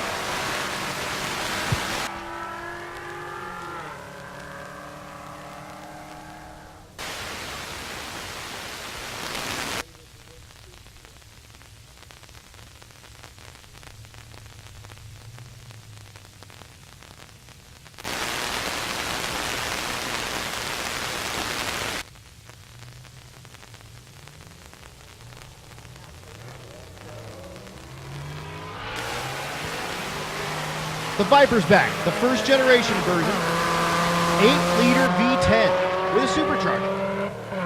1188 in the left lane, 1263 in the right. Like you said, just a 318, jam 2 more cylinders right on it. Life is good. Caleb Dorn in the right lane, and Brenton Thiessen in the left lane. This is number 3 and number 5 in the 13-0 category. Caleb, number 3 in the right lane. Thiessen, number 5 in the left lane. Hear him womping at the top end, goes 13:01 with the womp. They're right next to a 13:02. So 2 side-by-side 13:01, 13:02 passes. They're going to love getting that time slip, and they'll probably go high-five each other. See, that's what I'm talking about, ladies and gentlemen. Here's Janae Hammond. That's Caleb's mom. So Caleb, who just ran the number, Janae, trying to do the same.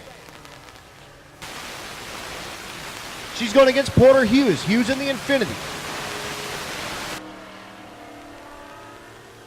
Looking for 13 flats.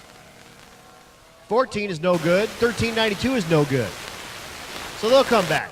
But she'll still say, Caleb, great job. Caleb, on our very first shootout, when we had that bracket race, won the bracket race with a front-wheel drive supercharged Pontiac.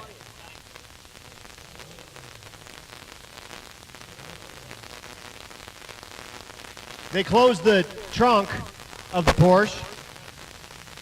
The trunk's up front, the bonnet, if you will.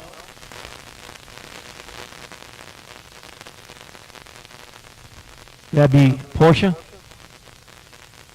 Yeah, you and Cammie at Bandamere call it Porsche. Maybe a little more refined. Maybe. The 69 Chevelle on the left lane is your leader in the 13-0 category. That's Jeff Dugapolsky. Dugapolsky goes 13:18. 12:94 in the right lane is too fast. They'll come back around. The left lane is that Chevrolet police pursuit vehicle. They made them just for cops. And then when they started decommissioning them, well, bang, they hit the street. They have a 6-liter LS in them in their rear-wheel drive. So they're ripe for this sort of thing. That's Preston Miguet. Look at all the markers on it. Look at that. Yep. And the little dog dish hubcaps and everything. He's racing Katie Jones with the chameleon paint on the G8.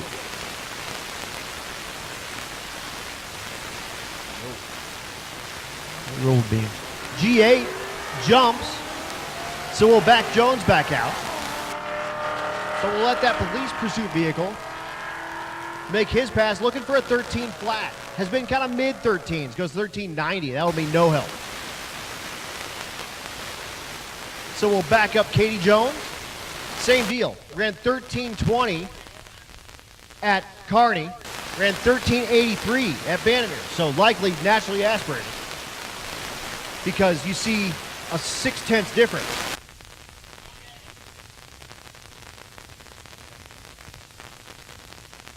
So Jones, the chameleon paint G8. Looking to get real spicy. Actually has the reverse lights on. There you go. Throw it in D. Not R for racing. Let's not do that. R for really fast.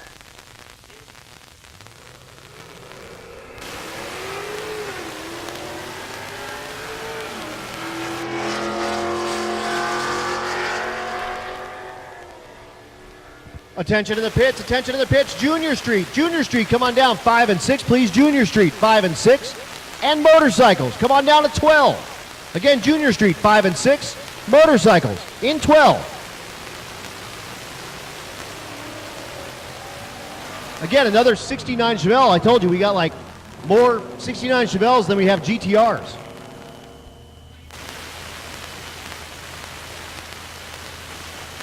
Right lane is Cody Wilburn, goes 1372 and 1670 in the left lane. Rich Thorpe is back, the G8 in the right lane.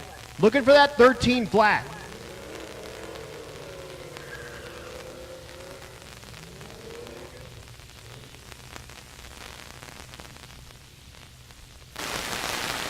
Angie Ruppel's asking about the Winter Mint Green 72 Nova. I called it pistachio green, but they said no. The All Bob race team runs a winter green Nova. And he's Big Block Bob on YouTube. And no, I have not seen him at the racetrack yet, but I haven't seen a bunch of folks. She said he slept in the car last night. He lost a caliper at Bandimere. And it's one of those fancy aftermarket Aeromotive ones. So they're hard to find just at a parts store. 1348 and 1331.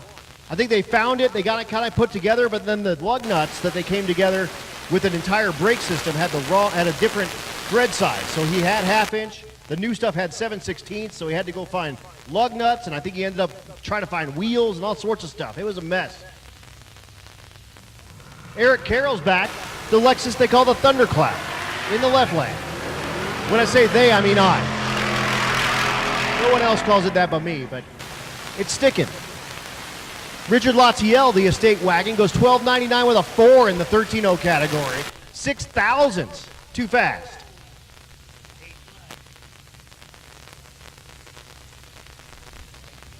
Here's our first look at Darce Laws, the Olds wagon with a supercharged LS. Imagine that. David Delschmidt in the left lane. Sorry, Delschmidt, the stick shift Mustang, goes 1331. Laws goes 1205. I'll let you in on a little secret. That Olds, top 9s, but it doesn't have a roll cage. So he runs it in 12.0. He just lets off like way early. Actually, you know what he's got? He's got a drive-by-wire throttle body. So in his tune, he turns it down. So when you floor it, it only goes to like 60%. Nice. 1432 and 1588. Of course, Darce Laws typically runs a 65 442, a real-life 442. It does run a small block, or it's got a big block Chevrolet now, but that car mid-7 second.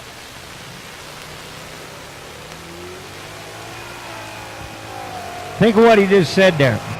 442 Oldsmobile, not a big, it's a big car. Mid-7 second car. Mid-7 second car. Right, and it's all steel. 1322.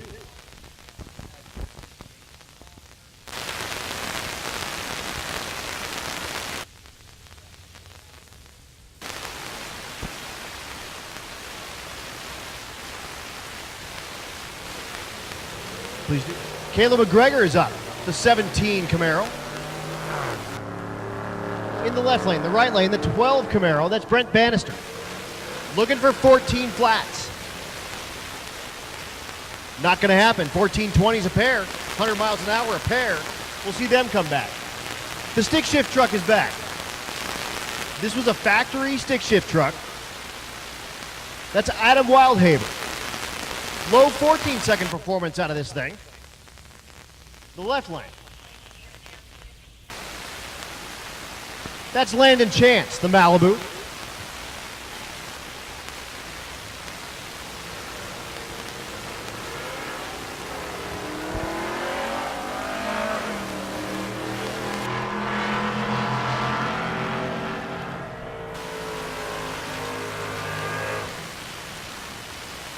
Stripe says 1430s a pair, no help for either.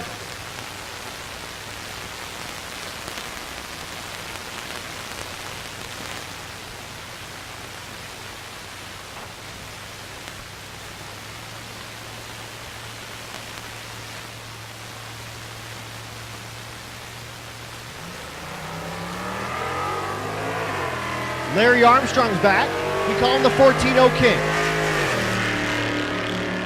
He's been really good, but this week I've been calling him the 1460 King because it just ain't happening. Oh, he goes too fast, 1398. 1509 in the left lane. Mopping up some mess in both lanes.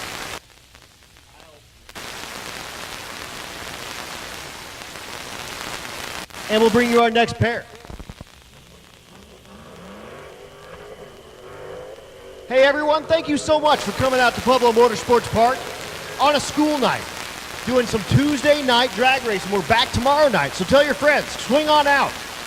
We, again, tomorrow, a really, really critical day here at Rocky Mountain Race Week because we final up all of those standings here at Pueblo, and then we drive back to Kearney to finish it up on Friday. So, school night drag racing Tuesday and Wednesday, Pueblo Motorsports Park. Adam, I don't want to break your bubble. Larry? Oh, well, it's school night still. Well, work night then. 1440, 1416, but the beautiful part is we start at 3. So you can work like most of your day, and then maybe you start like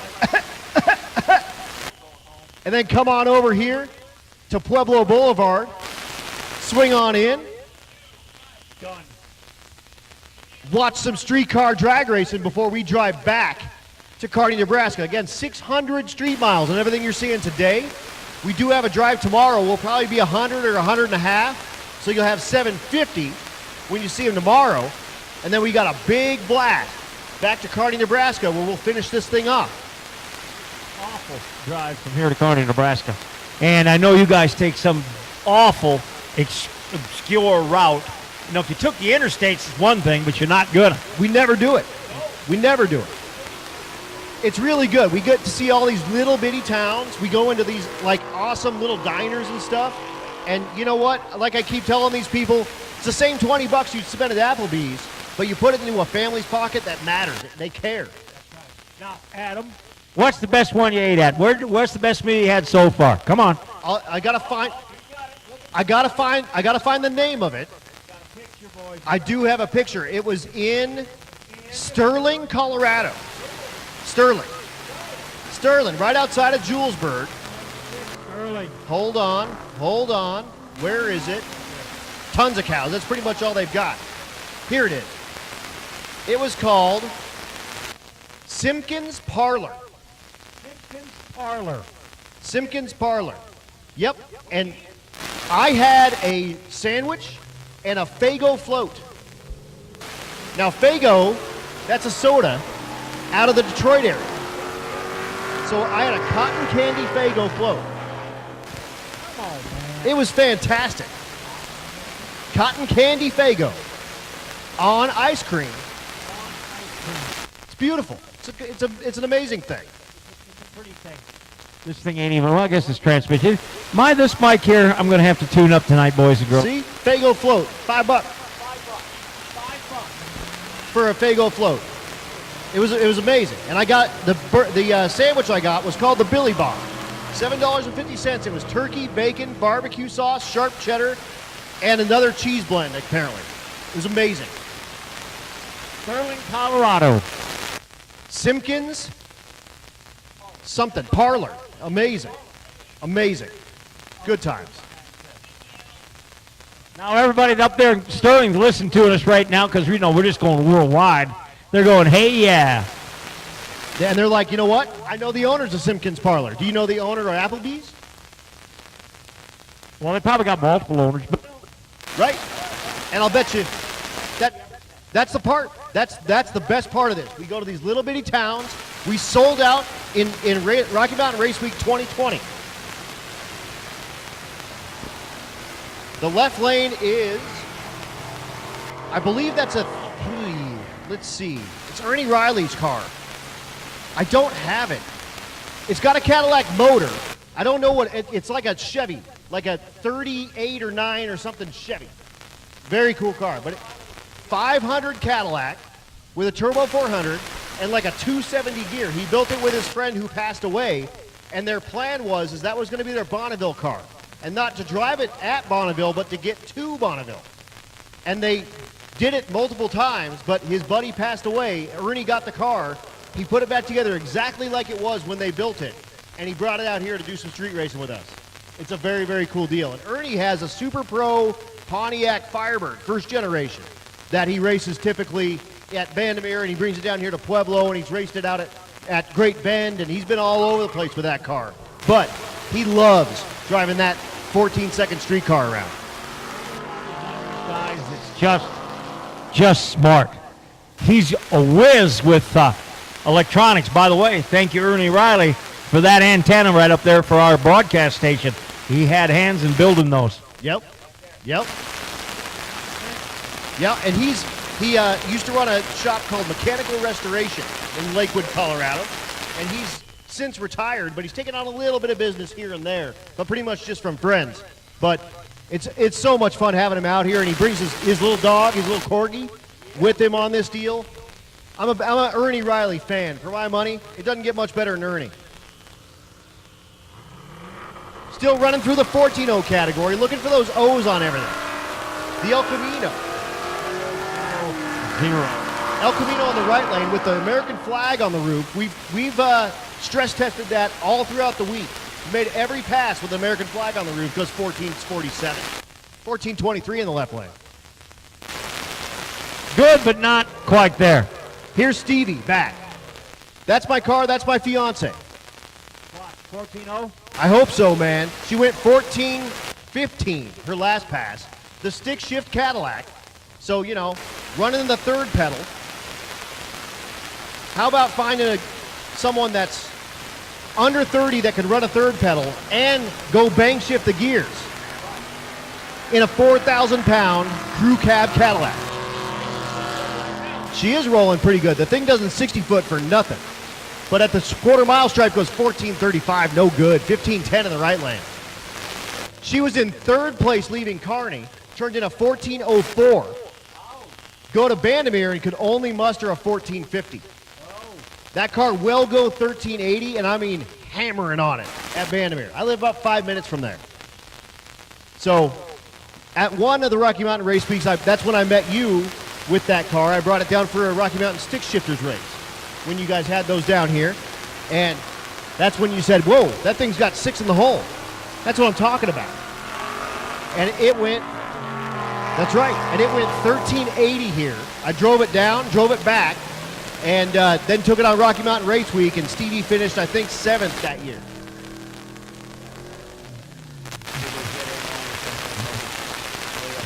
Oh, yeah. Now, ladies and gentlemen, you're about to witness something here in Colorado that is just phenomenal. Pretty soon, that sundown's going to light up over there. Maybe we'll have little purples in those clouds. We got them up. We got purple north here. We get some beautiful sundowns here at Pueblo. You ain't a kidding. It already looks cool. Stick shift Corvette in the right lane. That's Nick Derry. Again, looking for 14-0. The left lane is, all I have is Erickson again. But that's that Saab. That's really a Trailblazer SS. I went to a garage sale the other day, and there was a Corvette like that sitting outside of this perfectly good shed, just sitting outside. I'm saying, what's wrong with this picture? Why is it sitting outdoors? And I didn't get any answer, by the way. Dang it. And I said that because that's the Chevrolet, and I did feel bad for it. Come on. Motorbikes, Nick McCartney in the right lane, the F4. The left lane, that's Pat Cook.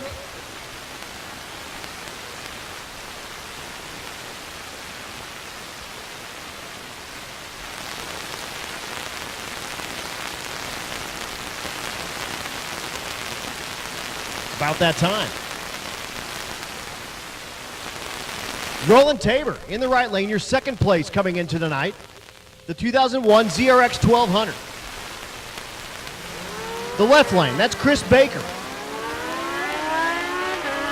You know that Yamaha right there is kind of a throwback paint job.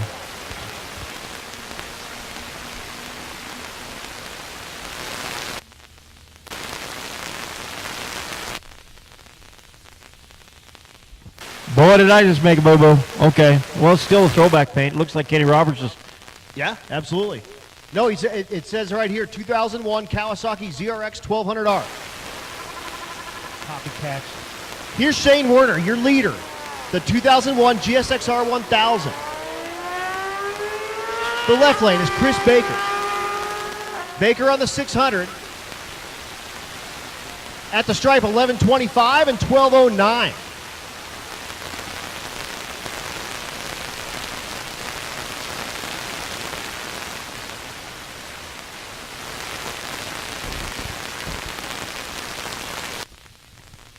We had a little interpretive dance up here in the tower. We have to switch classes. We have to switch down to the 8th mile. So we make dang sure that we get them into the right class. And I have to make sure that they see me doing the interpretive dance, so I just do it until they look over and go, yep, I got you. Adam, you know they're sitting there. Wait. Just laughing at me. Just laughing at me. They probably have a camera on me. I got it all on tape. They're going to put all that crap online. Oh, yeah. It's going to be idiot announcer dances inside the stupid. Yeah, exactly. Yep. And I'm just doing it for like 5 minutes just while they just sit and laugh under their breath. Really, it's cool to watch. But Junior Street, so 13 to 16-year-old. Austin Alsop in the left lane goes 9:04. And I do need to make a correction. Matt sent me a text and said, hey, you can't go faster than that first pass. So there are breakouts. So you do set your time that first day, but you can't go faster than that. So I thought earlier for sure that we were going to allow that to happen, but Matt said, no way. You can't go faster than what you set. So Austin just did that. He was like 9:04. He has to be 9:07. Next time, that's okay. Oh, shucks, you get to make another quarter-mile pass? Oh, man. 8th mile pass. That's right. So Robert Green goes 10:83, but he's looking for a 9:89.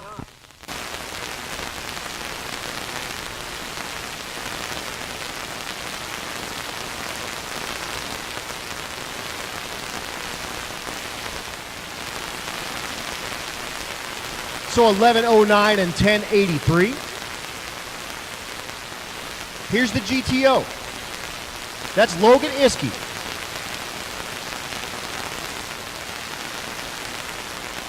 Iskey, the GTO, looking for a 9:08. Turned in a 9:12 yesterday. Or on our first day. So that's, making that happen. Slayball in the left lane. Looking for a 9:37. 9:31 is too fast. 10:09. And that's it for our juniors. That said, we are down for some track prep. We're going to go ahead and drag these lanes down, spray them up again, and then we will bring you Rowdy Radial. And this gives me a perfect time to inhale the hot dog that's been sitting here for about an hour and a half. So I'm going to go ahead and eat this cold hot dog and eat these cold fries and drink this warm soda, and I'll be right back.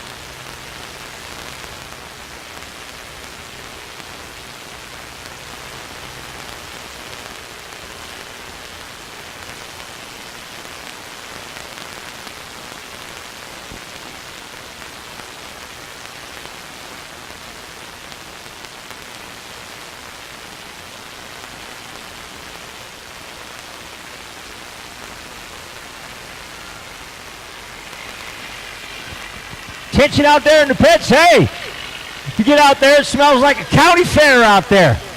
I'm telling you, if you go down there and see Holy Cow, they are cooking up funnel cakes. You got to get you some of that. And our concessions is going to close at 10 o'clock. Right now they're doing a land office business down there. Food's smelling good. Go get you some.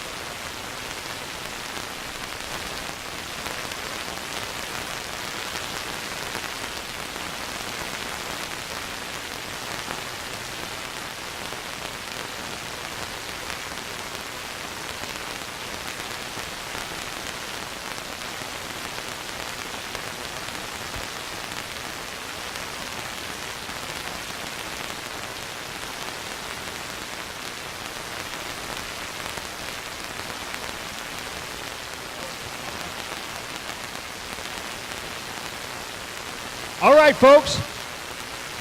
It's that time. Attention in the pits. Attention in the pits. Rowdy Radial. Rowdy Radial, come on down. Lanes 11 and 12. Ultimate Radial, come on down. 9 and 10. Unlimited. 5 and 6.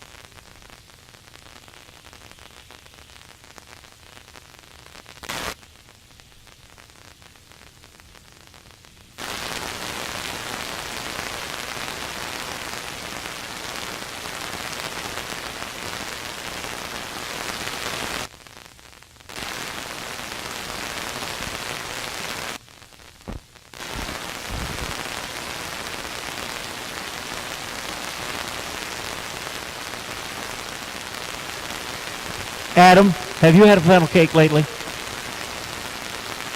Probably not for a year. Go down to Holy Cow and bring you a funnel cake back. What do you think? How's that PT Cruiser running? I ain't got it here. Scooter. Once again, Rowdy. Come on down. 11 and 12, Ultimate Radial. 9 and 10, Unlimited. 5 and 6. We are going to go hot as soon as we get this racetrack sprayed.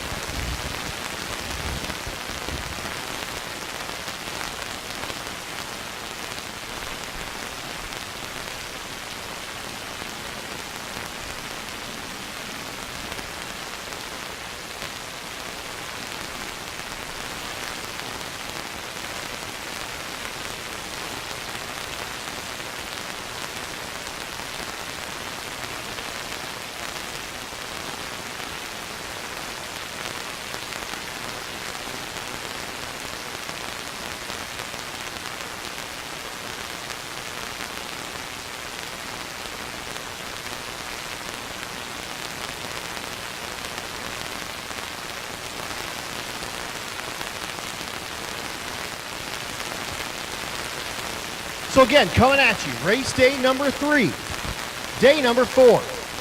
Again, we're back here at Pueblo tomorrow. We race 3 to 11 again.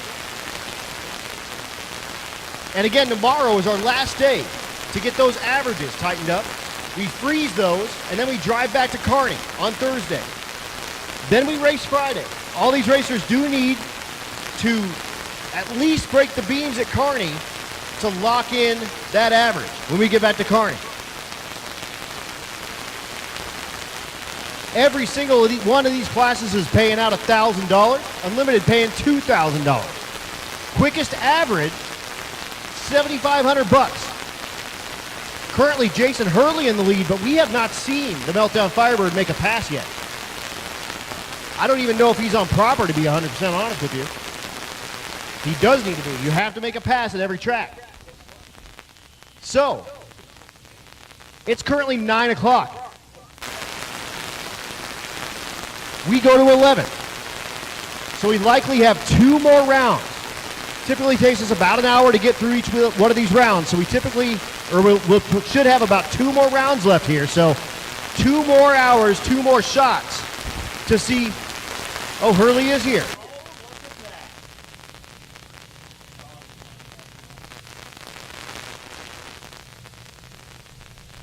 Going to make a dramatic entrance is what they're going to do. Rowdy Radial, Rowdy Radial. Oh, yeah. Oh, yeah, they are. All right, so we're bringing you Rowdy Radial.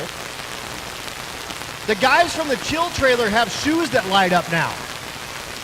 What do you got? Where do you guys shop? Going 660-foot racing at you now.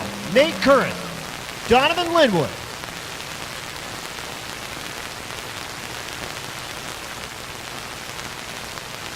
Looking for low fives in the 8th mile. Again, number 3. Number 4. Currently the DA 8,300 feet. Curran has a pop, but Linwood goes 5:43, 133. He did run 5:31 last night at Vandermeer, so he's gonna want to pick up that extra 10th for sure, but he knows he's got the tune. Curran goes 130 to 60 foot and then has the thing kind of pop and bang at about 200 feet out and let off. He goes 7:16 at 67 miles an hour if you're keeping track at home.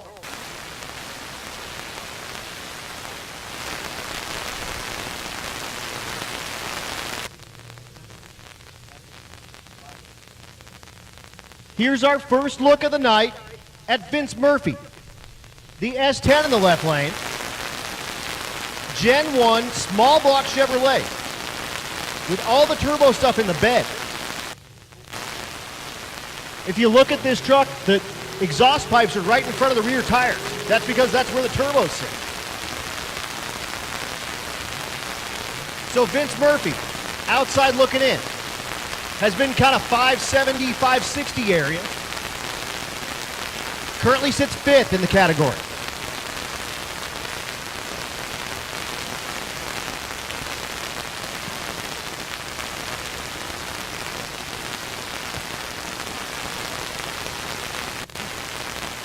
So Murphy on the little itty bitty 26 850 slick.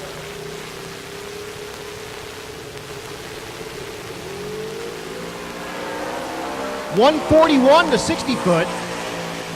At the stripe goes 556. His best pass of the weekend by a bunch. He turned in a 562 at Vandermeer. Betters that with a 556 here at Pueblo Motorsports Park. And then Matt Moore. We were talking to Matt. You remember that? This is the man. This is the man. Attention in the pits. Hot Rod. Hot Rod, come on down 11 and 12, please. Hot Rod, 11 and 12. 9-0. 9-0, come on down. 9 and 10. So Moore. In the Moore race chassis shop car. This the Fox Mustang.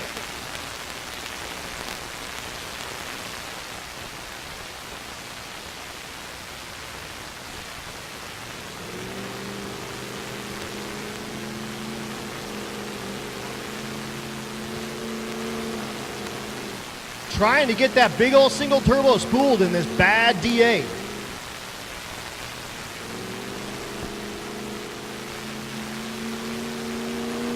There it goes. He does get it on the two-step. Gets it in the beams. And he's gone. 144 to 60 foot. At the 660 goes 534, 145. And with that, we're done with Rowdy Radial.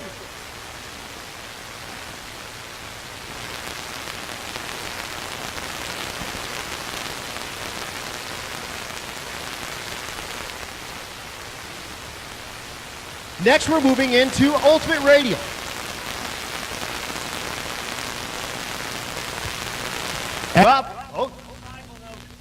Rowdy Radial tires. 235, 60, 15. 60, 15, whatever. It's about a 10-inch tire. 8.5. Yeah, they want. Nope. Boy, they stick. Big time. Big time. 8.5 inches, boys and girls. Nice. Like I've been telling a bunch of folks, if you go out to the tire on your car that you drove here, bet you it's bigger than 235. These guys driving down the racetrack with about 2,000 horsepower pumped into 8.5 inches of rubber. The old yellow gasser, that's Rob Lipinski. 54.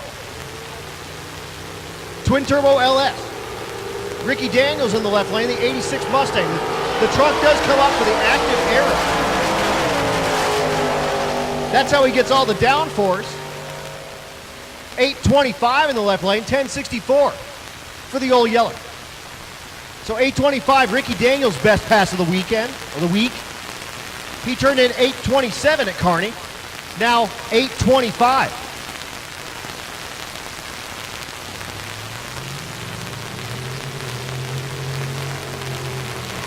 Once again, Hot Rod.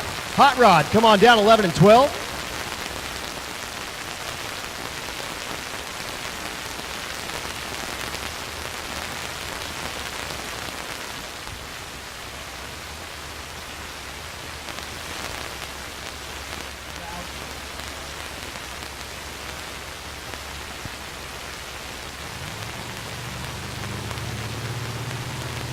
Here's Brad Thiessen.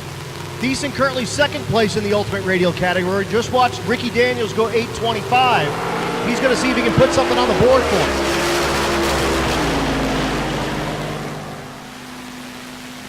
810.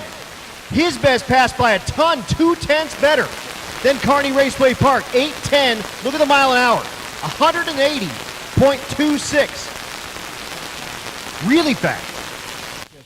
Flat cooking. Really fast. 810 180, 142 to 60 foot. So for that ET, relatively soft in the 60 foot, but then really, really poured the power to it. The young fella's on this track right now down here that doing a little promoting. He holds the track record for a door slammer down here. Really? Yep. Yep, that was Matt Frost. We did dig through there a little bit, and we found some old school Tom Bailey stuff where Tom was a little bit faster. So it was probably in previous iterations of record keeping, if you will. But Matt's car did go, I believe, 680 at like 209, something like that. 208, 209. It was over 200. That car they call the Hulk. Hulk. Again, Hot Rod, come on down 11 and 12, please.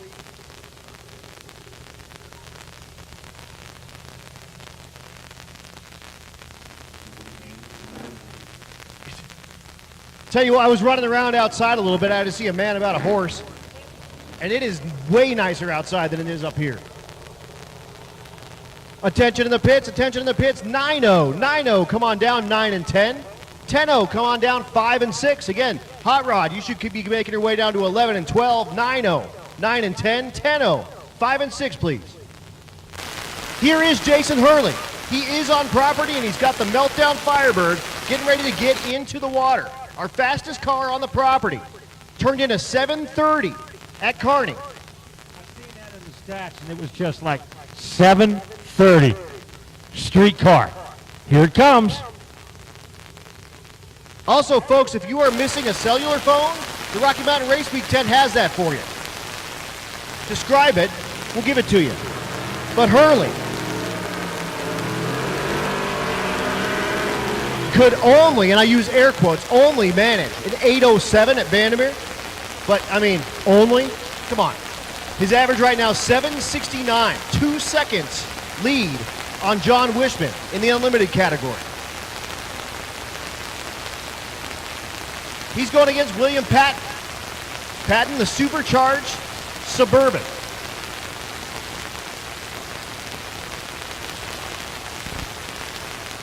But all eyes on Hurley.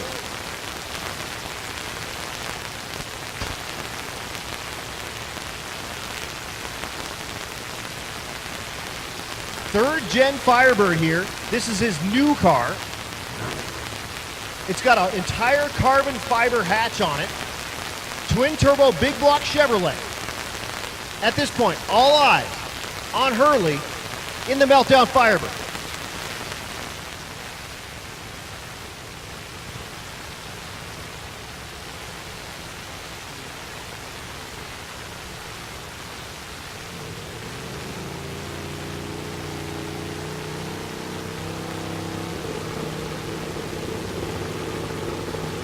Both cars in, the lights come down and we're gone. Hurley 126 to 60 foot. At the 8 ball goes 487. At the stripe 741, 193. 741, 193 for the Meltdown Firebird. 741, 193 miles an hour. Patton goes 1187, 118 if you're keeping track at home. Category. More competition, maybe? This car on a 275 radial. Of course, Meltdown Firebird on big old steamrollers. But this car on a 275 radial and then a 15x8 wheel. No rim screws, no bead locks.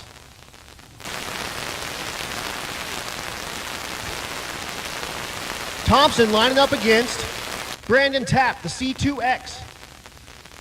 Again, Thompson has gone 808 and then 791 at Vandermeer last night on a 275 tire, 3,800 pounds of 67 Chevelle coming at you.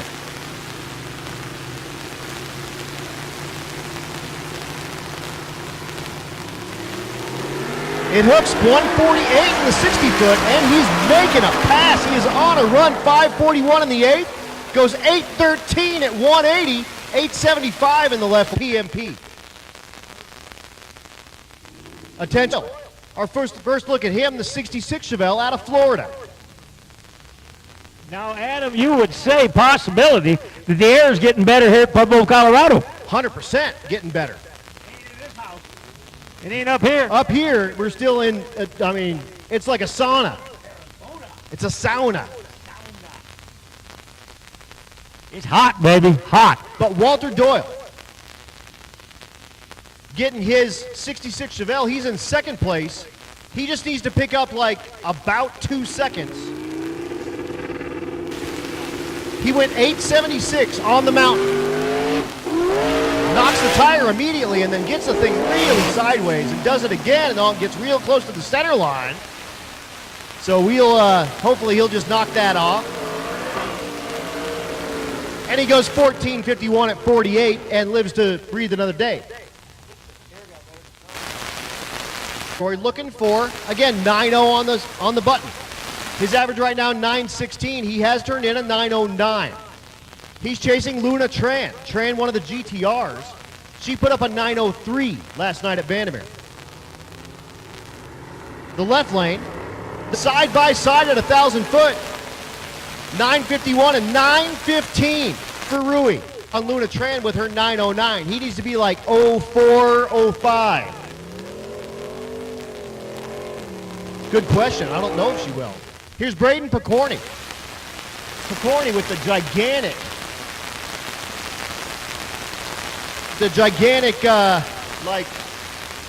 light bar strapped to all the turbo stuff. Attention to the pits, NA small block. NA small block, come on down 9 and 10. NA big block, come on down 5 and 6. Again, small block, 9 and 10. Big block, 5 and 6. So Picorni, looking for that was 9.25. But 10.34 his average. He has run 10.15. Job, the 2003 Mustang. Outside looking in, his average 10.55. Looking for a 0-0. That left lane, sporty to 60 foot. At the stripe, 10.42, way off the pace. That's not going to be any help. 10.76 in the right lane.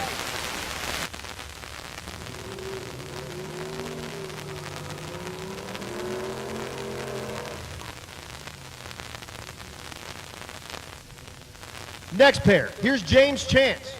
Chance the Regal in the right lane. Was second place coming into tonight.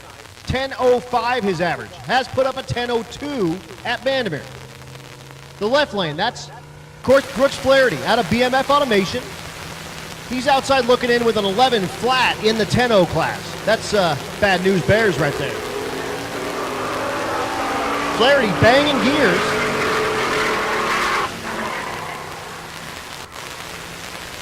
$10.06 and then a 10.95, but 10.06 is going to help Chance. That is better than his Carney turn-in, which was 10.08. His average right now 10.05, but chasing Tim Meyer with a 10.04, you got to be better than that. So you got to be like 2 or 3. Here is Tim Meyer in the left lane. Your current leader, at least coming into tonight, 10.04 his average. Looking for something in the O's to put a little bit of space between him and Chance. The right lane, that's Jason Robbins. Robbins, the 2013 model Camaro.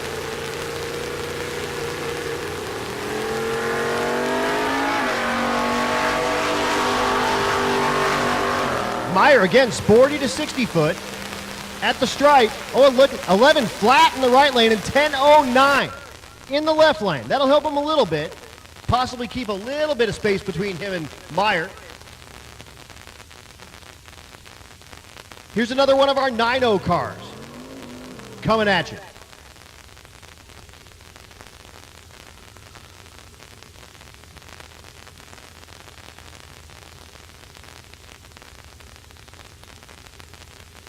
All right. Oh, messing up my spreadsheet here. Hold on. Let's not get crazy here.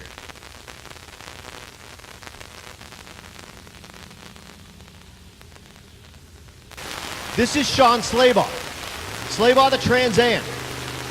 Third place currently, his average 9.22, but he's got to be 0. I mean like 0.2 or 3 or something.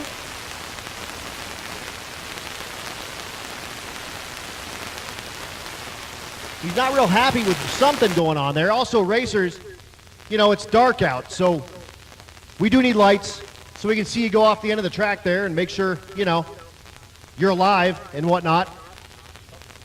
Something to find out there. So, yeah, make sure you have lights on. Everyone's been good about it so far, but just a reminder. But sleigh ball, put it back in. Looking for 9 flat.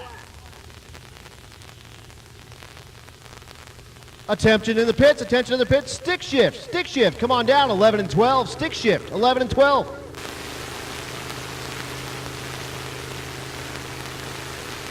Cannot get the car spooled. Not at all what he's looking for. So he just kind of meanders on out there. If you're keeping track at home, he goes 752 to 330. 13 flat in the 8th.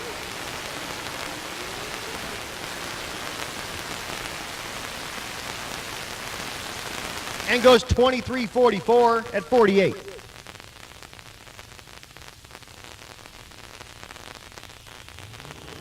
The Monte Carlo in the right lane.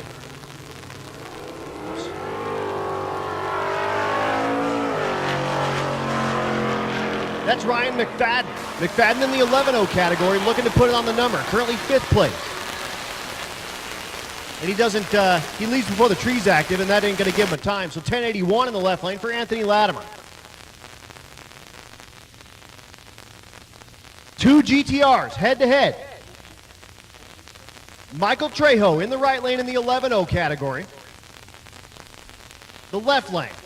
That's Kylie Moore, also in the 11-0 category. Kylie did put up an 11.02, so the car's there. Unfortunately, could only muster an 11.24 last night at Vandermeer. You can do right now. You don't get to see this very often, a pair of GTRs. Looking for 11.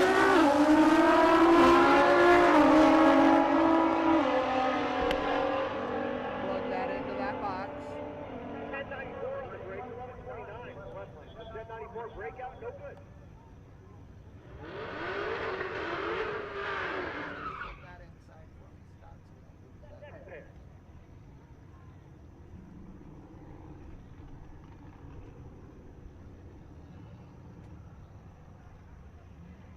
That's Cody Green. No, it's not. 170. I put 3 and 5. That's Liz Smith. Cody Green's got a mail truck. A mail truck. Sliding M-A-I-L. Sliding doors, the whole mess. I like it. Drink. Holly Ross from the left lane, the 2016 Chevrolet SS.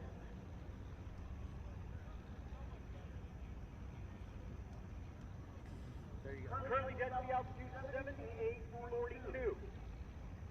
We're getting Oh, better you by don't the need to second. tie it up, just throw it over the fence and plug it in.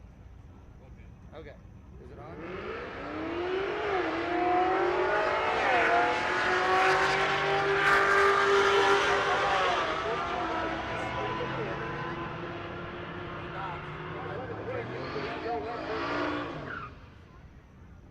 Check 1, 2, check 1, 2.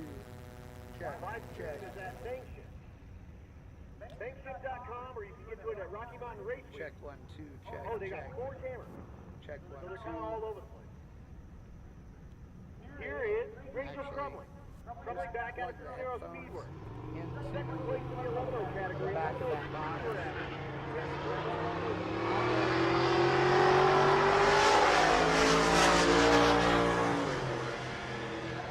Right. 1074 is way too fast. 1111 for Jeffrey Bird. That's exactly what he turned in at Vandermeer.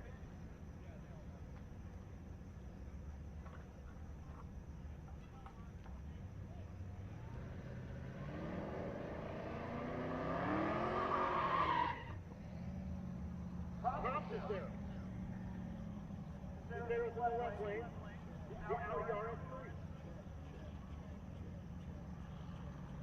The right lane is Bob Meyer. They call him Buffalo Bob.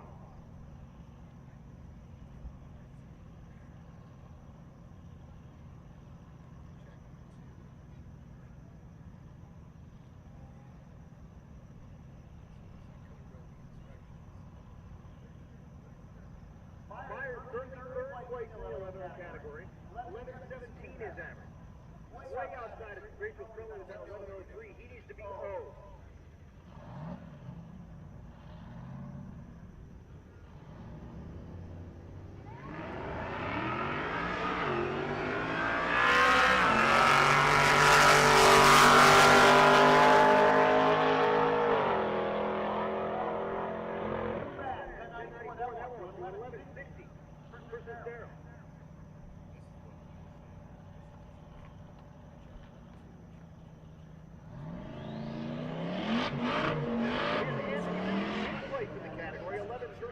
Way outside looking in.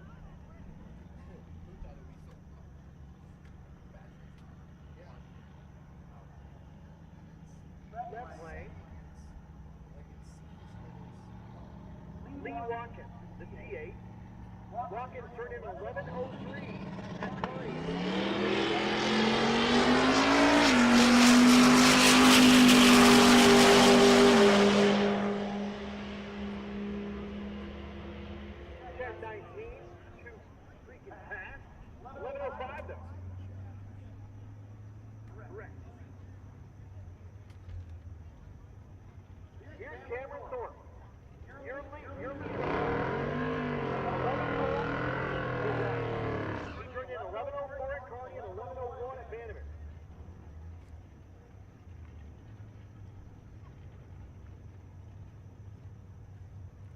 at Kevin Bayes in the left lane, the Shelby GT500.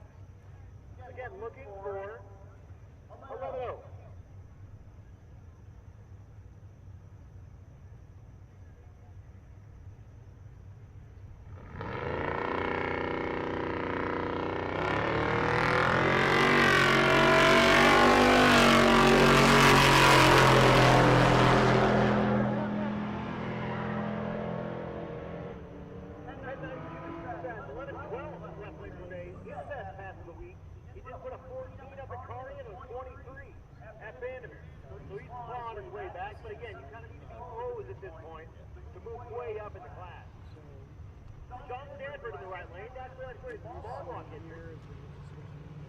Left lane.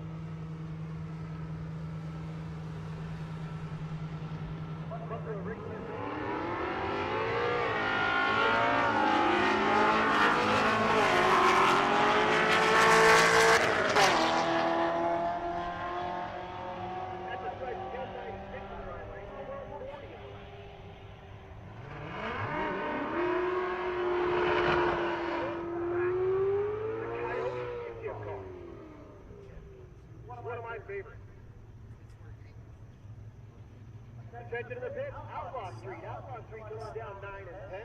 Outlaw Street, come on down 9 and 10. Limited Street, come on down 5 and 6, please. Limited Street, 5 and 6, please. Instead of the cable we're using, it's kind of quiet. I wonder if check.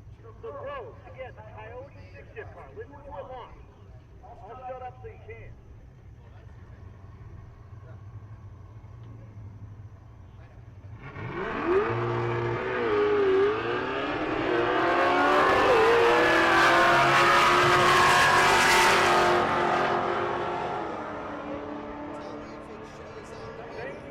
Check 1 2 check.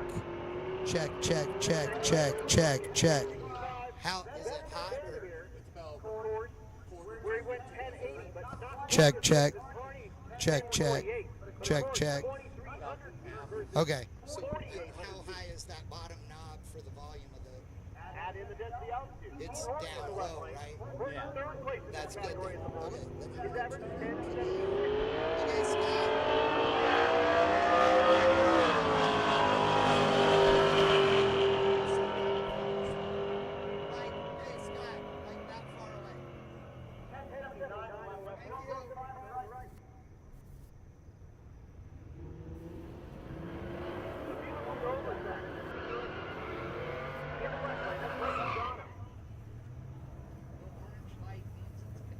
Again, he and his dad also race built this ride.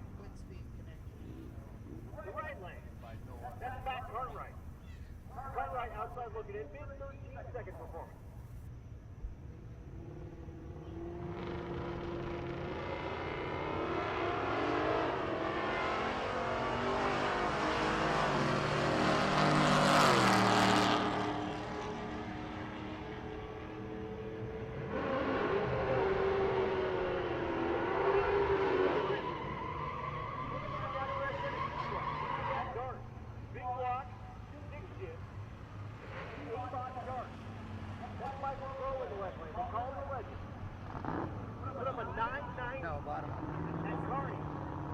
after a 10:31 advantage. We're looking for something in the nine. Orange light For still the on. legend. His average right now, 10:11. Lift that up and see The if right it lane, reaches. the 70 model Roadweeker. That's Scott Adams. Fourth place. His average right now, 1194.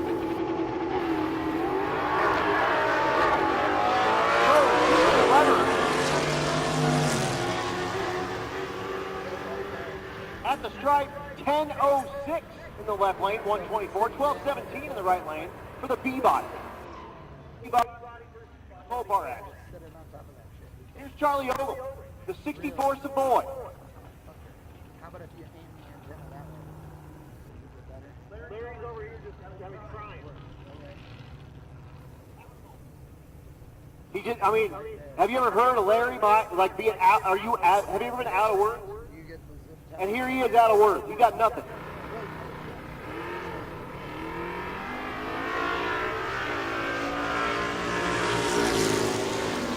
The big old Savoy. Savoy goes 11:03, 129. 40. Twin turbo, small lock Ford, 6-speed transmission, 60 feet recorded airline. He has been struggling all week With this ride. looking for something in the 8. To put a Bit little of pressure On Tommy. Tommy Stark.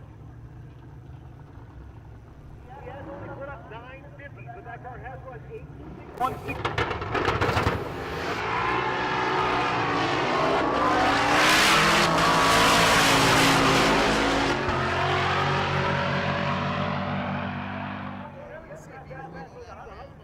miles an hour, but not quite the 8. That is, however, the fastest, or the quickest 60 car all week. That level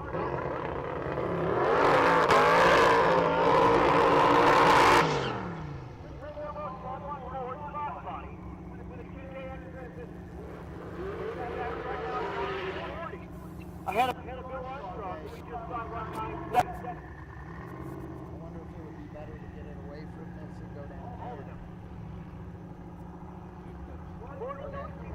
They're in there, Scott. Just add them to the table.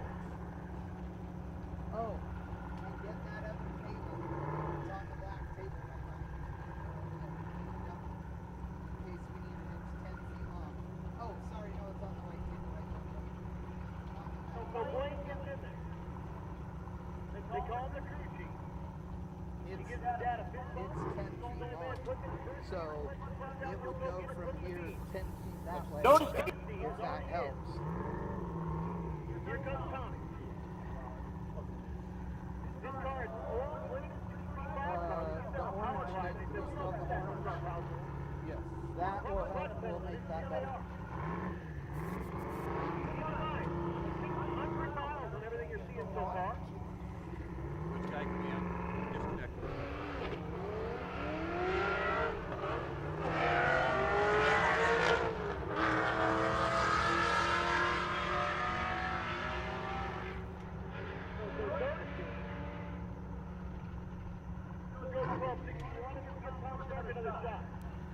Blaine gets back in there, do a fist bump. We'll do it again. First gear, Blaine will get him in the B. Again, Blaine learned how to do this because Tommy does this for Blaine and Steve Jackson. That camera needs to be focused. Hear it on the live stream. Sound working, thumbs up. Okay. It only took us all day. Tommy.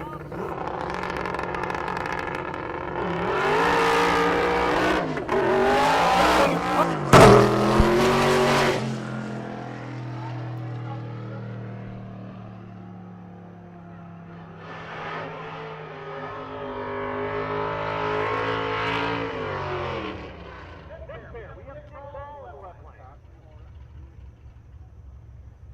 Ball on the CSSD coupe. Check in the pit.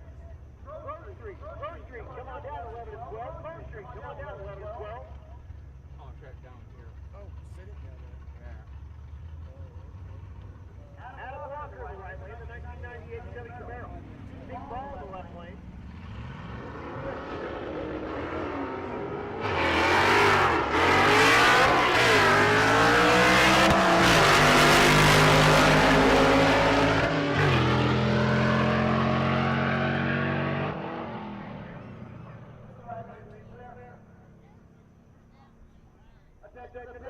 Gasser. Gasser. Come on down 9 and 10. Gasser. 9 and 10.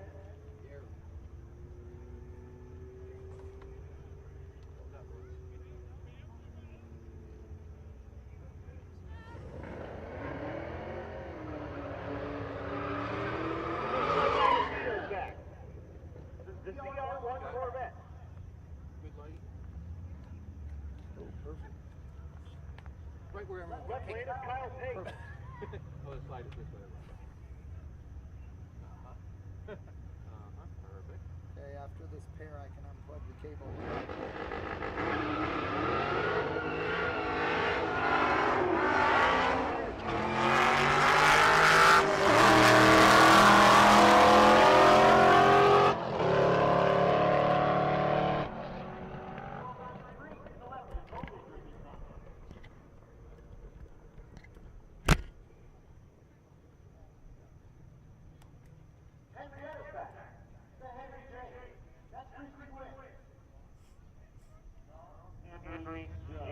The only one we got. Of course, on like a 2012 Camaro chassis. Narrow it up a little. The left lane. The beautiful. That's so nice. Told me that they had this car for like 30 years. The paint on it is like 41 years old. Oh my God.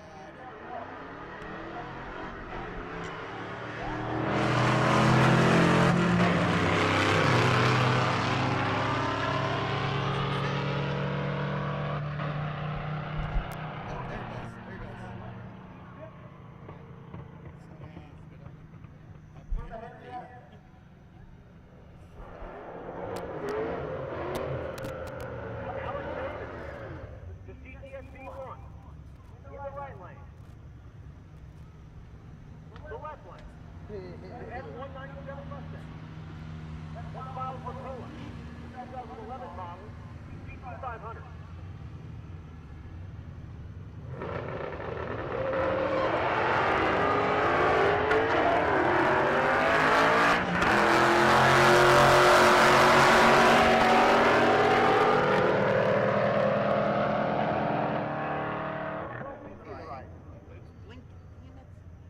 Here's a great story. This is Flint Can 2.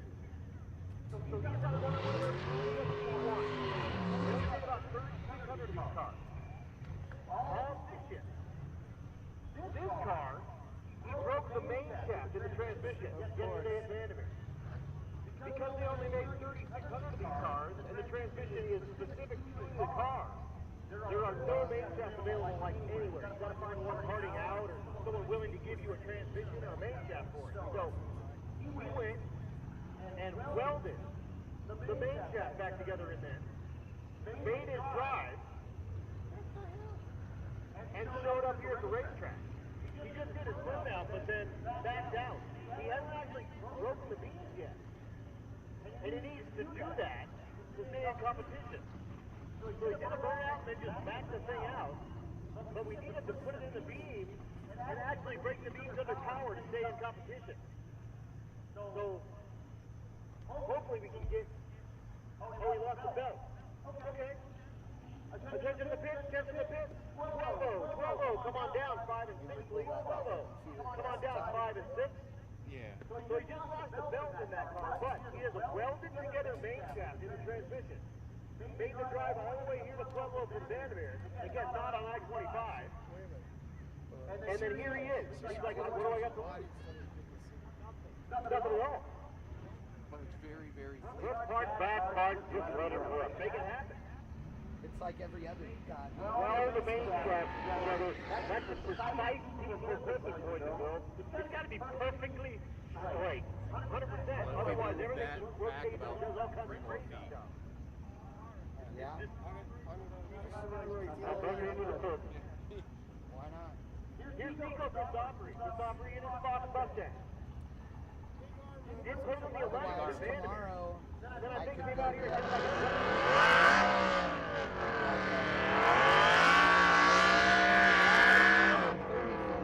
cables and we can put it down like on top of that fence post or something. Right on top of the propane tank. Right? I don't care. That works too. I mean, wherever. Yeah. But maybe if he just gets it 3 You have feet, 150 in the right lane. That's Sean McGuigan.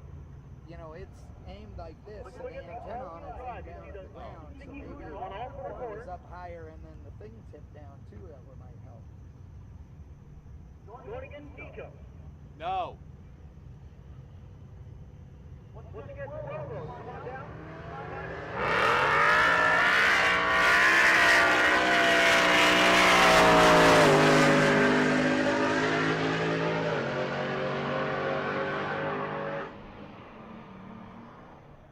He went 10:09 at Kearney, 10:16 at Vandermeer, 10:15, 1:33. Here Yeah, at that's Level just Motorsports Park. volume. Moving into Limited Street. Your leader, Aaron Schaefer, in the right lane. Carly Coleman, Silverback, Camaro. His average right now, 852 with a 9. In the 850 category. Well, we have talked. We have another. Foxtrot Mustang, LS Motors. Level it out. Yeah. That's page 2.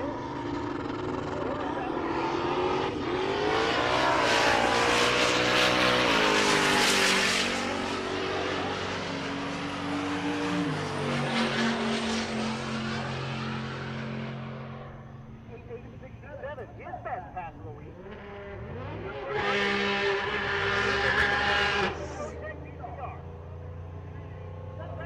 Plays currently in the category.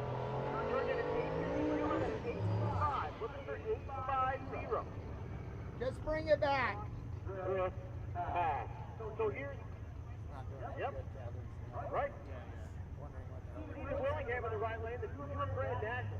Outside looking in with an 887. Brandon looking to do 851 or better. Put a little bit of pressure on Aaron Schaefer. Does not have a good flip return. I think he has 8. So you got.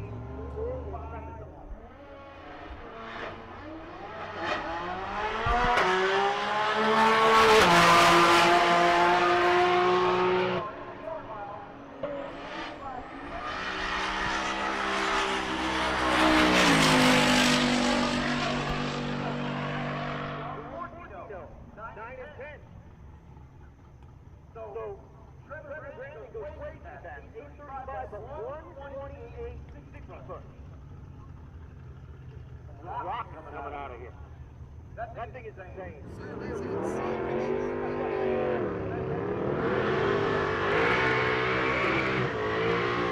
Over 2 Gs. You know what I'm saying? Maybe it's Twin turbo. It actually still has stock size turbos in stock location. What is it stock? Everything else. Right. Just walk up halfway across that lane. Don't go Rowdy over Radial, all Alan dare Jackson. use logic on me there. 876.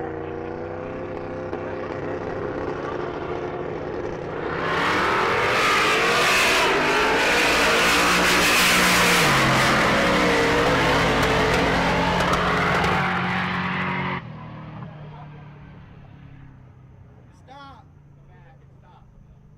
Late 961, only 126, way off the gas. I mean, I don't know how to be more ideal than up to that.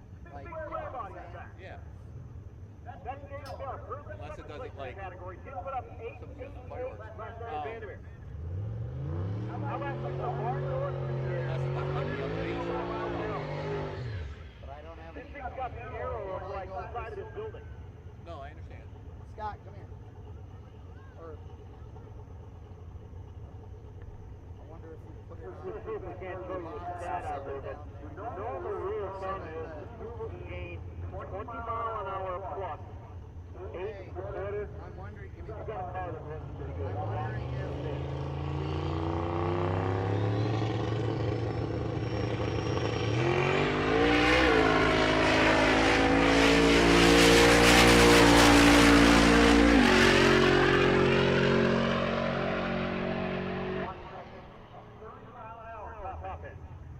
I'm wondering if instead of us, Taking some juice and still on a relatively slow-way pass for him. 950. The I'm thing wondering that if instead of us 888 having it like this, if it's like this. 150 mile an hour passing, you're disappointed. What the heck, man? I'm wondering if Here's if Sam we back. flip it over upside down. The welded main cap CCSB. Right? Well, back on. Yep. Yeah, it was like, higher up. Maybe, but he's still in competition. He's still got a great machine to stay in. He doesn't even really need a pad. I mean, at this point, after you weld the main shaft in your transmission, it's just been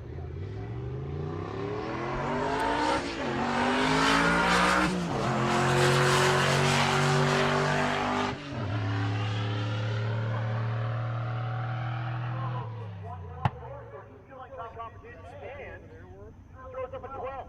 well, we think we'd want to be that Speaker over where? Well, that's way further away. Nothing. Well, It might be a little more. I suppose that's true. But James Pringle is back. James, airport You understand because it's not the same. It's not the same. Colorado Springs, No. stand on film before. and an active duty Air Force officer. And a racer. 87 off the left lane. Looking real well home.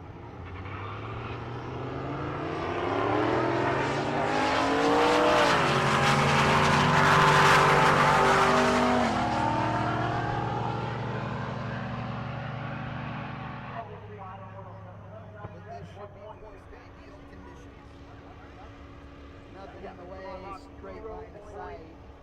You know. 0, 0, 3. Well, it's still subsonic, so that makes a difference. Oh yeah. Well, trying to make something work. Daniel Dona's back to 70 bells.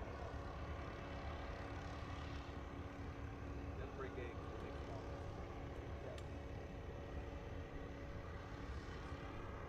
You know, we can just stick it on a box out there too.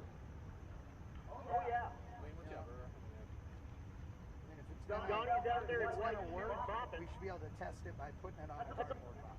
Okay. Don't you That's think? a Open up bold the move. popcorn box that's in there, Just there, Johnny. empty it, and then Good juice out here. they have Everything I the bring to mic this slides, place. but the mic is, the speaker's low, so Put I the red don't bar. think we need it. All my stuff that I can It's get actually dirty. a nice little sticker. Yeah. So And we if wanted you to got kind of aim your down garage without a red one. bar, No, yeah. So this guy's aiming. I got work burger, I got red bars on everything I can get dirty. Again, let's try to use logic here and see if it bites us. That's right. One thing that you need to have, Adam, wear an Here's apron. my scenario. Okay. This is what you have that I think will work. It's a perfect. Oh, well, I'm wrong. Good to know. I need this connector, this connector, blah, blah, blah. Right. Okay. Try it again. Hey, you might I got play one. like the tall I got a way big box cracker apron. versus the short. You know what I'm saying? I got a one-crack apron on. Mine is from Royal Vermont. He said turn They're it. breaking back. That's a genius idea. The King Ranch down in Texas, well, King Ranch. We went to the breakfast, cowboy breakfast down there. I like it. I roll in there. It's, you know, I mean, it's, King Ranch. yeah. Joe Hurst was the left lane, the 2019 track house. That's how Walmart was. They're like, what? What else for the Hellcat Motor City? Let's go to the Grand Cherokee. Yeah, make it happen. So I roll in. I'm like, How about a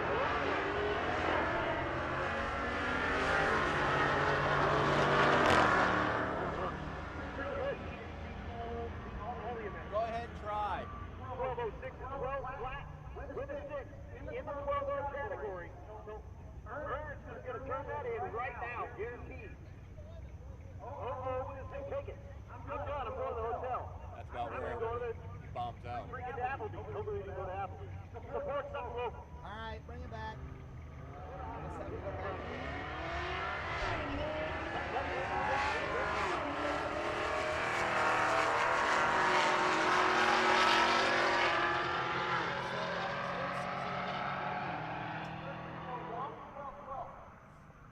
A way longer cable, like way. A different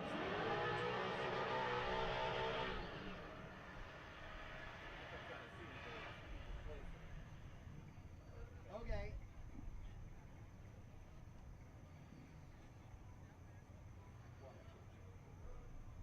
Will the radio work like out here somewhere that's not over here?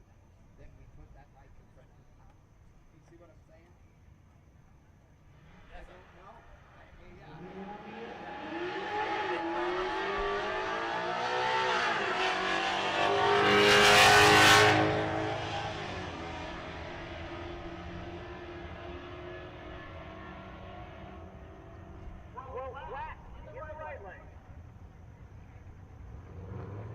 gonna try something else.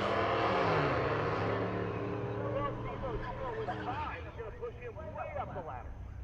We're gonna try something else. Attention Come on to out. pits. Attention No. to pits. Yeah, that doesn't do us any good. If it's not out there, it won't pick him up. On race day number 3, Rocky Mountain Race Week 2023. Zero run Yeah, car. I know. Come on down, lane number 4. We'll get you that pass. Again, zero run car. Come on down, lane number 4. We will get you that pass in before we bring us around to our final system.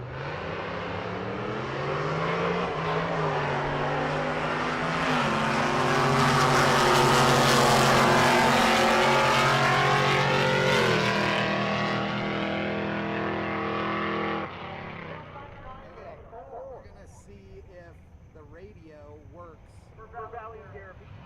somewhere else out here that was too far away for us before, to then put that in front. Aaron Wilson, the left lane here to Africa. And that's Dan Gosha. Gosha, in the turbo category, put up a 12-0-0-1. That's very left.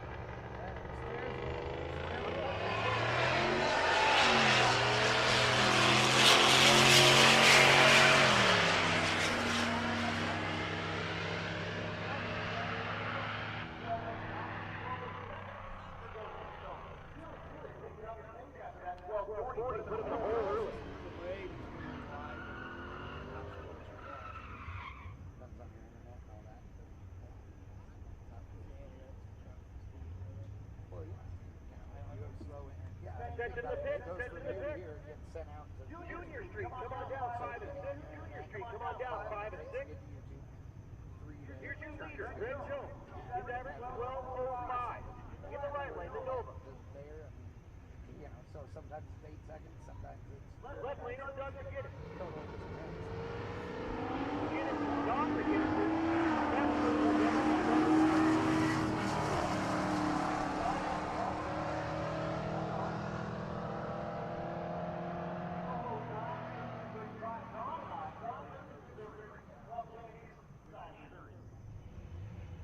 Kansas City Chiefs fan. We've been taking bets on the Chiefs versus Broncos.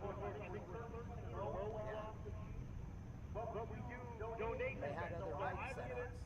about $750,000 to the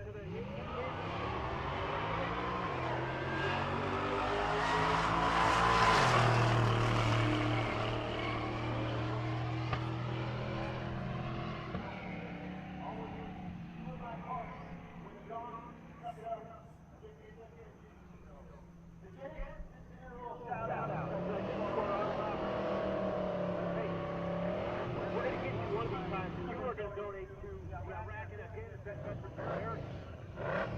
20 bucks at a time. Again, zero run cars. Come on down to 4. Junior Street used to be at 5 and 6. Scott Guthrie is back. The Veteran Limited entry. Supercharged. C3 Corvette. Left lane is McKenna Marietta. Marietta. Outside looking in, looking for a 12 flat again. Guthrie also outside looking in, 1225 index. Marietta, 1234 correct.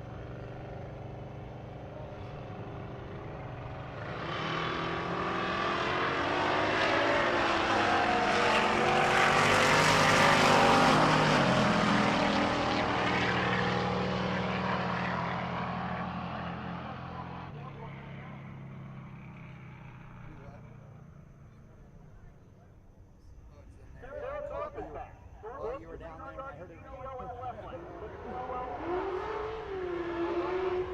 That's the diesel BMW with nitrous assist. It's so hard to tell because he's so loud against us. You got a diesel and you got to put nitrous into it.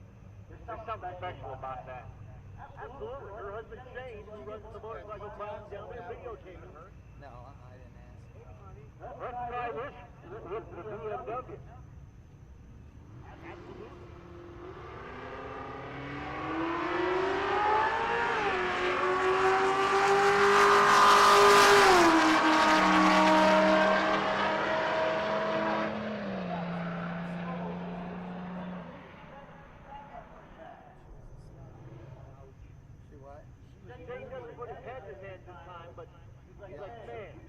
that thing on the number. I Probably thought over she that. was sitting there at a light or something. Oh no, my understanding was a car crash at some point. Yeah.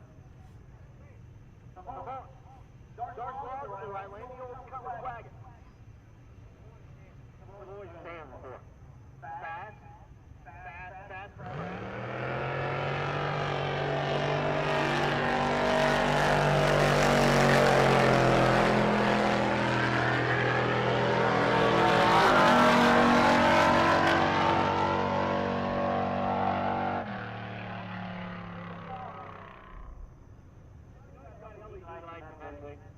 I didn't know that. Now you got LEDs in there, you can see them. Here's Brent and Stevenson. Back. The Stingray Corvette. High center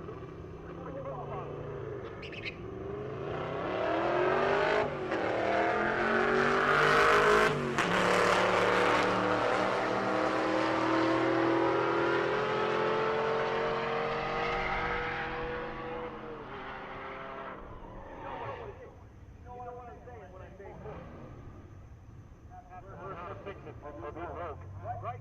Here's Eric Carroll, the Thundercloud.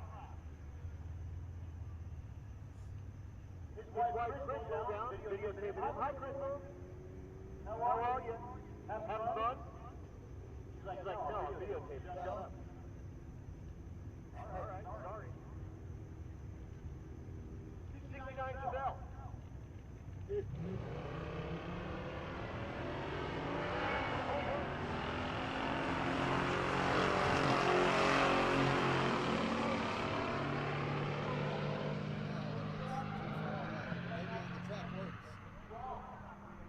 Well, oh, shoot, you're a genius. Okay, we're supposed to be done, like, what time is it? I don't have my phone. Oh no, it's only 10, we got an hour. Yes, you're fucking right, you parked the truck right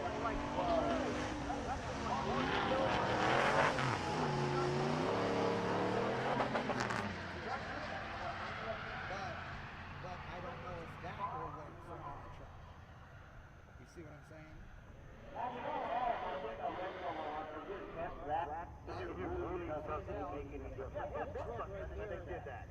Yeah, it doesn't do anything. Yeah. Can you drive the truck around right there or something? I'll go get it. Yeah, take it. Hey, it's parked across right there. It looks cool. It does look cool. And it looks real sporty. Yeah. Zach Armstrong on the left lane, the Disco Nova, 77 model. You do with the tailgate, you need to swing it up. So it's the wing. Okay. All right. I see you. All right. Change Jones with the underglow going, and it's changing colors later.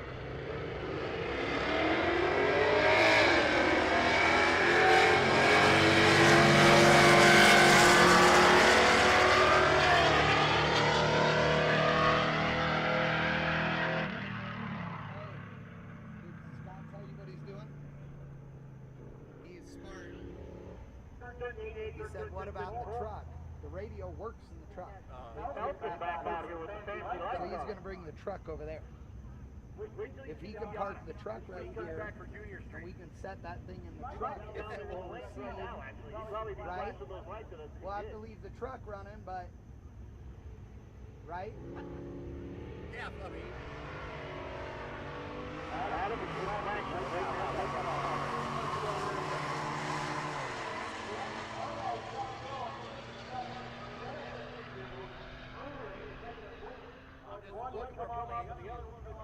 I like that. I don't know.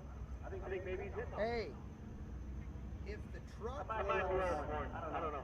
if the truck works and we could park the truck right there, we might be able to just do a cable to the, well, we'd have to have a regular microphone. I don't know.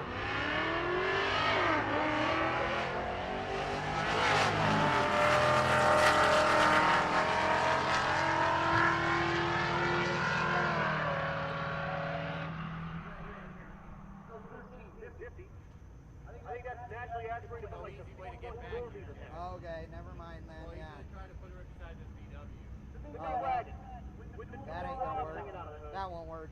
No way it's gonna transmit from in the metal truck from that far. You see the side or front cars very often as an announcer. Pretty much a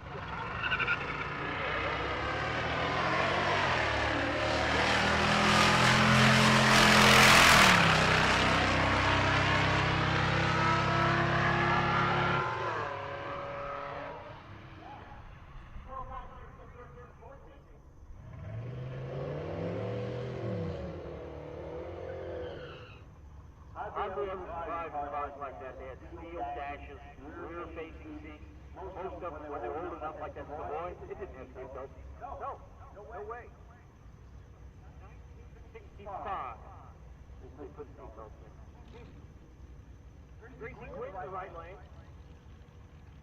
The S10, they had to put, like, blow the motor all apart. I think it had new heads that we put on it. For YouTube is driving. For dispatch, driving.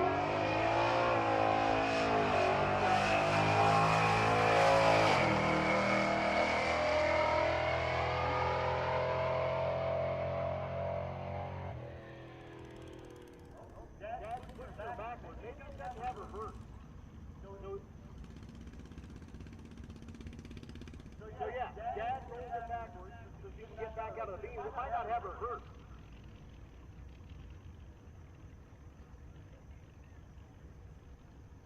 So yeah, arm doesn't work for racing. They tell him back it up, and Jared's like, all right, hold on, I got you, I'll back it up. There we go, that reverse is Jared. Good job, Jared. You can see the laptop on his lap. He's checking out the all the stuff there on the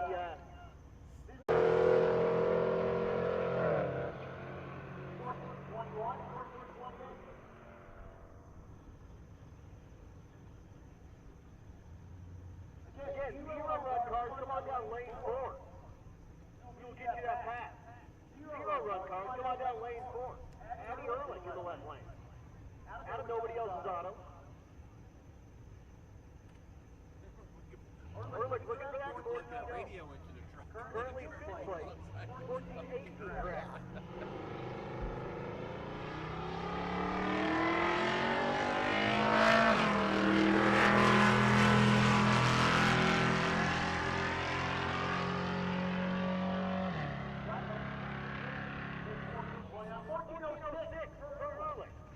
Other speaker is on a tree about the same distance. Right. Of course it is. On the back side over here.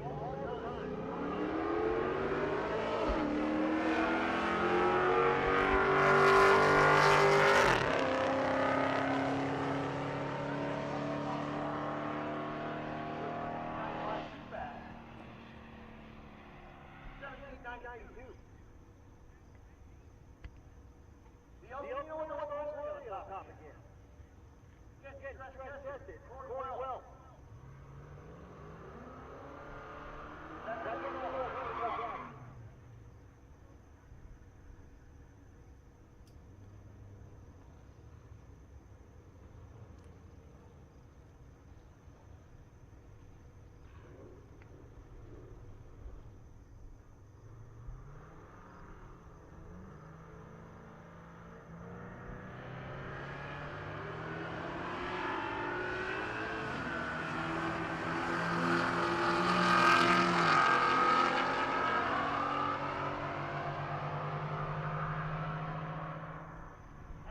right, 1546 and 1510 in the left lane. Folks, our plan right now is one more round in. Currently 10:05. We're scheduled to stop at 11, but we can kind of flex that a little bit because Pueblo's a little bit cool with that. We don't have like curfews and stuff like Vandermeer does. So our plan right now is we're going to get one more round in. We do have a couple of zero-run cars down there to make a couple of passes. We've got some bikes, and then Junior Street, we're going to do prep, and we're going to go through one more time. So you do get one more break on this racetrack here at Pueblo Motorsports Park tonight.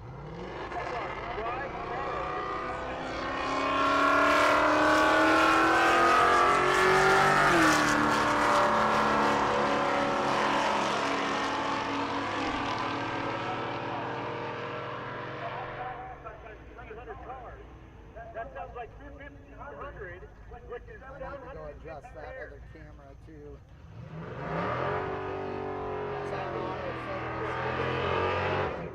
But I'll do it after I get this. Yeah, I guess we're doing another whole round. Right. 150,000 horsepower that we came up with. That's a lot of horsepower. That wide open truck. That's what we're talking about. Range shot, people like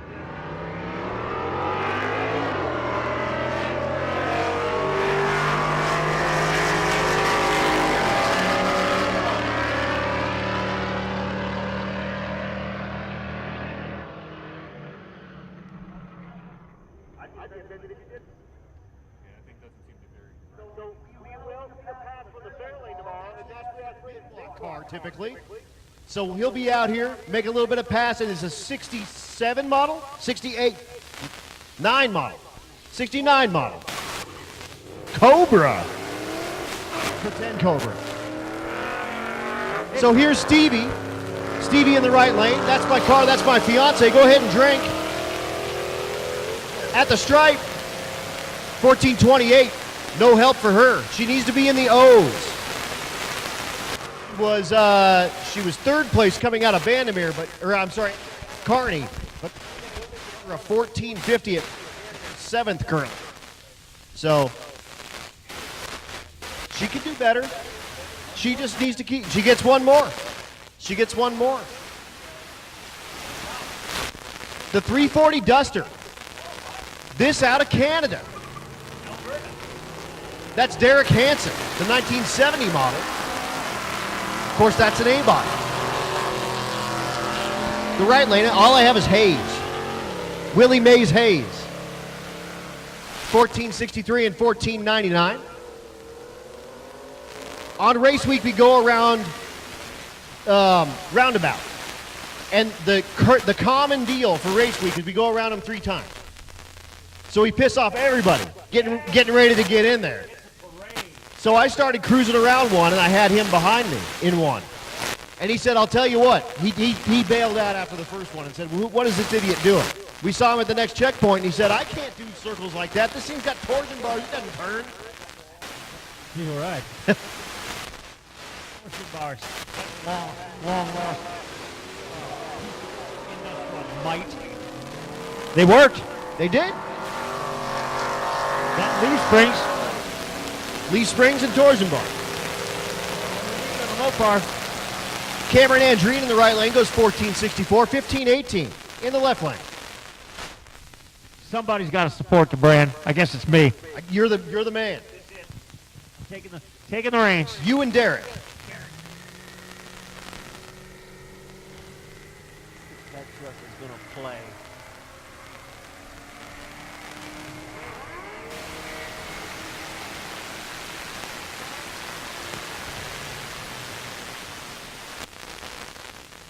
A pair of 15-second passes coming at you.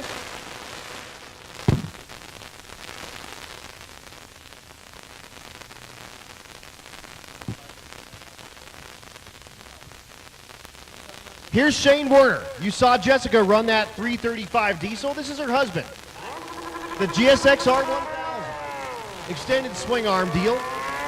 Shane actually in a wreck on Rocky Mountain Race Week in 2021 and had to go to the hospital and have all sorts of surgery and stuff. Comes back, goes 11:25. So he vowed, I'm gonna be back. And here he is, back. Roland Tabor in the left lane. Tabor the Kawasaki. Currently second place, who's chasing Shane Werner, who you just saw make a pass. Right lane is Daniel Donovan.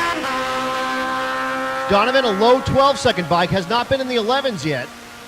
Does it here, 11:66. Pueblo laying it down for it. So he went 12:05, 12 flat, and then goes 11:66, 4 tenths. Gotta say something about the air must be getting a little bit better. The organ grinder's here, y'all. This is the one that turned the He turned the spider gears into dust at Bandimere. It's a 1930 Model A. It's an everything roof. The left lane is Jason Schaefer. Schaefer, the supercharged big block entry, he drove this from Florida. He rides with his dog. The dog's name is Angel. He has one tub that he puts down. He puts a layer of ice, puts the other tub in, and then puts the dog in it. Air-conditioned dog. All right, boys and girls, we're doing the happy dance up here in the tower. That means Junior Street must be coming at us. Yes, sir, Junior Street, again, the name of the game here. 13 to 16 years old. You ride with your guardian in the passenger seat. You do have to license for this category. So you do a license like a typical, NHRA type license. You ride with your guardian for like 5 passes, I believe, with partial passes. And then you ride with a track official. So they make sure that everything is going well. You have full control of that vehicle. And you can't go faster than 9 flat. Junior Street's kind of next up. Once you get done with Junior Dragsters, then you go into Junior Street. From that path on, it's just let her eat.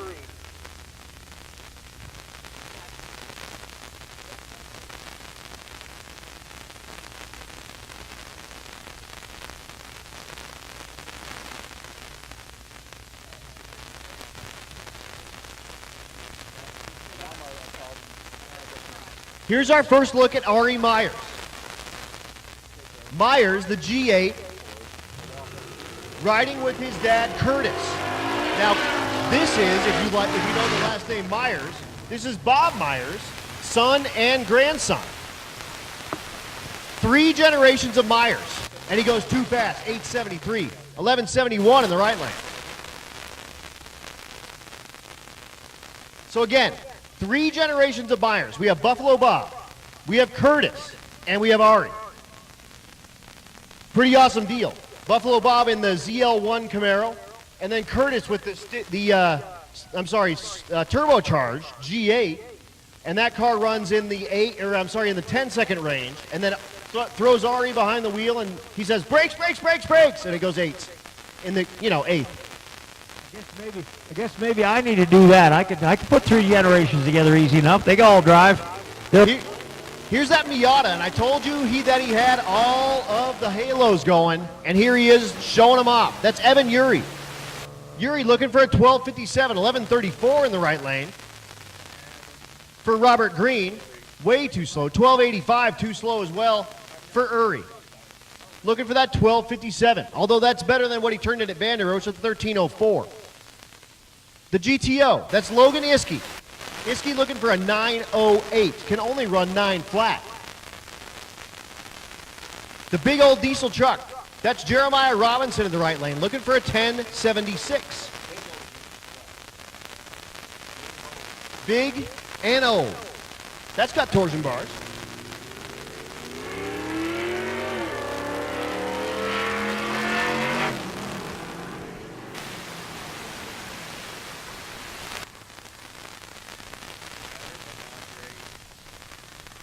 $966 and $1112.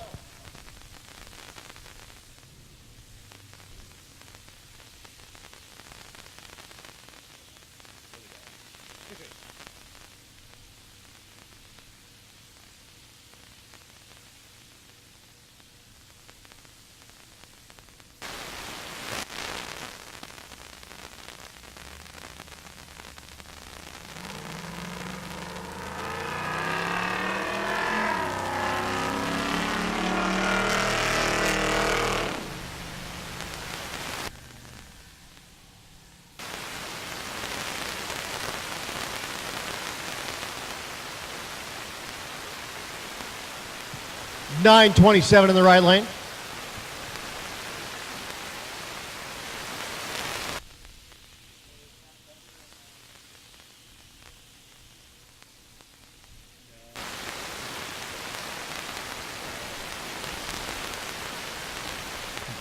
I do have a racer in need. Attention to the pits, I got a racer in need. Danny Romansky is looking for another LS9 head gasket. So So Danny Romansky looking for another LS9 head gasket. Nick Thompson is looking for an LS platform short block. He'll take anything he can get, 4.8, 5.3, 6.2, 6-liter, whatever. So Nick Thompson looking for any kind of LS short block. Kelly Hoff is looking for a mini spool for a 7 5/8 10-bolt rear end. So again, Kelly Hoff is looking for a mini spool for a 7 5/8. I think a 7.5 inch will work for that as well.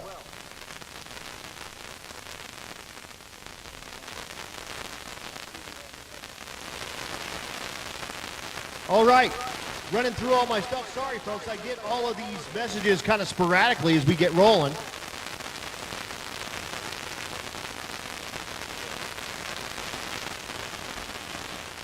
I think that's it for the moment. So Romansky needs an LS9 head gasket. Thompson needs an LS short block. Kelly Hoff needs a spool, mini spool.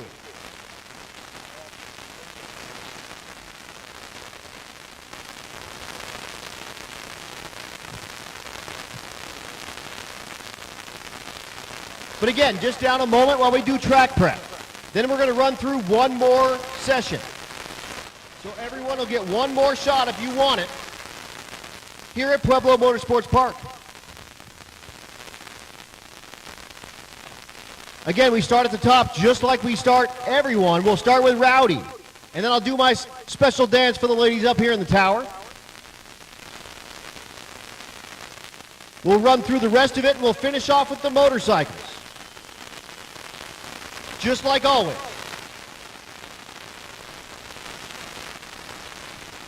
So don't go too far. Just tightening up this racetrack. The temperature has dropped dramatically here. It was 100 degrees easy, and it was like a sauna. And it's like downright nice out there. It's still like a sauna upstairs here, but outside at least, it's super nice.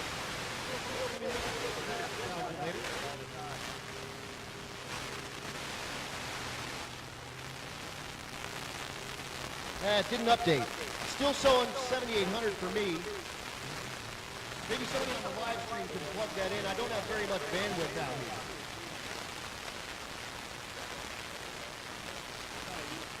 Timothy Ball says he's got LS motors in Colorado Springs. Hey, if you can get in touch with someone down here and get that at Pueblo, Nick Thompson will be your best friend for the rest of your life.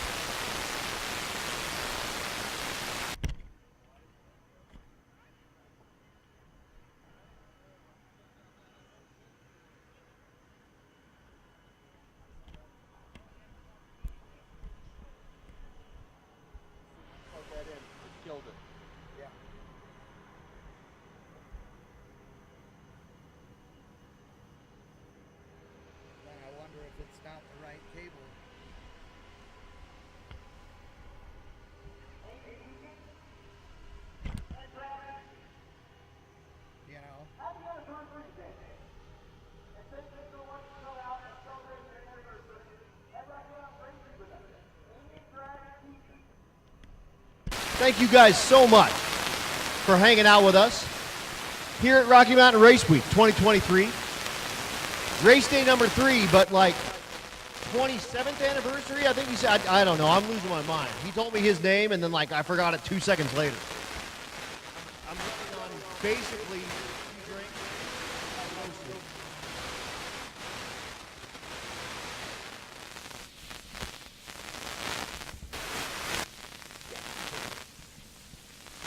So again, hang out, folks. We're going to get you one more pass. I'm looking down there. I see Donovan Lind down there still. So I think we're going to see that Fox Mustang try to light up those scoreboards for us with those little bitty pizza cutters. He's also testing a little bit of a prototype that he's coming out with. It's a little magnetic wing extension.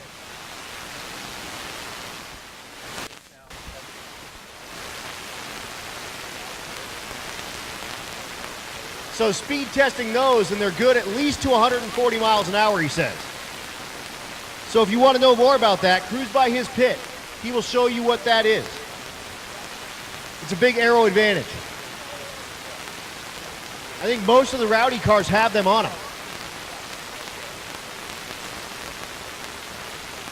For sure, Travis Martin's does.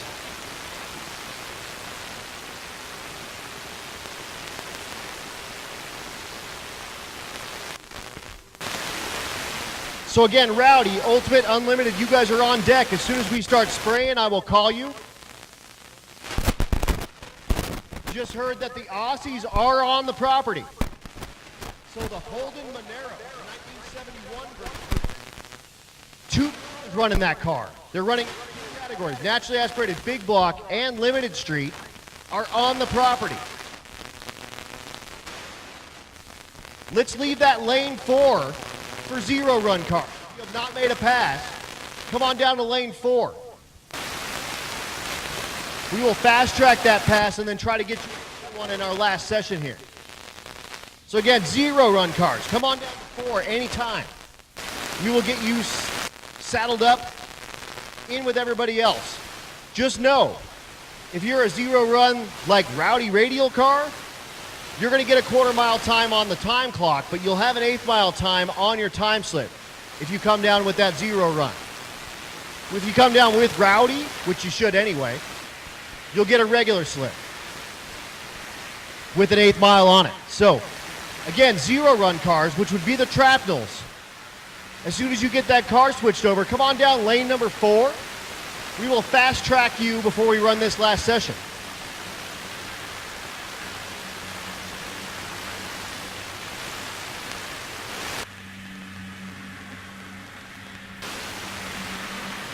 Thanks so much to everyone coming out here to Pueblo Motorsports Park. Rocky Mountain Race Week, race day number 3, day number 4. We're back here tomorrow. Again, same bat time, same bat channel. We'll be here 3 till 11. And that day is going to be super critical. Everyone really getting the last chance to get that average tightened up before we get them frozen and head back to Kearney, Nebraska.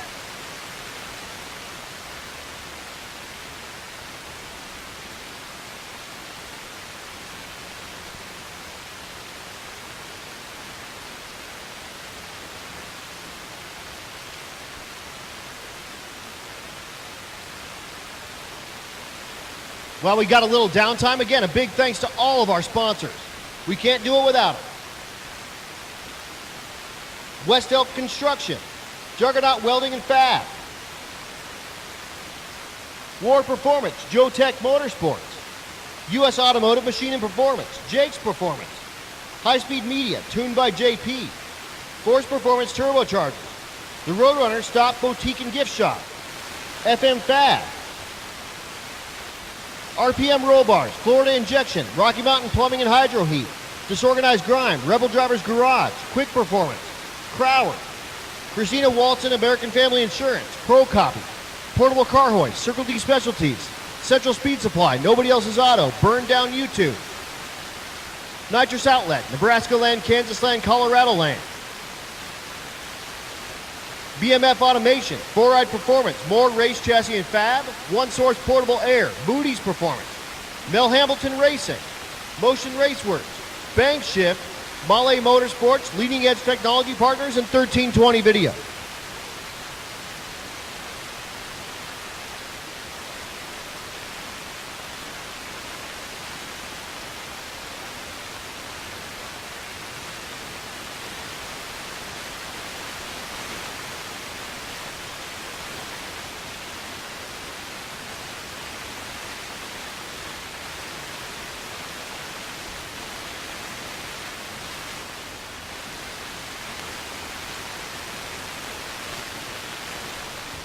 And a big, big thanks to all the folks in the chat bleachers. Everybody out there on the Bang Shift live feed that put up with all the issues that we've been dealing with all day. Multiple problems down here at Pueblo, just no bandwidth and lots of issues with kind of the FM transmitter stuff going on and everything. It's been a struggle all day long. But we appreciate all you guys hanging in there and partying with us.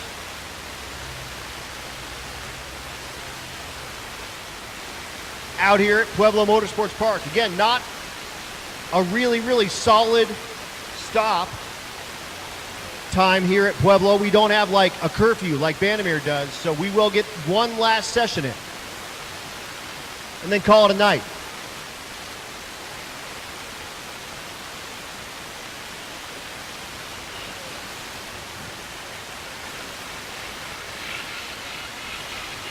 But again, just down a couple of minutes. Drag this track, we'll spray it. And again, those first three classes, Rowdy, Ultimate Radial, Unlimited, you guys are on deck.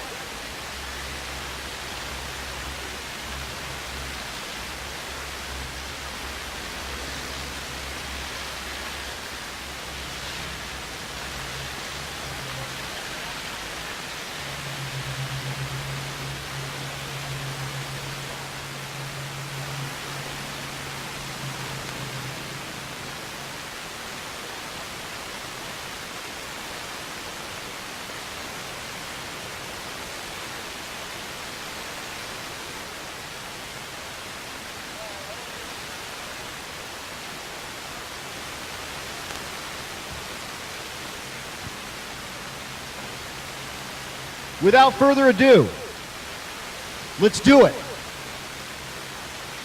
Rowdy, come on down, 11 and 12. Ultimate Radial, come on down, 9 and 10.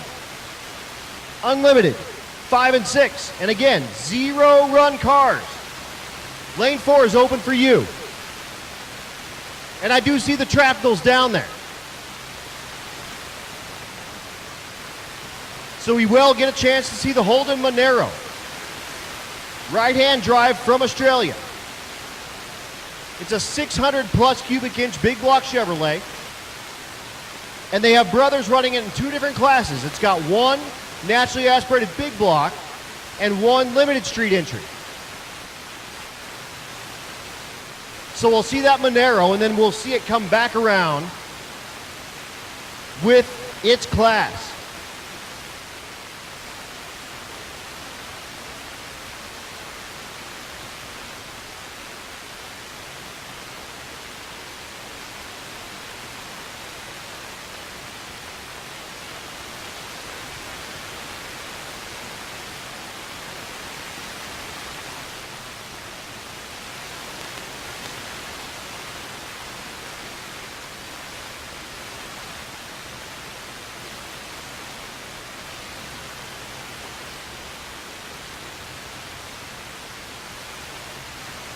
So again, Rowdy, 11 and 12. Ultimate Radial, 9 and 10. Unlimited, 5 and 6 and 4. Lane 4 is open all the rest of the night for 0 run cars.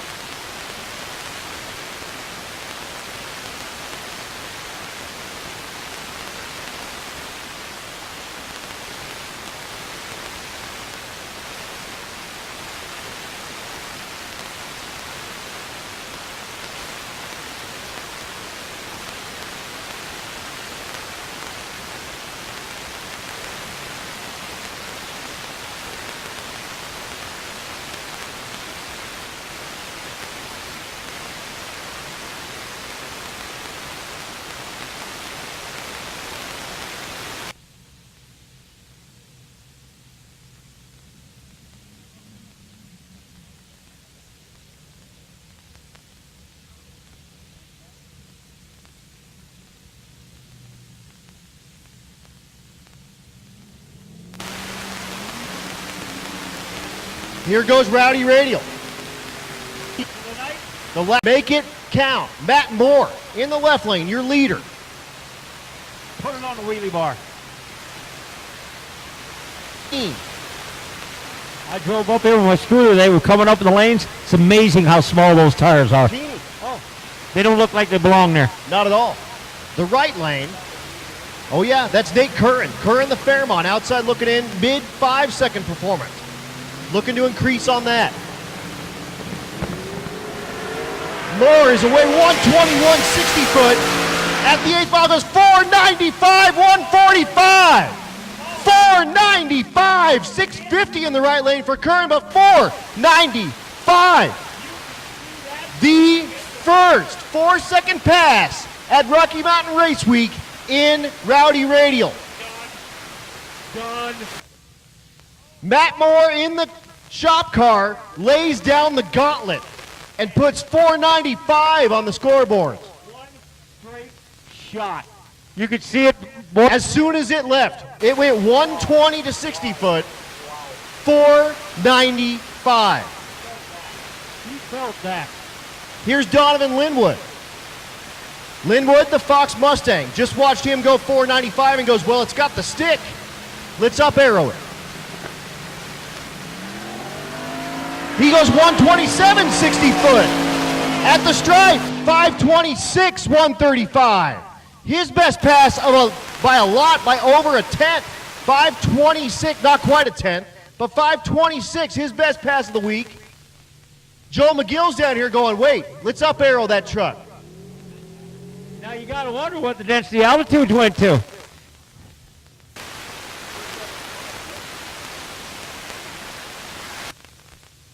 Yeah, what's his name did it at 60, like 460 or something like that, but that's the first one on hard.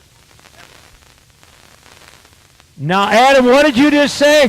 That's the very first 4-second pass on Rocky Mountain Race Week in Rowdy Radial ever. Ever. History. You just saw history. Vince Murphy, the S-Dime in the left lane. Goes 138, 60 foot. Lets off the gas and goes 591.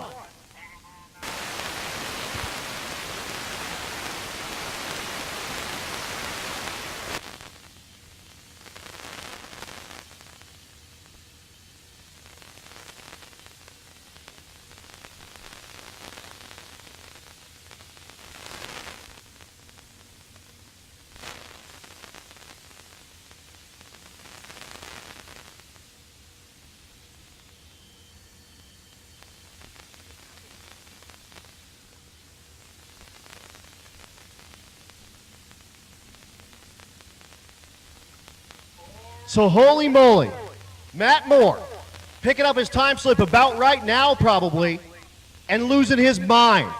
495. Our first 4-second pass on those little pizza cutter tires from Matt Moore out of the Moore Race Chassis Shop. Here he is, Trapnell. This is the Holden. It's a Holden Monero, 1971 model. You see him sitting on the right-hand side of the car.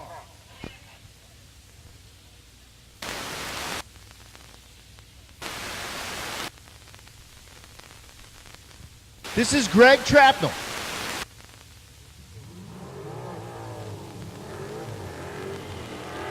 So this is the Holden out of Australia. He and his brother flew out. This car was here. They're running it in 2 classes, naturally aspirated big block and limited street. This has got a 600 plus cubic inch big block Chevy in a 1971 Holden Monero. The license plate is Agro HQ. And it's got injector stacks coming through. Attention in the pits, attention in the pits. Hot Rod, come on down for your last pass, 11 and 12. Hot Rod, come on down, 11 and 12, 9-0. Come on down, 9 and 10. Again, Hot Rod.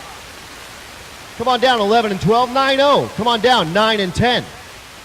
My buddy Brad just sent me a text. Density altitude is 7,200. We're getting there. The right lane.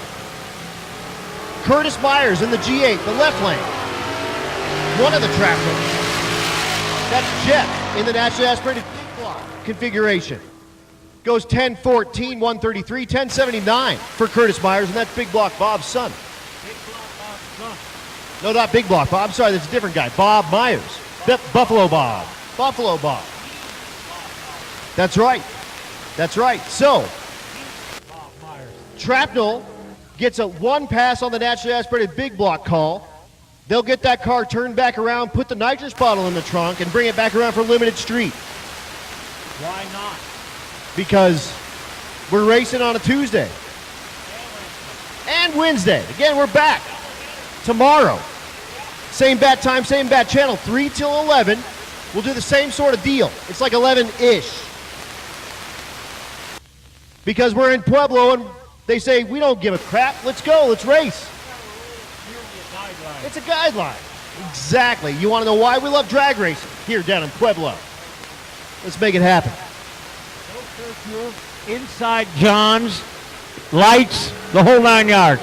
Here's Ricky Daniels, a leader in Ultimate Radial. His average 8:33 at the moment. Has run as fast as 8:27. Big time wheelie. Big time wheelie. Put it on the bumper. One on the back tire and goes 8.6. That was a little tall, boys and girls. That a little tall. The bite's coming now. The bite's coming now. 128. 60 foot on the back tire. That's what I'm talking about. We're hooking, ladies and gentlemen. Pay attention. If you have an up arrow in your car, you better hit it. Because this track has got some teeth. The DA is good. We are making it happen. Larry's going to run out and go put a temperature gun on the racetrack. Here's Brad Thiessen. Brad Thiessen, the 70 model Nova. Second place in Ultimate Radial. His average right now, 8:42. He has been as fast as 8:38.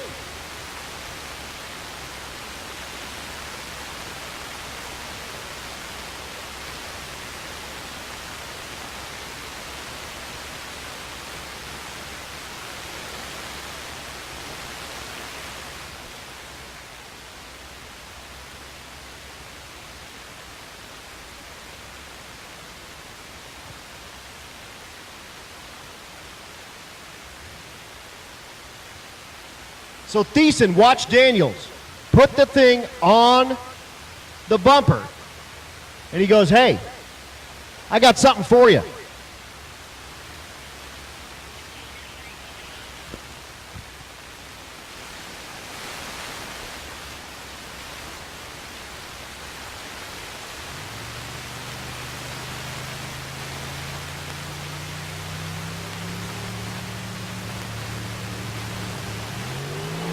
Thiessen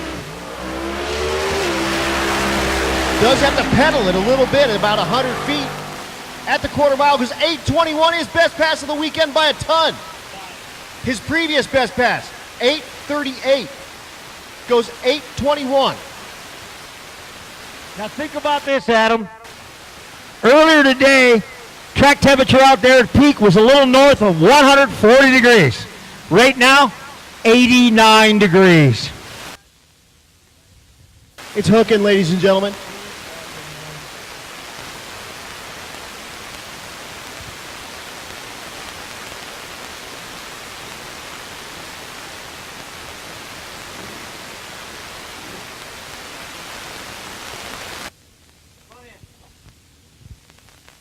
So a junior street entry.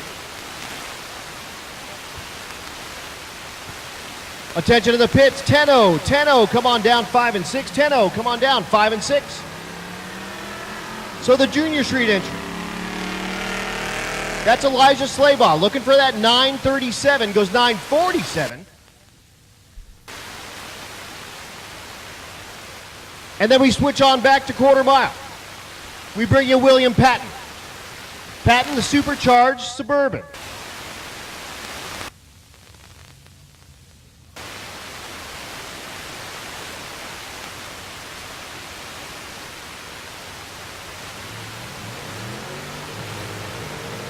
Attention in the pits, 11-0, 11-0, come on down 11 and 12. Again, 10-0, come on down 5 and 6, 11-0, 11 and 12.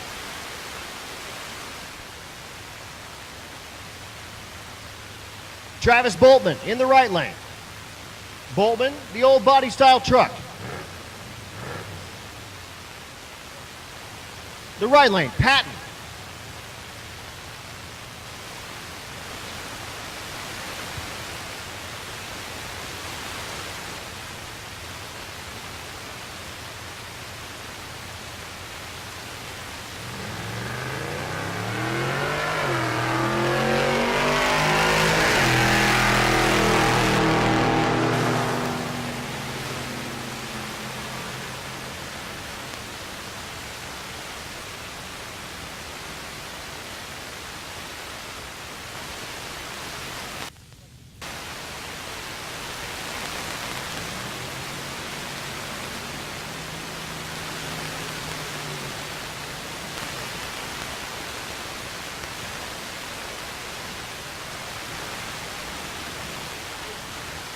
Brandon Tapp is back in the right lane, the C2X car.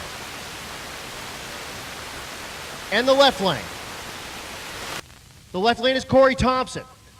7-second, 1967 Chevelle. The right lane. Again, Brandon Tapp. Put the thing in the 8s finally here at Pueblo and looking to better that time. Thompson is average right now 799 with a 9. Did go 791 at Vandermeer.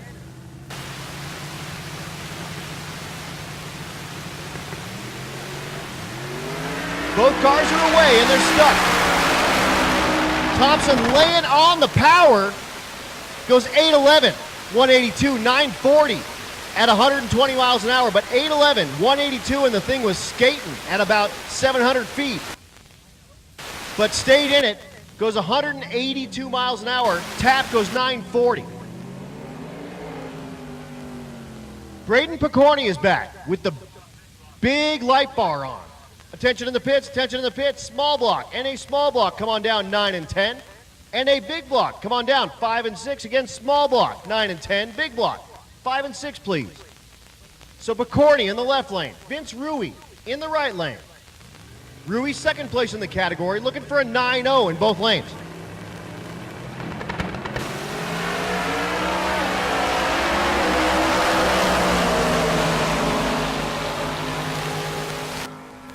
At the stripe, 909 in the right lane for Rui. 918 for Picorni. So 909 will better his Vandermeer time by a ton. It went 924 there. And his last pass puts it on the O. Put a little bit of pressure on Luna Tran, whose average right now is 909, at least coming into tonight.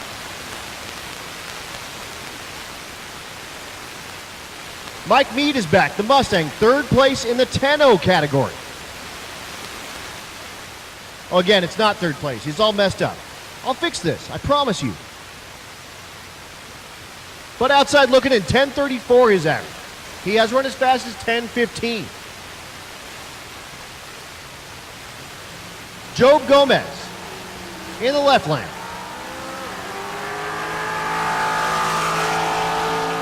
Gomez, the New Edge Mustang. At the stripe, 1054 in the right lane. 11 flat in the left lane. Your leader coming into tonight in the 10-0 category, Tim Meyer. 10:04 his average in the right lane with the Le Mans. The left lane, that's Walter Doyle, the 66 Chevelle.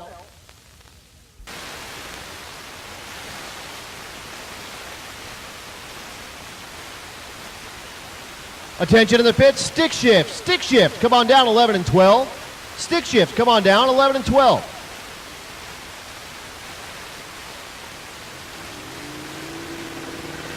So Tim Meyer, your leader in 10-0, looking for a 10 flat.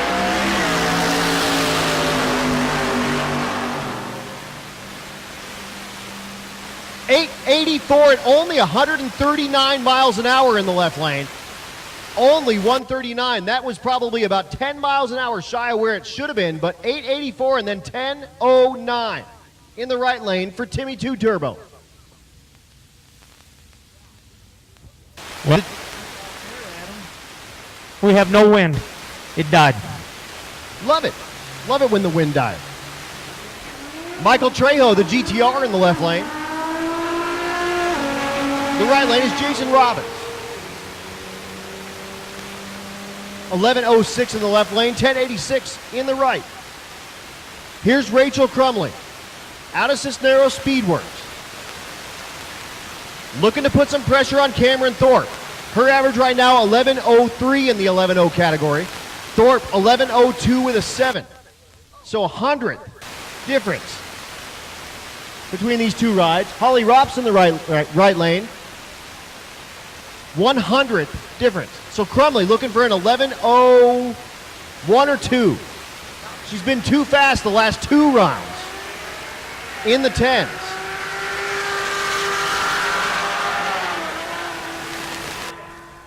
At the stripe, 11:52 will not be any help. 11:31 in the right lane. And here is Cameron Thorpe. Thorpe, the Volvo wagon. When he drives this down the road, it's got Volvo hubcaps and everything. You'd never know other than it being like 115 billion decibels. The right lane, the G-body. That's Ryan McFadden. So first place and 5th place, 6th place, duking it out. Attention in the pits, Outlaw Street, come on down, 9 and 10. Outlaw Street, come on down, 9 and 10, and 11:05 for Thorpe. And Limited Street, come on down, 5 and 6. Again, Outlaw Street, 9 and 10. Limited Street, come on down, 5 and 6 for your last pass. Gets to this time of the night and that last pass. Here's Sean Slaybaugh. Slaybaugh in the 9-0 category, looking for a 9 flat in that left lane. Right lane is Derek Diltz. Diltz with the Corvette.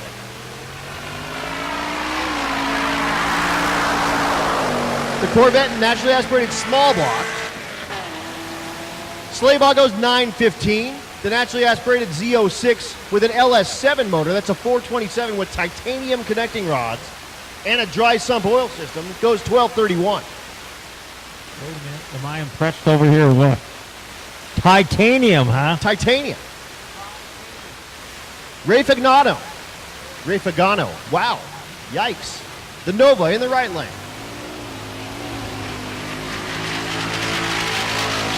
Curtis Myers in the left lane. 12:62 and 13:25.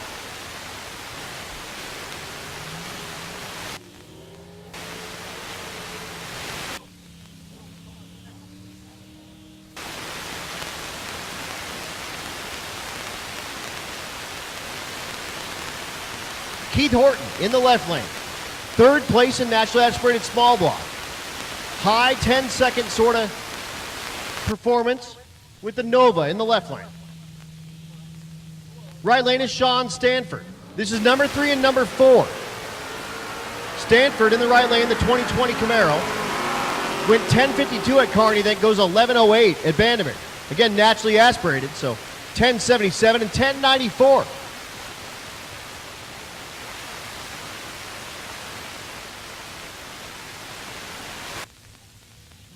Here's Miles.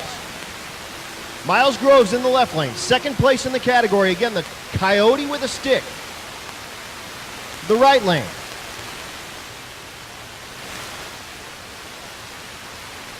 Right lane is Buffalo Bob Myers. Right lane. Looking for an 11:0 in the right lane. The left lane is Miles.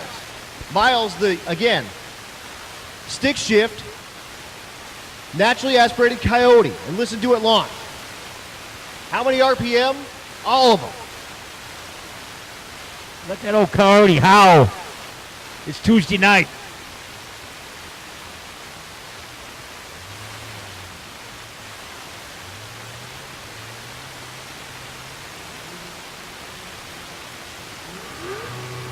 Wow. Woo!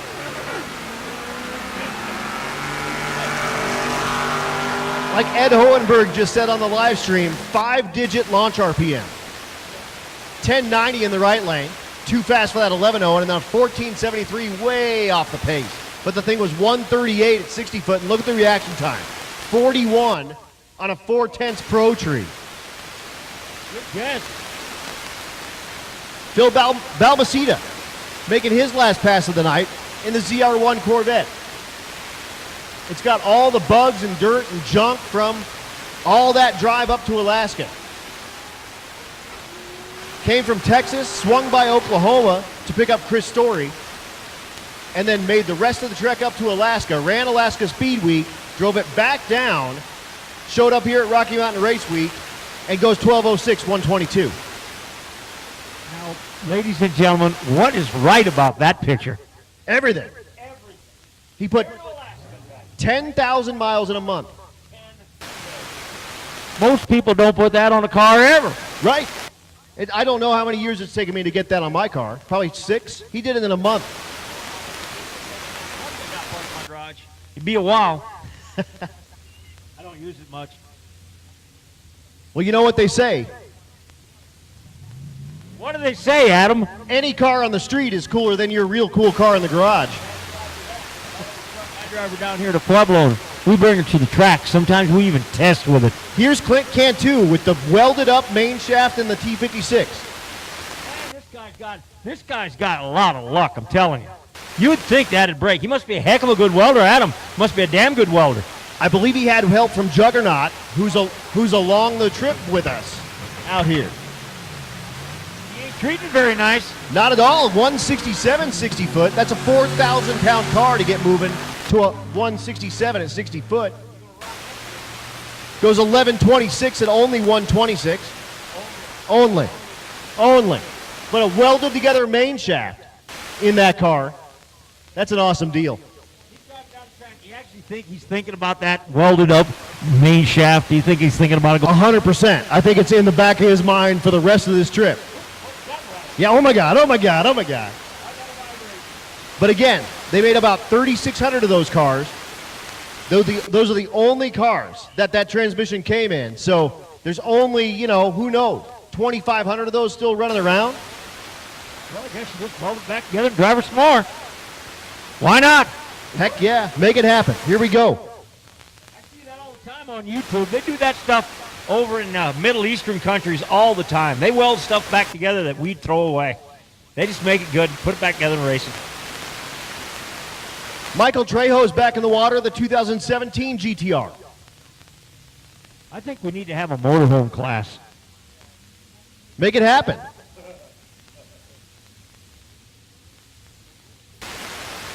Damn, Larry will be in on her. That old Cummins, it rolls. So clean it up a little bit on the racetrack here real quick.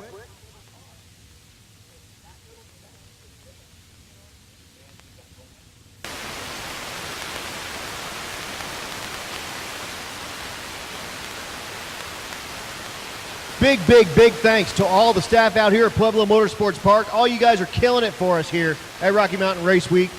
Put together an amazing end of our last session here. The racetrack has got some teeth, obviously. Our first 4-second Rowdy Radial pass from Matt Moore. Then immediately put that Nova on the bumper right after.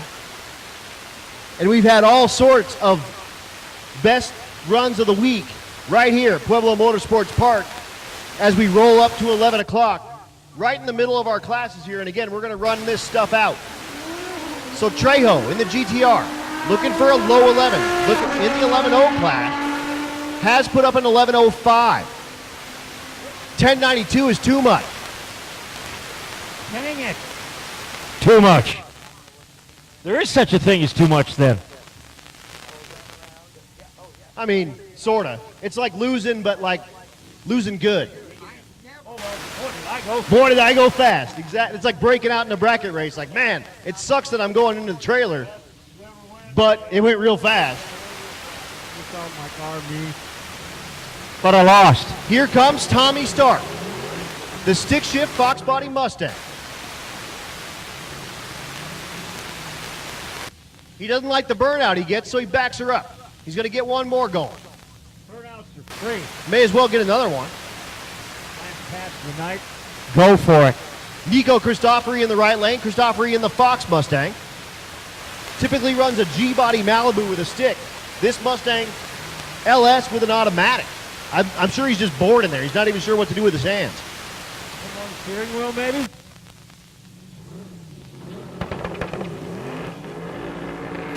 There he goes.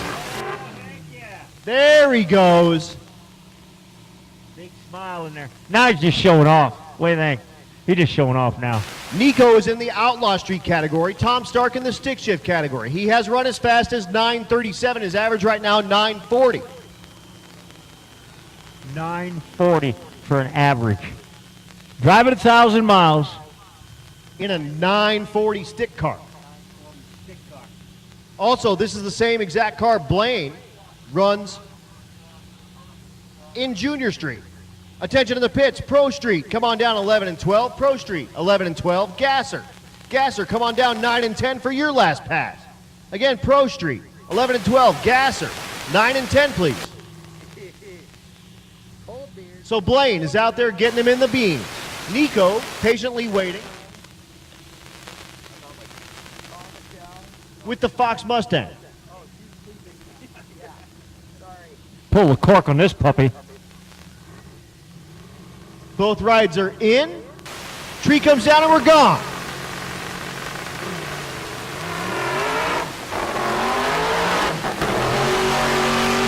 Tommy 153 to 60 foot. At the stripe goes 983, 152, 1184 for Nico.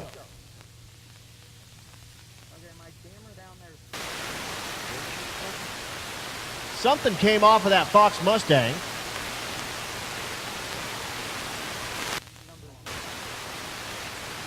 Is that Tommy's underwear? Did he leave it on the roof?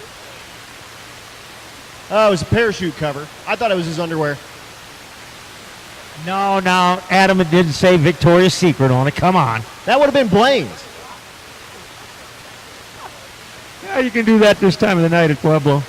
We don't have a curfew here. We just make it happen. We're having a good time. We're having a good time out here, y'all. The all-wheel drive truck, Sean McGuigan, the 2018 model F-150, did turn in a 10:09 at Kearney. So a sporty four-wheel drive F-150, and again, watch it launch. It leaves really, really violently, and then keep in the back of your mind, this is controlled completely by hand controls. 10:09 in Kearney, right? Right. Corrected altitude, probably getting better here. Good traction. Let's see what he can do. If he can put this thing in the nines, he did go 10:16 at Vandermeer. You would think Kearney was faster, but it's cooled down out there. I just got a text that James Zajac, he's got a Model T. They call it Sketchy T. It's got a supercharged LS. He had to put a clutch in that he overnighted here to Pueblo, which involves pulling the engine out of that car. He's swapping tires right now to go get in the lanes. Nice. That's dedication. All right. Attention to the pits. 12-0, 12-0, come on down 5 and 6. 13, come on down 11 and 12. 14, come on down 9 and 10 for your last pass. Again, 12, 5 and 6, 13, 11 and 12. Look at that, 998, 133. Come on now. How about a single-digit all-wheel drive truck with hand controls that just made a single-digit pass? Pass. 133 in a pickup truck. With hand controls. Hand controls. Here's Trevor Brand. Drink. Here's Trevor Brandon. That's my podcast. That's Cool Drink. You just look at me weird. Here we go. Water. Trevor Brandon in the left lane, looking for that 850. GTR. The right lane, Stephen Willingham. Willingham, the G-body. Ooh, the GTR has something go wrong. And it's sort of bucking and doing all sorts of crazy stuff. Stephen Willingham's going to make his pass. At the stripe, 883 at 161 for that big old G-body. Here is James in the sketchy tee, pulling in the water. He's going to go against Jason Schaefer, the silverback Camaro. Put that thing together. The sketchy team, brand new stuff. Clutch.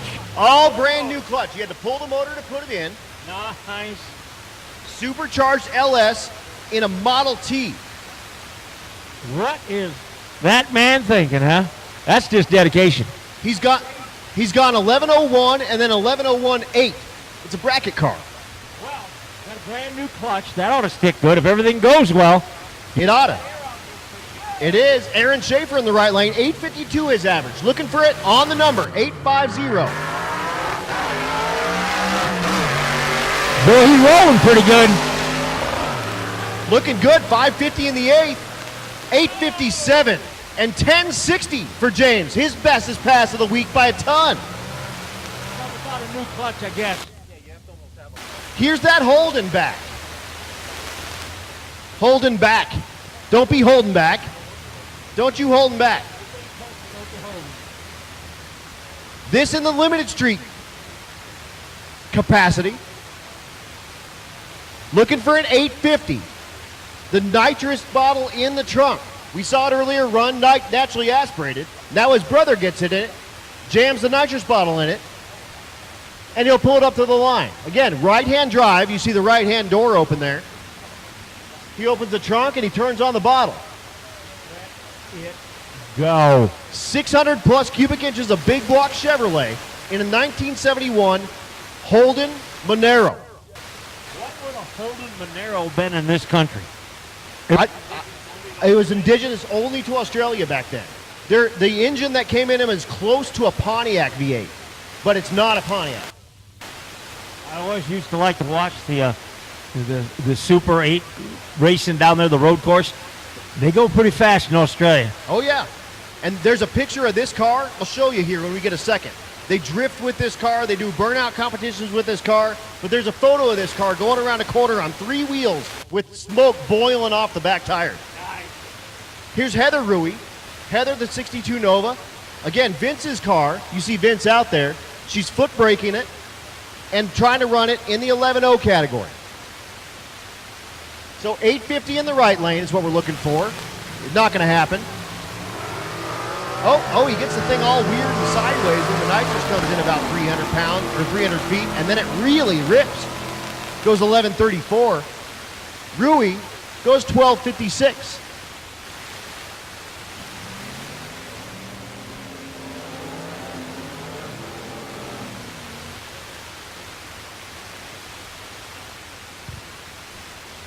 We're rolling right along here. Oh, look at it. You ought to see the picture that Adam just put up.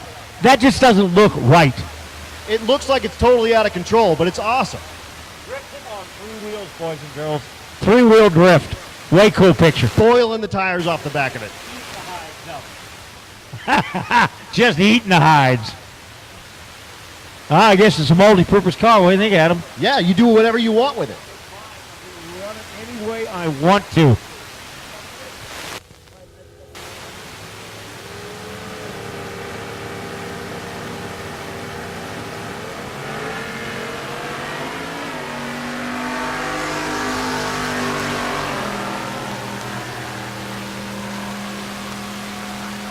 At the stripe, 1007 in the right lane.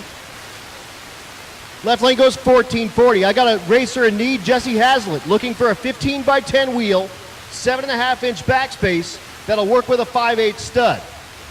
So if you have a 15 by 10 wheel with a 7.5 inch backspace that'll work with a 5/8 stud, that would be awesome.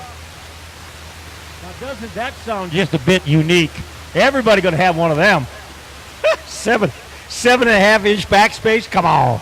Hey, Miles Groves is back. The million RPM launch. Because it sounds altogether different.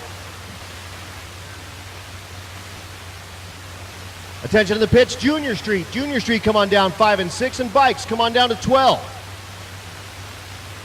Now listen.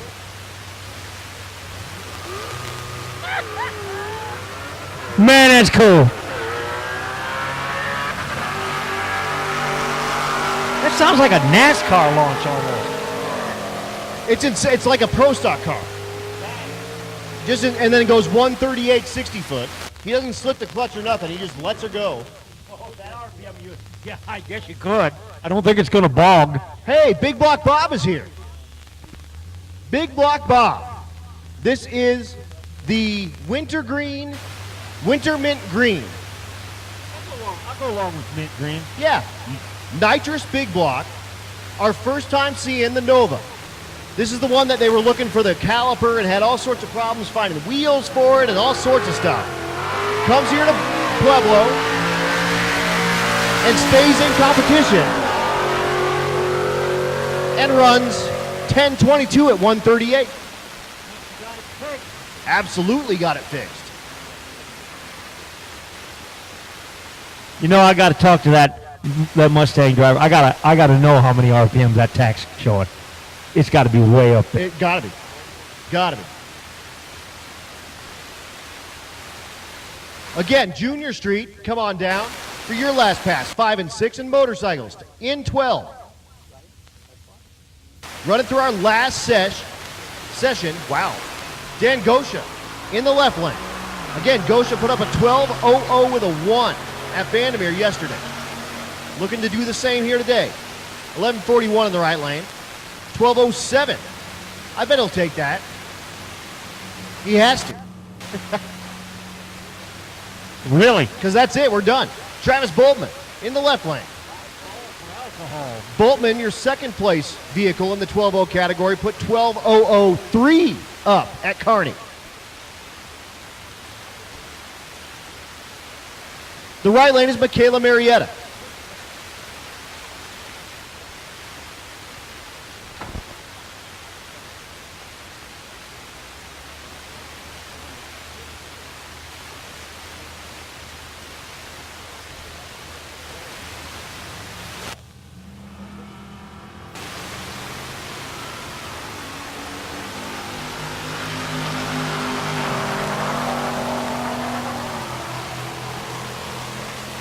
At the stripe, 12.49 in the right lane, 12.05 in the left.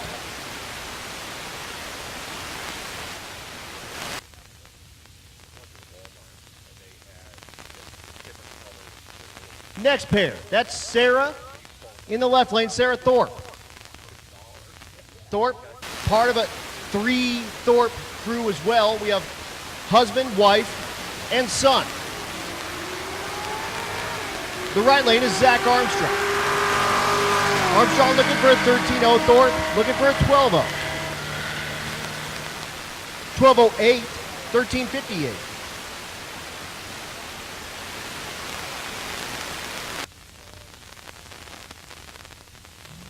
The Thundercloud is back. The Lexus in the left lane.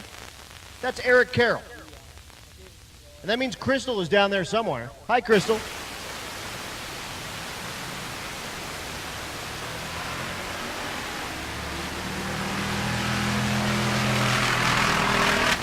Crystal, of course, Stuart Clifton's daughter, out of Texas and a long-time Race Week and Rocky Mountain Race Week guy. He has a second-gen Camaro he brings out with us occasionally. And that was Richard Latiel in the wagon, goes 14-17.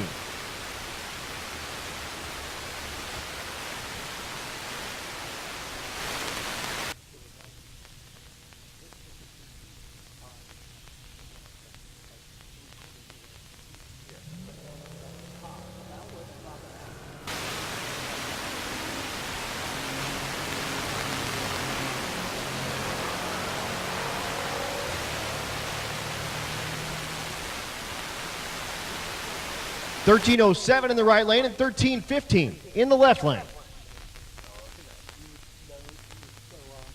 Well, now I do say, Adam, we've had everything today. 100 degrees almost, 140 on the track, drops to 80-some degrees down there. We've had wind, we've had dust, we've had wind shifts. Now the wind's picking back up again, and it's nighttime in the desert. It is. Absolutely.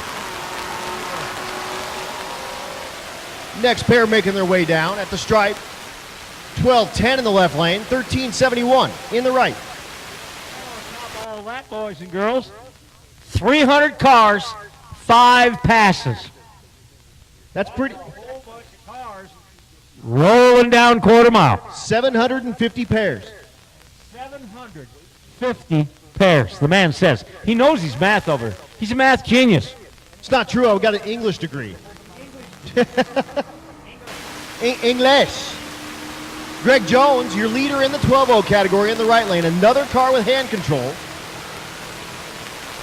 Looking to put it on the number. 12.03 and 13 flat in the left lane with a 7. 13 flat for Rich Thorpe in the 13-0 category. He's going to love that on his last pass. Adam, I got to ask you. You got an English degree. How in the ever-loving blazes did you end up doing announcing? I suppose it helps you, but... Let me call Bill Armstrong real quick, I'll tell you. So Bill Armstrong, the 66 Fairlane, stick shift car, looking to put it in the 8s.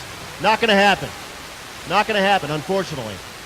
But, so, my friend was the... Attention to the pit, staging lanes are closed. Staging lanes are closed. So my buddy was working at a racetrack that's now defunct in the middle of Wyoming called Douglas Motorsports Park. Yep. He said, hey, I need an announcer. I can't do it. Would you be interested in helping me? I've never announced. I had a dead car. And I said, you know what?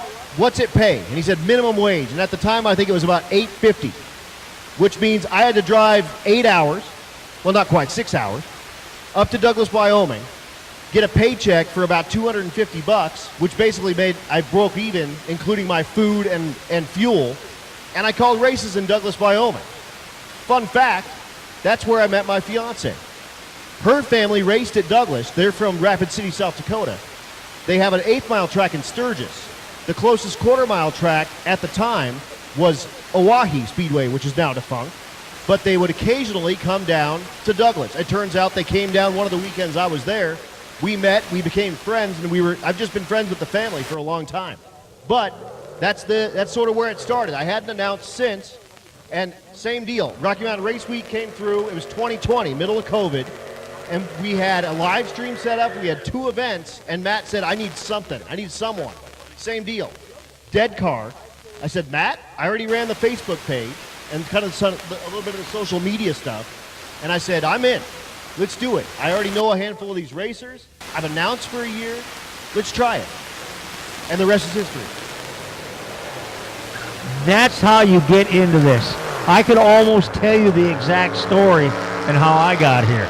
But I got bumped up a little bit, and that's how I got up here. Yep. Yeah, it's just, you know what you're talking about. You've been doing it, so you can speak to it intelligently. And then on top of that, you know the people that are out here doing it. So you get to know them. You get to like to tell their stories. And like I say, the best announcer is a fanboy of everybody on the property. And I am the biggest fan of every single person that's out here racing at Rocky Mountain Race Week, and I get excited to call every single pass. And again, these people are my friends. The people that are on the live stream are my friends. Matt and June are my friends. And we built this, and it gets tossed around a lot, but we built this family. And now everyone kind of does everything for everyone else. And again, I said last night at Vandermeer on the live stream, and I should have turned the mic off first, but don't tell Matt, but I'd probably do this for free if you asked me. You don't want to tell Matt that. Don't tell anybody that. Matt, earmuffs. But for real, this is it's the most fun that I've ever had. All the years I raced and carried on and did pretty good at racing, bitched and moaned and all the normal race stuff. This is my form of payback. Right. Giving back to the track and what have you for all those years that I did it, and it's like I'm having fun. This is a cool thing. It's a really cool thing. And you know what? The best part is you get the best seat in the house for every single pass. You get to watch every single pass. And then when you go back and you're walking back, everyone knows you. But they may not know your face, but they know your voice. And it's funny, even at a stop today, we were at a checkpoint just hanging out, partying, drinking some waters, walking around, and somebody, I walked up to some guy and I said, that's a beautiful Nova. And it was Ray Fagana. You're Adam. Yep, and he just kind of looked at me like, thanks. And I was like, man, you're welcome. And he goes, wait a second, you're Adam Dorn. And I was like, you're damn right I am. All the time. And then he goes, hold on, let me tell you about my car. And now I have another story to tell people in the process. Giddy up. Brandon Coddington is my hero. Uh-oh. Brought me up some, what is this? Octane booster. Yes, it is Octane Booster. Hey, check out the Duster. The Duster. The Duster. But no, this is the most, what I like to say, it's the most fun you can have with your pants on. Okay, you can. It is. It's the most fun you can have with your pants on. You know, you've done this. You go all over the country to these other tracks, and it's the same everywhere. Yep. Same complaints, the same nice, all that. There's no difference no matter where you go. It's racing. Exactly. But at the same time, it's racing and I love it. It's racing and I love it. I'm getting paid to talk cars to my friends that talk cars. My oldest daughter always says, you know, after we retired, he says, you got the perfect job for you, Dad. You get paid to talk. Boom. You don't like to talk, do you, Larry?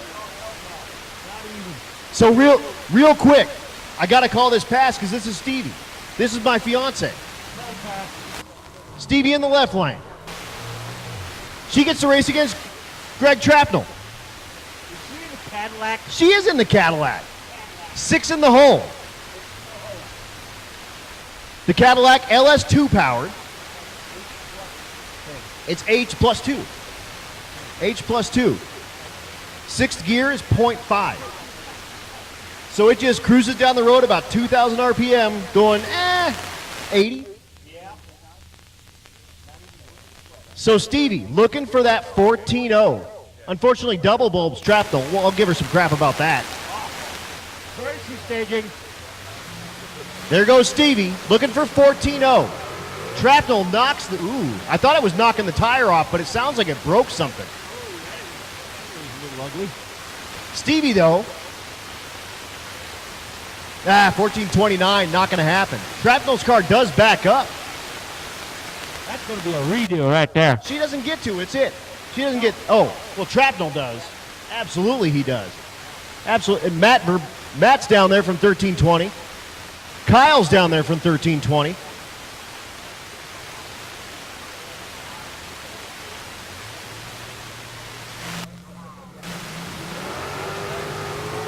So you see the nitrous come on.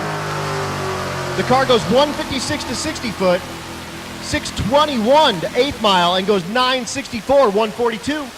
That's a big improvement. Right. Not really 850, but goes 964.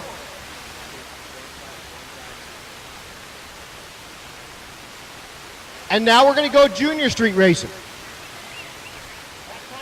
Our last time for the Junior Streets. And I'm looking down here, I don't see any motorcycle takers.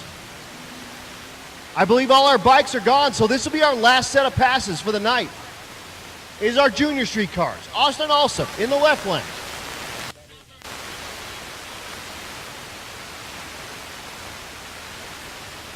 Alsop in the Fox body. Again, drove this from Northern California.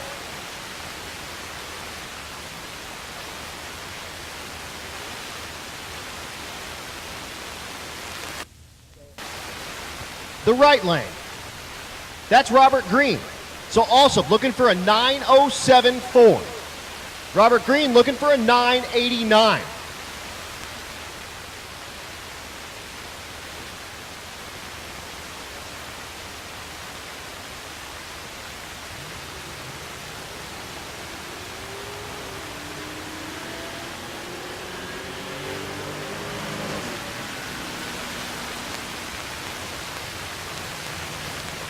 .925 and 915. So Green goes too fast. Alsop, though, can turn in that 25 if he decides he wants to.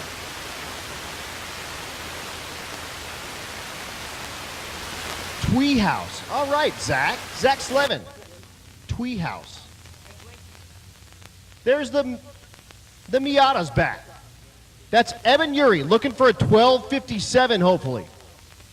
The right lane, Elijah Slavoff, looking for a 937. or slower.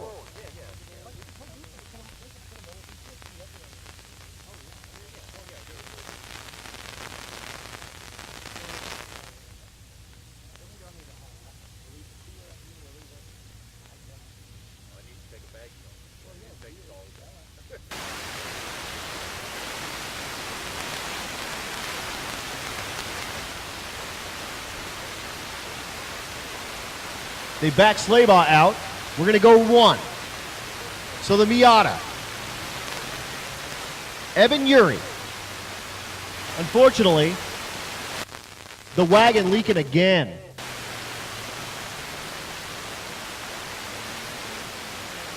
Earlier today, he had like a geyser coming out of underneath that thing. It may just be residual, but $12.99 in the left lane. Now, Adam, we're getting down to the last cars here. This is it for today.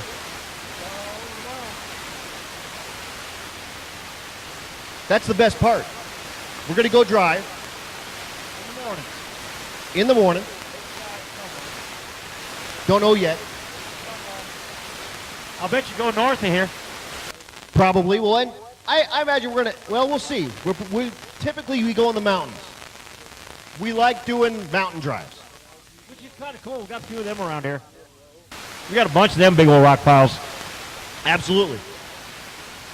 So, we're going to do that. I'm listening to Matt Frost, who says there's maybe one more car, and they put all new rod and main bearings in it. And Matt said, let him break the beams in this thing. Bring it out, break the beams. He can run with whoever he wants if he's breaking the beams. So Slaybaugh makes his pass. He goes 9:56. And that's going to be about what he turned in at Vandermeer. He went at 9:53.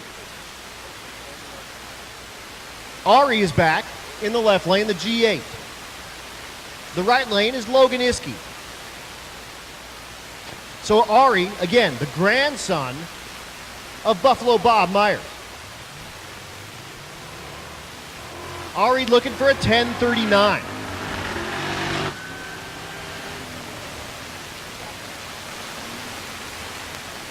And he goes 9:78, 9:01 in the right lane. And we do have the end of our junior street car. We do have maybe that one car looking to break the beams, possibly. But that said, on behalf of Rocky Mountain Race Week, on behalf of all of our sponsors, 1320 Video, Bang Shift, Motion Raceworks, One Source Portable Air, 4Ride Performance, BMF Automation, Burn Down YouTube channel, Central Speed Supply, Circle D Specialties, Christina Walton, American Family Insurance, Crower, Disorganized Grime, Florida Injection, FM Fab Speed Shop, Force Performance Turbochargers, High Speed Media, Jake's Performance, Joe Tech Motorsports, Juggernaut Welding and Fab, Leading Edge Technology Partners, Male Motorsports, Mel Hamilton Racing, Moody's Performance, More Race Chassis and Fab, Nebraska Land, Kansas Land, Colorado Land Tire Group, Nitrous Outlet, Nobody Else's Auto, Portable Car Hoist, Pro Copy, Quick Performance, Rebel Drivers Group. All right, ladies and gentlemen, man, it has been a day here at Pueblo Motorsports Park. Awesome job by the crew here. Great time here by all the competitors. We had a few challenges today. I'm sorry that the audio was so crackly for Matt. I mean, the car audio was great, but man, unfortunately, their FM system here has just posed a big challenge to us. We have acquired some new gear. We were testing it out tonight. So far, no luck, but we are going to hit the store and spend some more money tomorrow. So big thanks. And to you guys that gave some beer money today, thank you so much. Your mom, especially, that was awesome. Really appreciate you guys. Barn, Edward, Rapid, all of you guys, RTC, thank you so much for being our awesome moderators. Neil Sabo, who has been helping me out this weekend, we really do appreciate everything as well. Scott Liggett from Rebel Drivers Garage, been hanging out with us as well. Big thanks to Holly and Optima Batteries, who has re-upped their sponsorship of our live broadcast for the remainder of the year. So you'll see their logo on the screen tomorrow as well. big thanks again to all of you guys for tuning in. It is late. We know it.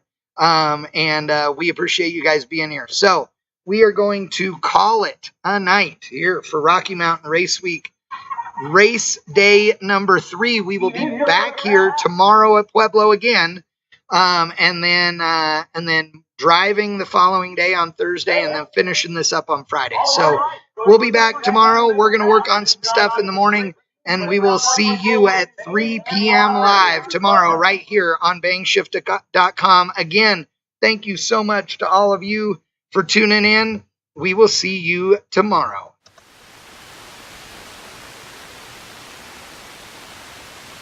Donnie's down there saying, make sure it's safe, guys. We got to do that. Don't hurry a bit. We're waiting for you. We're not going anywhere. Take your time. Take your time, please. I thought he was just rolling through the beams, so I was like, take that trailer. It don't matter. But he wants to make a pass. I know, we got like a disco. I know, we got blue lights, red lights, orange lights.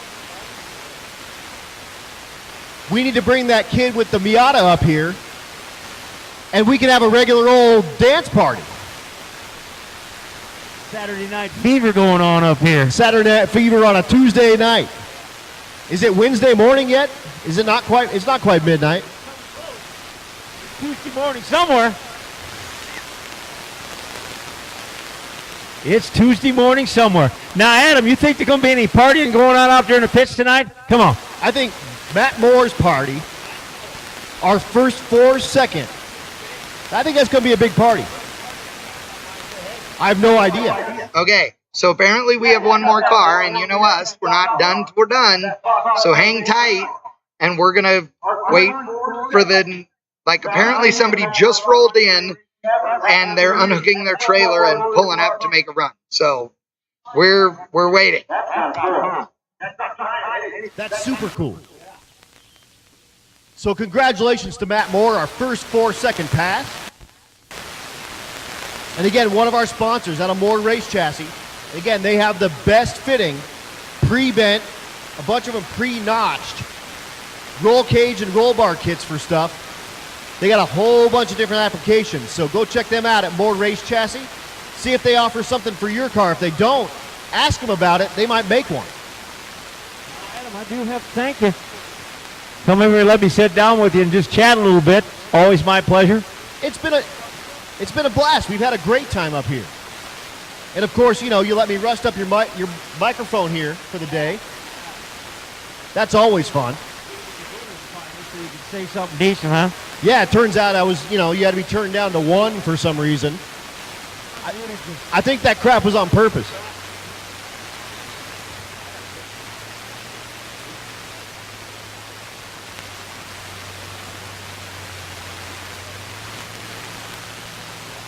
But our last pass, the Mustang.